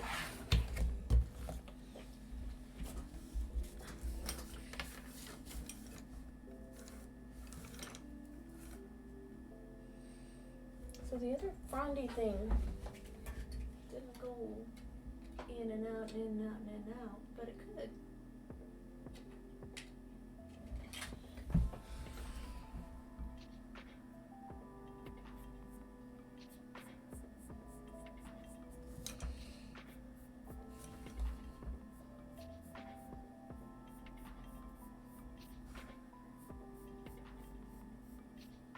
I'm giving it some bigger curves, so because it's a bigger leafy plant.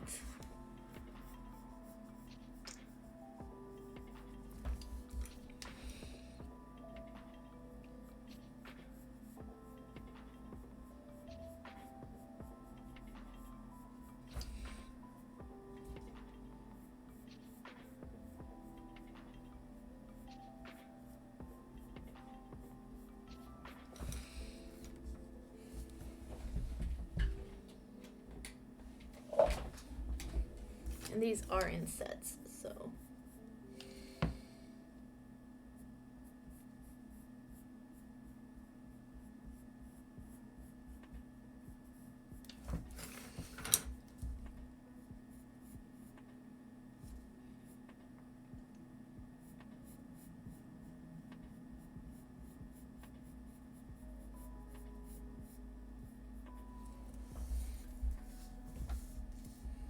So much bot spam in my chat. Oh, I wish Pretzel Rocks didn't have the spam, but that unfortunately I cannot control.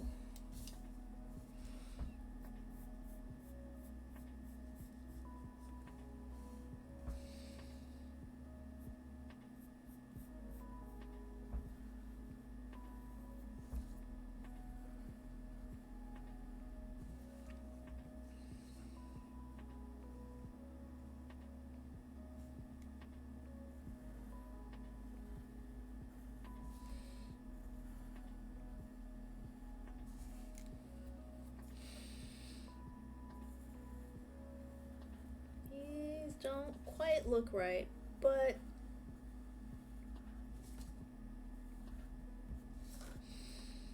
you know, I am tired of drawing. I don't care.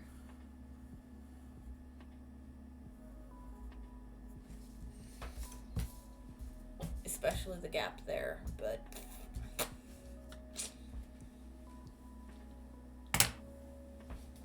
I don't want to do this anymore.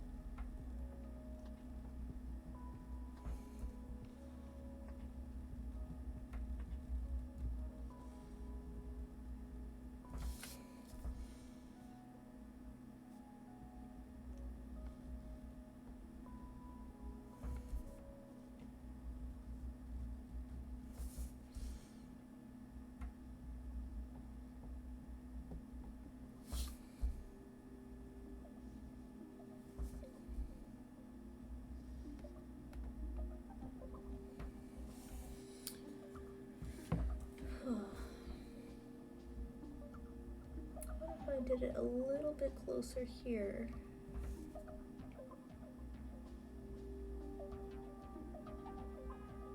That might help.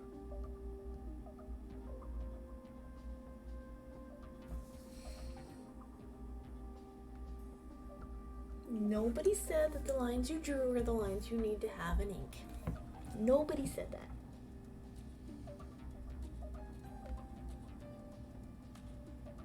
Sometimes the drawing changes its mind. It's fine. Sometimes the beadwork changes its mind. That's fine too. All right, home stretch, guys. Getting there. Now that I'm not getting distracted about catalogs and stuff.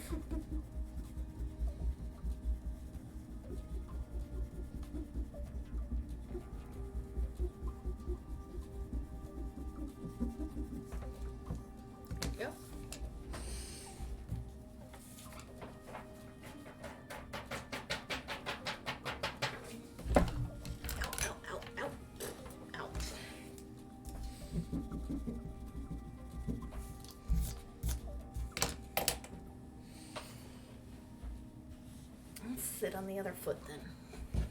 If I insist on sitting on feet, at least change them up.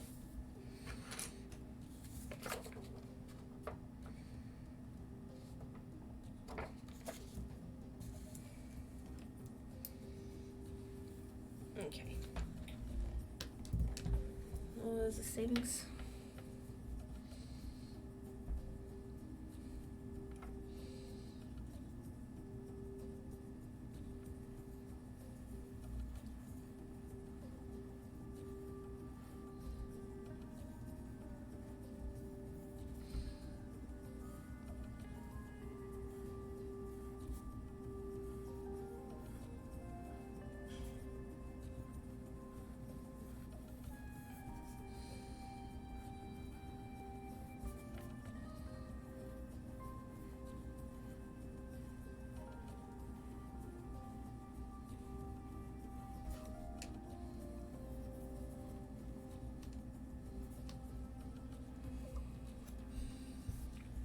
Roughly.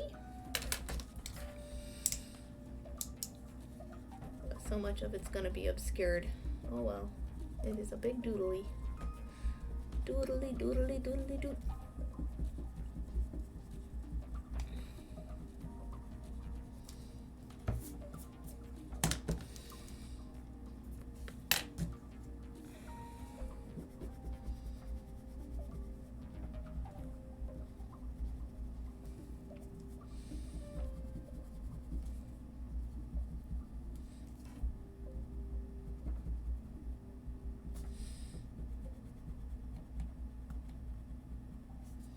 I smeared a little bit. That's okay. So close. So close. I I'm back. Amber is calling for me. I'm going to wait until 11 to go to bed. I am about done here. When I finish this layout, I am calling it kaput.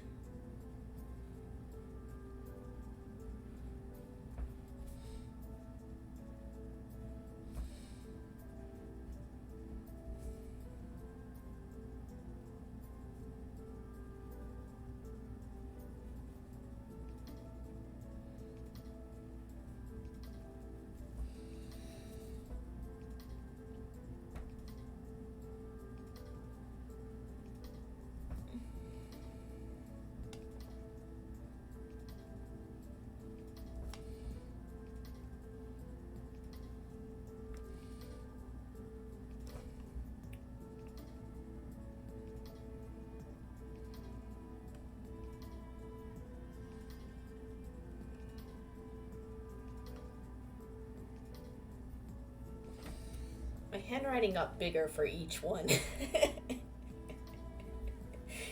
Like this one, it was little bitty. And then that one, it was like regular, and this one is like jumbo handwriting. It's trying to be seen behind these leaves that are going to be obscuring it. Oh. Well, don't do that to me.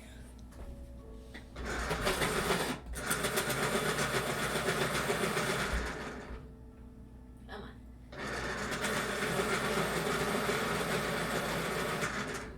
That's better. I guess that's what I get for pressing so hard. Oh well. I wasn't trying to. It just happened.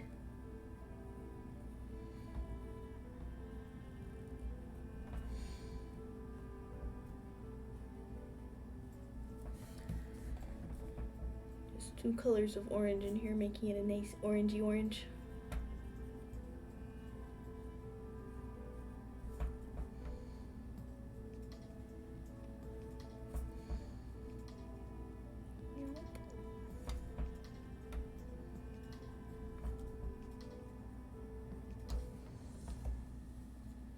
My husband thought your pencil sharpener was a sewing machine. That's what mine did too. Ixo was like the other night. I don't know what I was doing. I was drawing the big drawing in the front. You know, and I was in here all day, and he was in the next room for all of the day too. Each of us, like, both catching up on the news and stuff. And, like, when I got done and I came out, he was like, I was just minding my own business. And then I heard a noise. And I was, like, trying to figure out where the sewing machine came from. And I'm like, you know we don't own a sewing machine, right? He's like, I know, that's why it's confusing. It was so good. It was funny. Because I wasn't aware at the time, like, what he'd even be talking about. Like, I'm like, I don't even know what I have that sounds like a sewing machine. You know, because I've recently used one. And he's like, I don't either. And then, like, a night or two ago, I was needing to use it for something else. Don't know what at this point. And he burst into the room and he said, aha, I have discovered your sewing machine. And I'm like, that thing? It's a pencil sharpener. He's like, yes, but it's been bugging me, so I needed to tell you. It was great. It was funny. Oh, yeah, this one needs to be erased too. This one spot.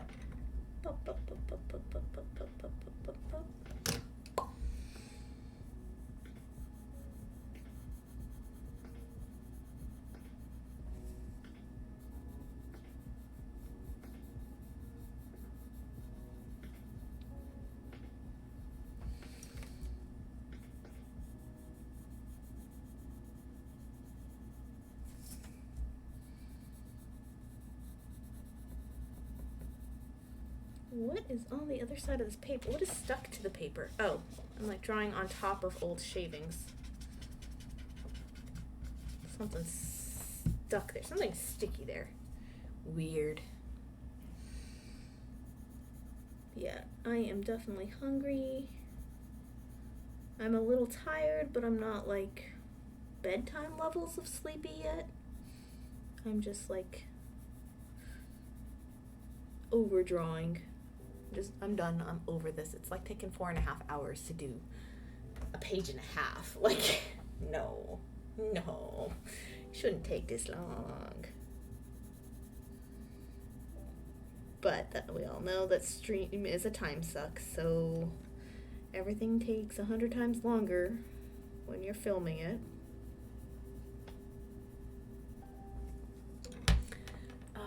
Speaking of films, I can't save the recording of the stream. That's so sad. Very upset. There's not enough free space. I'm gonna have to transfer all of my stream vids to my hard drive. And soon, before my next stream, so that I can save my next stream.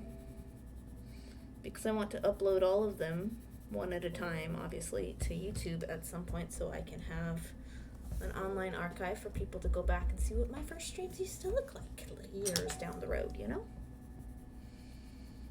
And for my own personal record. It's mostly for my own personal record. Like, nobody's gonna watch through all of these, you know, without having chat on screen to read comments, you know? Which, at least I know why people put their chat on screen. I figured it out. I will work towards changing layouts so that I can accommodate the chat on screen, still be VP branded, and like still have a nice screen layout like I do now. But with chat as well, like, but I don't want to overburden visual information because that's not good. That's just not good. I like how I have it. But we'll see. We'll see what needs to happen. Okay, so there's that, and I need to do the other boxes, which are, I think, date, description, and amount. And then there's a little line.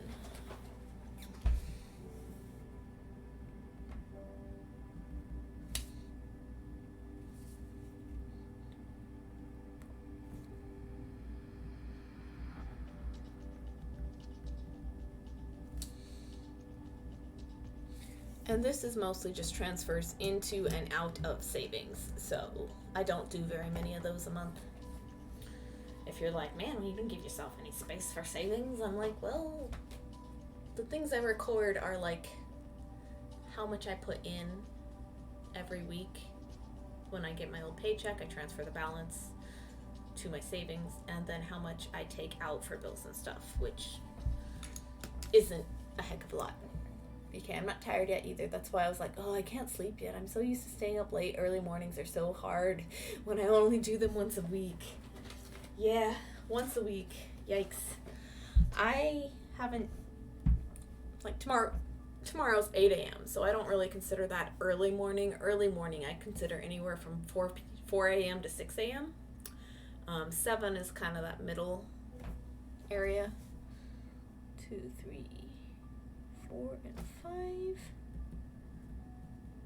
You know, so I consider an 8 a.m. start like a mid-morning start because coffee shop, you gotta, someone's already been there for 4 hours. Actually 3 hours because we don't do the 4 a.m. starts at this coffee shop. But they open at 6, but someone's there from 5 to 6, so they have a full hour open, but it's one person on their own. Still haven't done that yet, which is good, probably good and for the best, because if I have to wake up before 7 a.m., that's when I am really not having it, you know? Really not having it. Okay, I'm just gonna do this in pencil, figure out what I want to do here, because I do have a little separate section over here. It's called VP Taxes. So It's like all of the money I set aside from all of my Vanishing Pearl sales gets recorded in here each month. Either individually or it's just one big lump whenever I get time to do this. But like, I don't know what to doodle there to distinguish the barrier that fits with what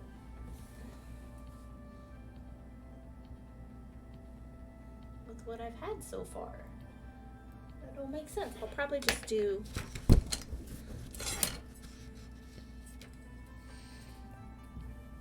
my marker and just do a straight edge line.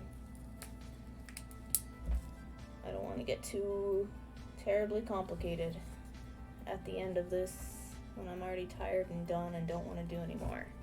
Do a little line.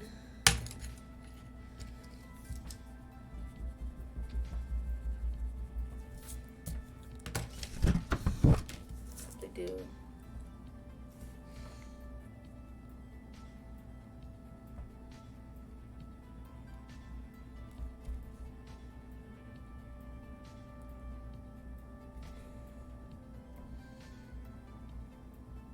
little something floral looking down here. I don't know. I'm winging it, guys. I'm winging it. Something decorative looking that fits in the colors with the rest of what's happening.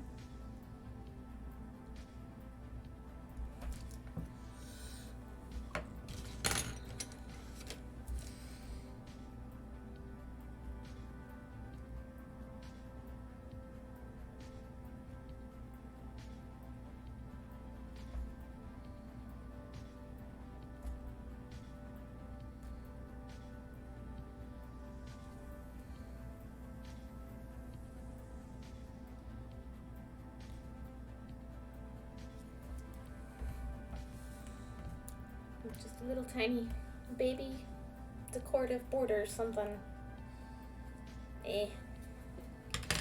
Color in my other boxes and be done. And I probably won't fill out this page until tomorrow. I have a lot of stuff to put on this page. This is the only page I really come back to all the time, is my finance page. So, for obvious reasons. Because we small businesses gotta keep an eye on incomings and outgoings, and actually it's not necessarily for small business, it's just for me and all my expenses. Because we do live paycheck to paycheck, you know, it's always nice to keep track of your incomings and outgoings. And writing it down. I feel like writing it down helps you be more discerning in your financial decision-making choices. Like, if you buy this, you're gonna have to write it down at some point. Do I really want to go through the effort of writing this purchase down? You know? Do I really need to have this thing that I know I'm not going to use for a while? You know, that kind of thing.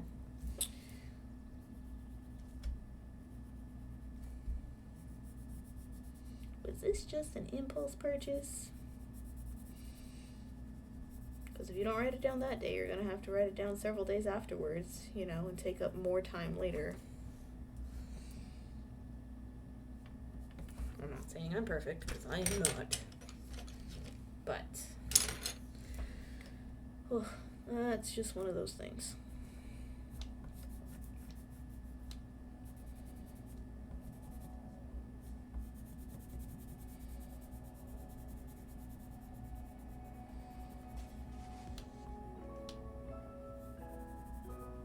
So I'm technically officially done with my pages for January. 9 days in. Woo!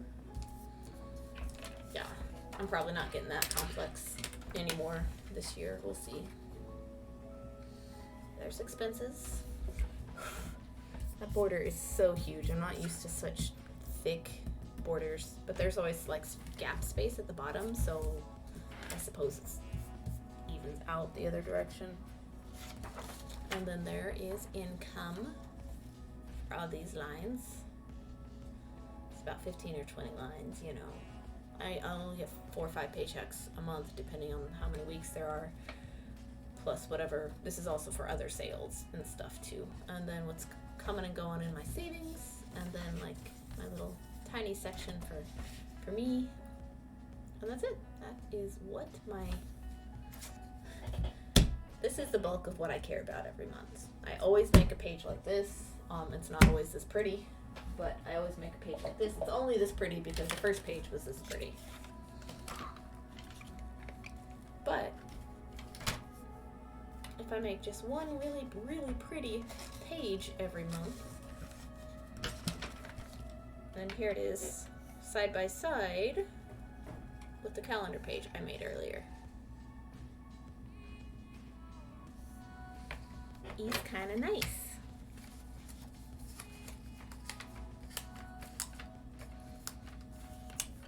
I think I might actually just leave these pages side by side. Just because they're so pretty together.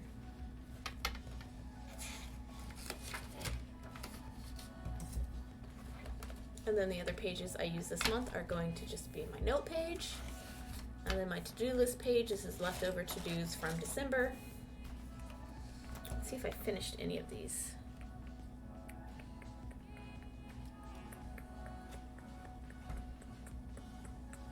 Not a thing. Probably just add more onto it, really. Ooh. Nope, not a thing. Have not finished. So I've got a lot of work to do. And like I said, this is my master task list. Like, this is everything that's currently on my mind, whether it be big or small. There we go. All done. January pages finito. And, you know, anything else I work on is going to be migrating December's notes into task form or not. Making a 2021 Instagram page on the back of this page. And then whatever this loose section of pages is, like get back to submitting magazine stuff, get back to listing stuff online, pick out one of my like expensive things to save up for. Optometrist is going to be the one I go for next because these need replacing. Yeah, that next. And then my magazine submission page needs a second page to it, and it needs some work done. I need to do my YouTube page with all my ideas and stuff. And then my Patreon ideas page, which those are future things I want to do.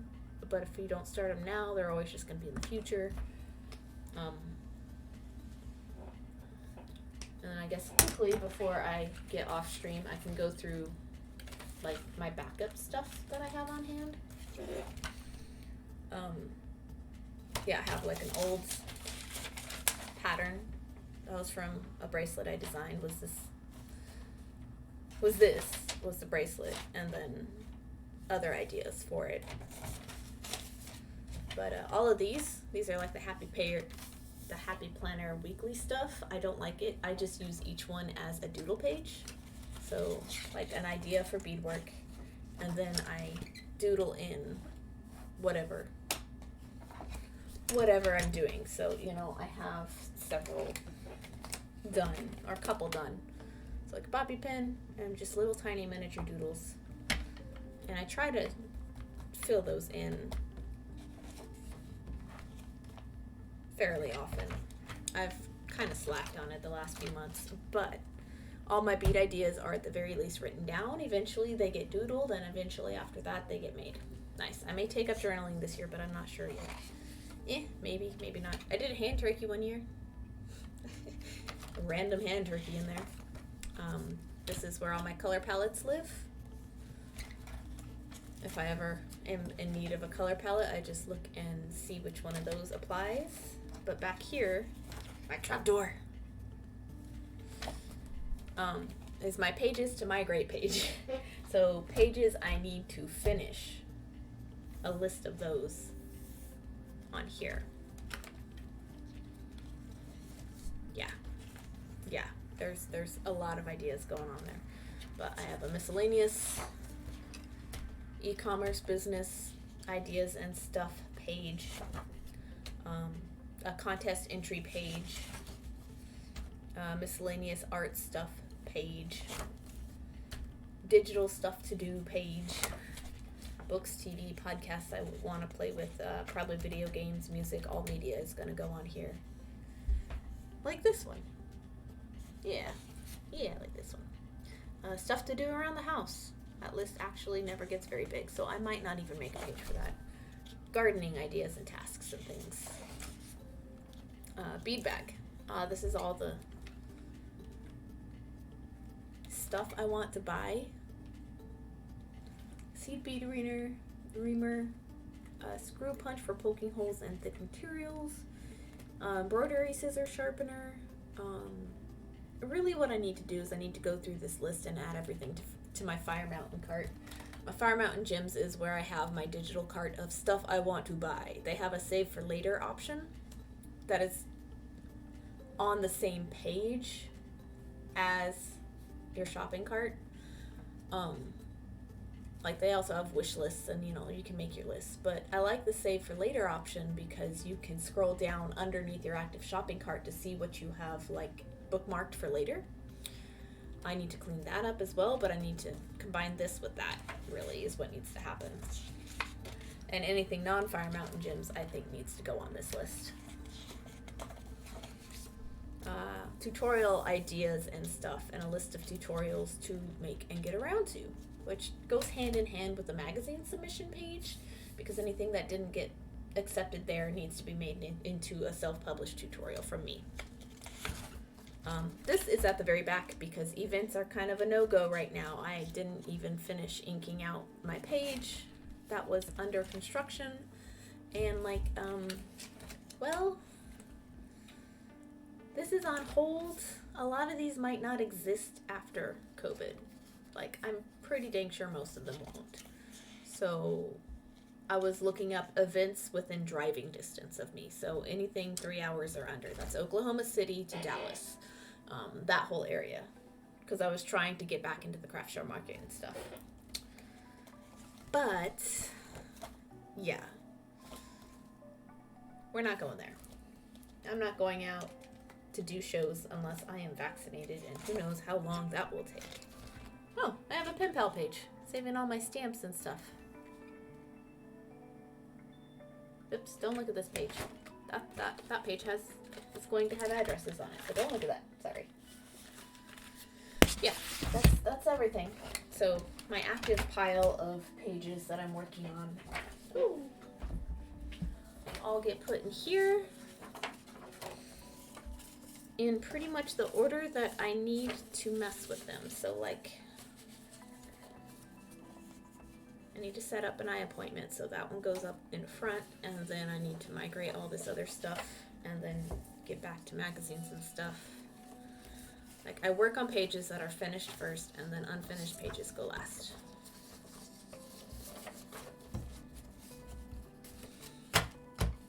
Because if I've already taken the time to write it down as something that needs to happen, it comes before anything that I haven't taken the time to prettify.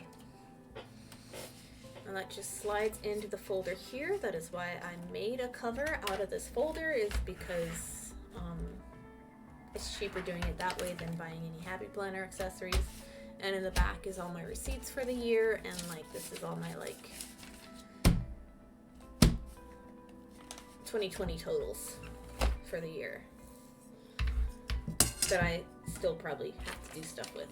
And this actually goes in here too. It's got a couple of notes on there that I need to record at some point. The end. That's all I got for you today. Let's see who there is to stream, shall we? Oh.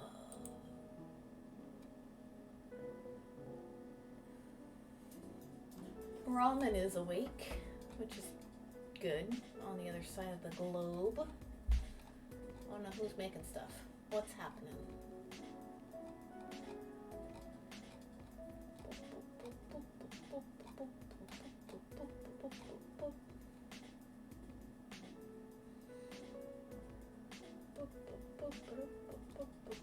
Anybody have any of your favorites are live?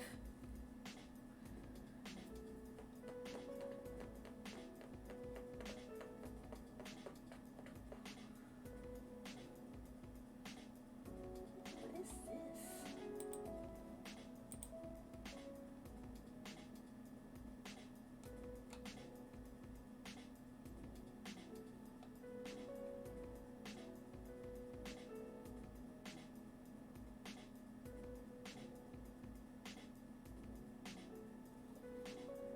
That is probably not what I want to be sending you guys off to. Okay. It's interesting, I guess.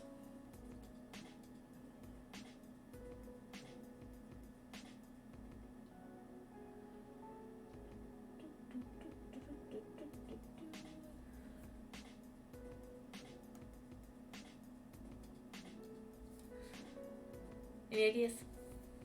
Any ideas? That's not what I want. Okay.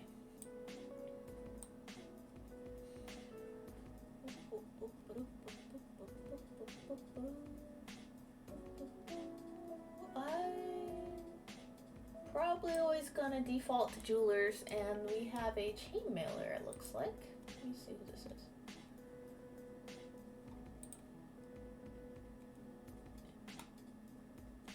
Chain mailer, making with something with blue and silver jump rings. So let's go visit, and then I can have some dinner as I lurk. But thank you all guys for beading here. Thank you for beading my friends and keeping me company while I made some pretty doodles. I always forget how long it takes me to draw. Like, I feel like I'm the world's slowest drawer, illustrator. I don't know the right words. Yeah, I always feel like my doodles take 100 million years, and then I'm so tired by the end of it. But yeah, okay, good night. Yes, thank you. Good night, Rita. Thank you for being here. And BK and anybody else who is still in chat and lurking. Thank you guys all for coming in, for saying hello. I had a good, nice, chill, relaxing time. I think it was a good way to end my vacation, just being all nice and prettified and refreshed for next time. I won't see you Tuesday. I did get scheduled to work on Tuesday, so unfortunately that stream will have to be canceled. But I am off on Wednesday instead, so going forward, I'm going to keep an eye on my schedule at work. I don't know. I have to read the room for a few weeks to see what my manager is willing to work with me for. But chances are, if I stay at like half mid-shift, half closes, then it'll be a little easier for me to stream if I'm just closes like I was. So I can't guarantee Tuesday streams right now, but chances are what I will do instead is I will stream the first of whatever 2 days off I get every week. And if I get 3 days off, we'll see if I stream twice or not. But yeah, this was a surprise stream. I just felt like doing it today, so that's what I did. But I can't promise Tuesdays anymore at this point in time. We'll need to see what happens. I probably won't guarantee regular stream dates until the coffee shop is properly staffed again, because we have lost 1, 2, 3, 4, 5 employees since I started in July, which isn't good. We did hire 2, so I guess technically we've lost 3, I don't know, 4 overall. I forgot that other one. Man, I just blocked him from my brain, I guess. Yeah, so we've lost 6 people since I got hired, but we have hired 2 total since I've gotten hired. So we've lost 4 people recently. Which we were understaffed during the holidays, which is why I asked off this week. But I know we're getting at least one more. I have confirmation. I don't know if they have confirmation, but I know the person getting hired. So I'll be probably training a friend of mine to work with me again, which is cool. We were work friends before. Now we can be work friends again. That's neat. Without actually having to go beyond work and hang out outside of work, which is cool. But yeah, until that happens, I don't want to guarantee you guys a set date, you know? And I will update my Discord to say that, and I will eventually, when I remember, update the panels down below to say that, so anybody looking at my channel won't be disappointed when I'm not there on Tuesday. So yeah, January is always this kind of thing, isn't it? Anyway, we're gonna go raid Jexy Thing, who seems to be doing chainmail, which is fun. This looks like a very bright, colorful jewelry stream, and I'm very excited about that. Hopefully I don't have to raid and run too fast. I just want to hang around and see what they're like before I, go fetch dinner from the kitchen. I'm not going anywhere. But beat you later, guys. Thank you for hanging out with me. Let me get this raid set up. JEXY. There we go. They seem to have about the same number of viewers as I have had all night, so let's go double that, shall we? But yeah, thank you guys. I'll see you over there in just a moment. Have a wonderful day, and I will bead you later.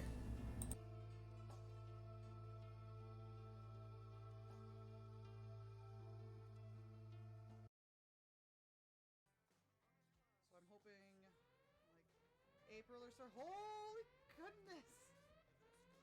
What? Well, thank you so much for the raid. Oh my god. Hello. 2 raids tonight. What? That was insane. Thank you so much for the raid. Welcome and hello. Oh my goodness. Hello. Thank you, Vanishing Pearl. You're fantastic. And welcome, raiders. Oh, is that your work? Your handiwork, Friendly Pyro? Gotta support together, jewelers? Oh, absolutely. It's all about support. Oh, what am I doing?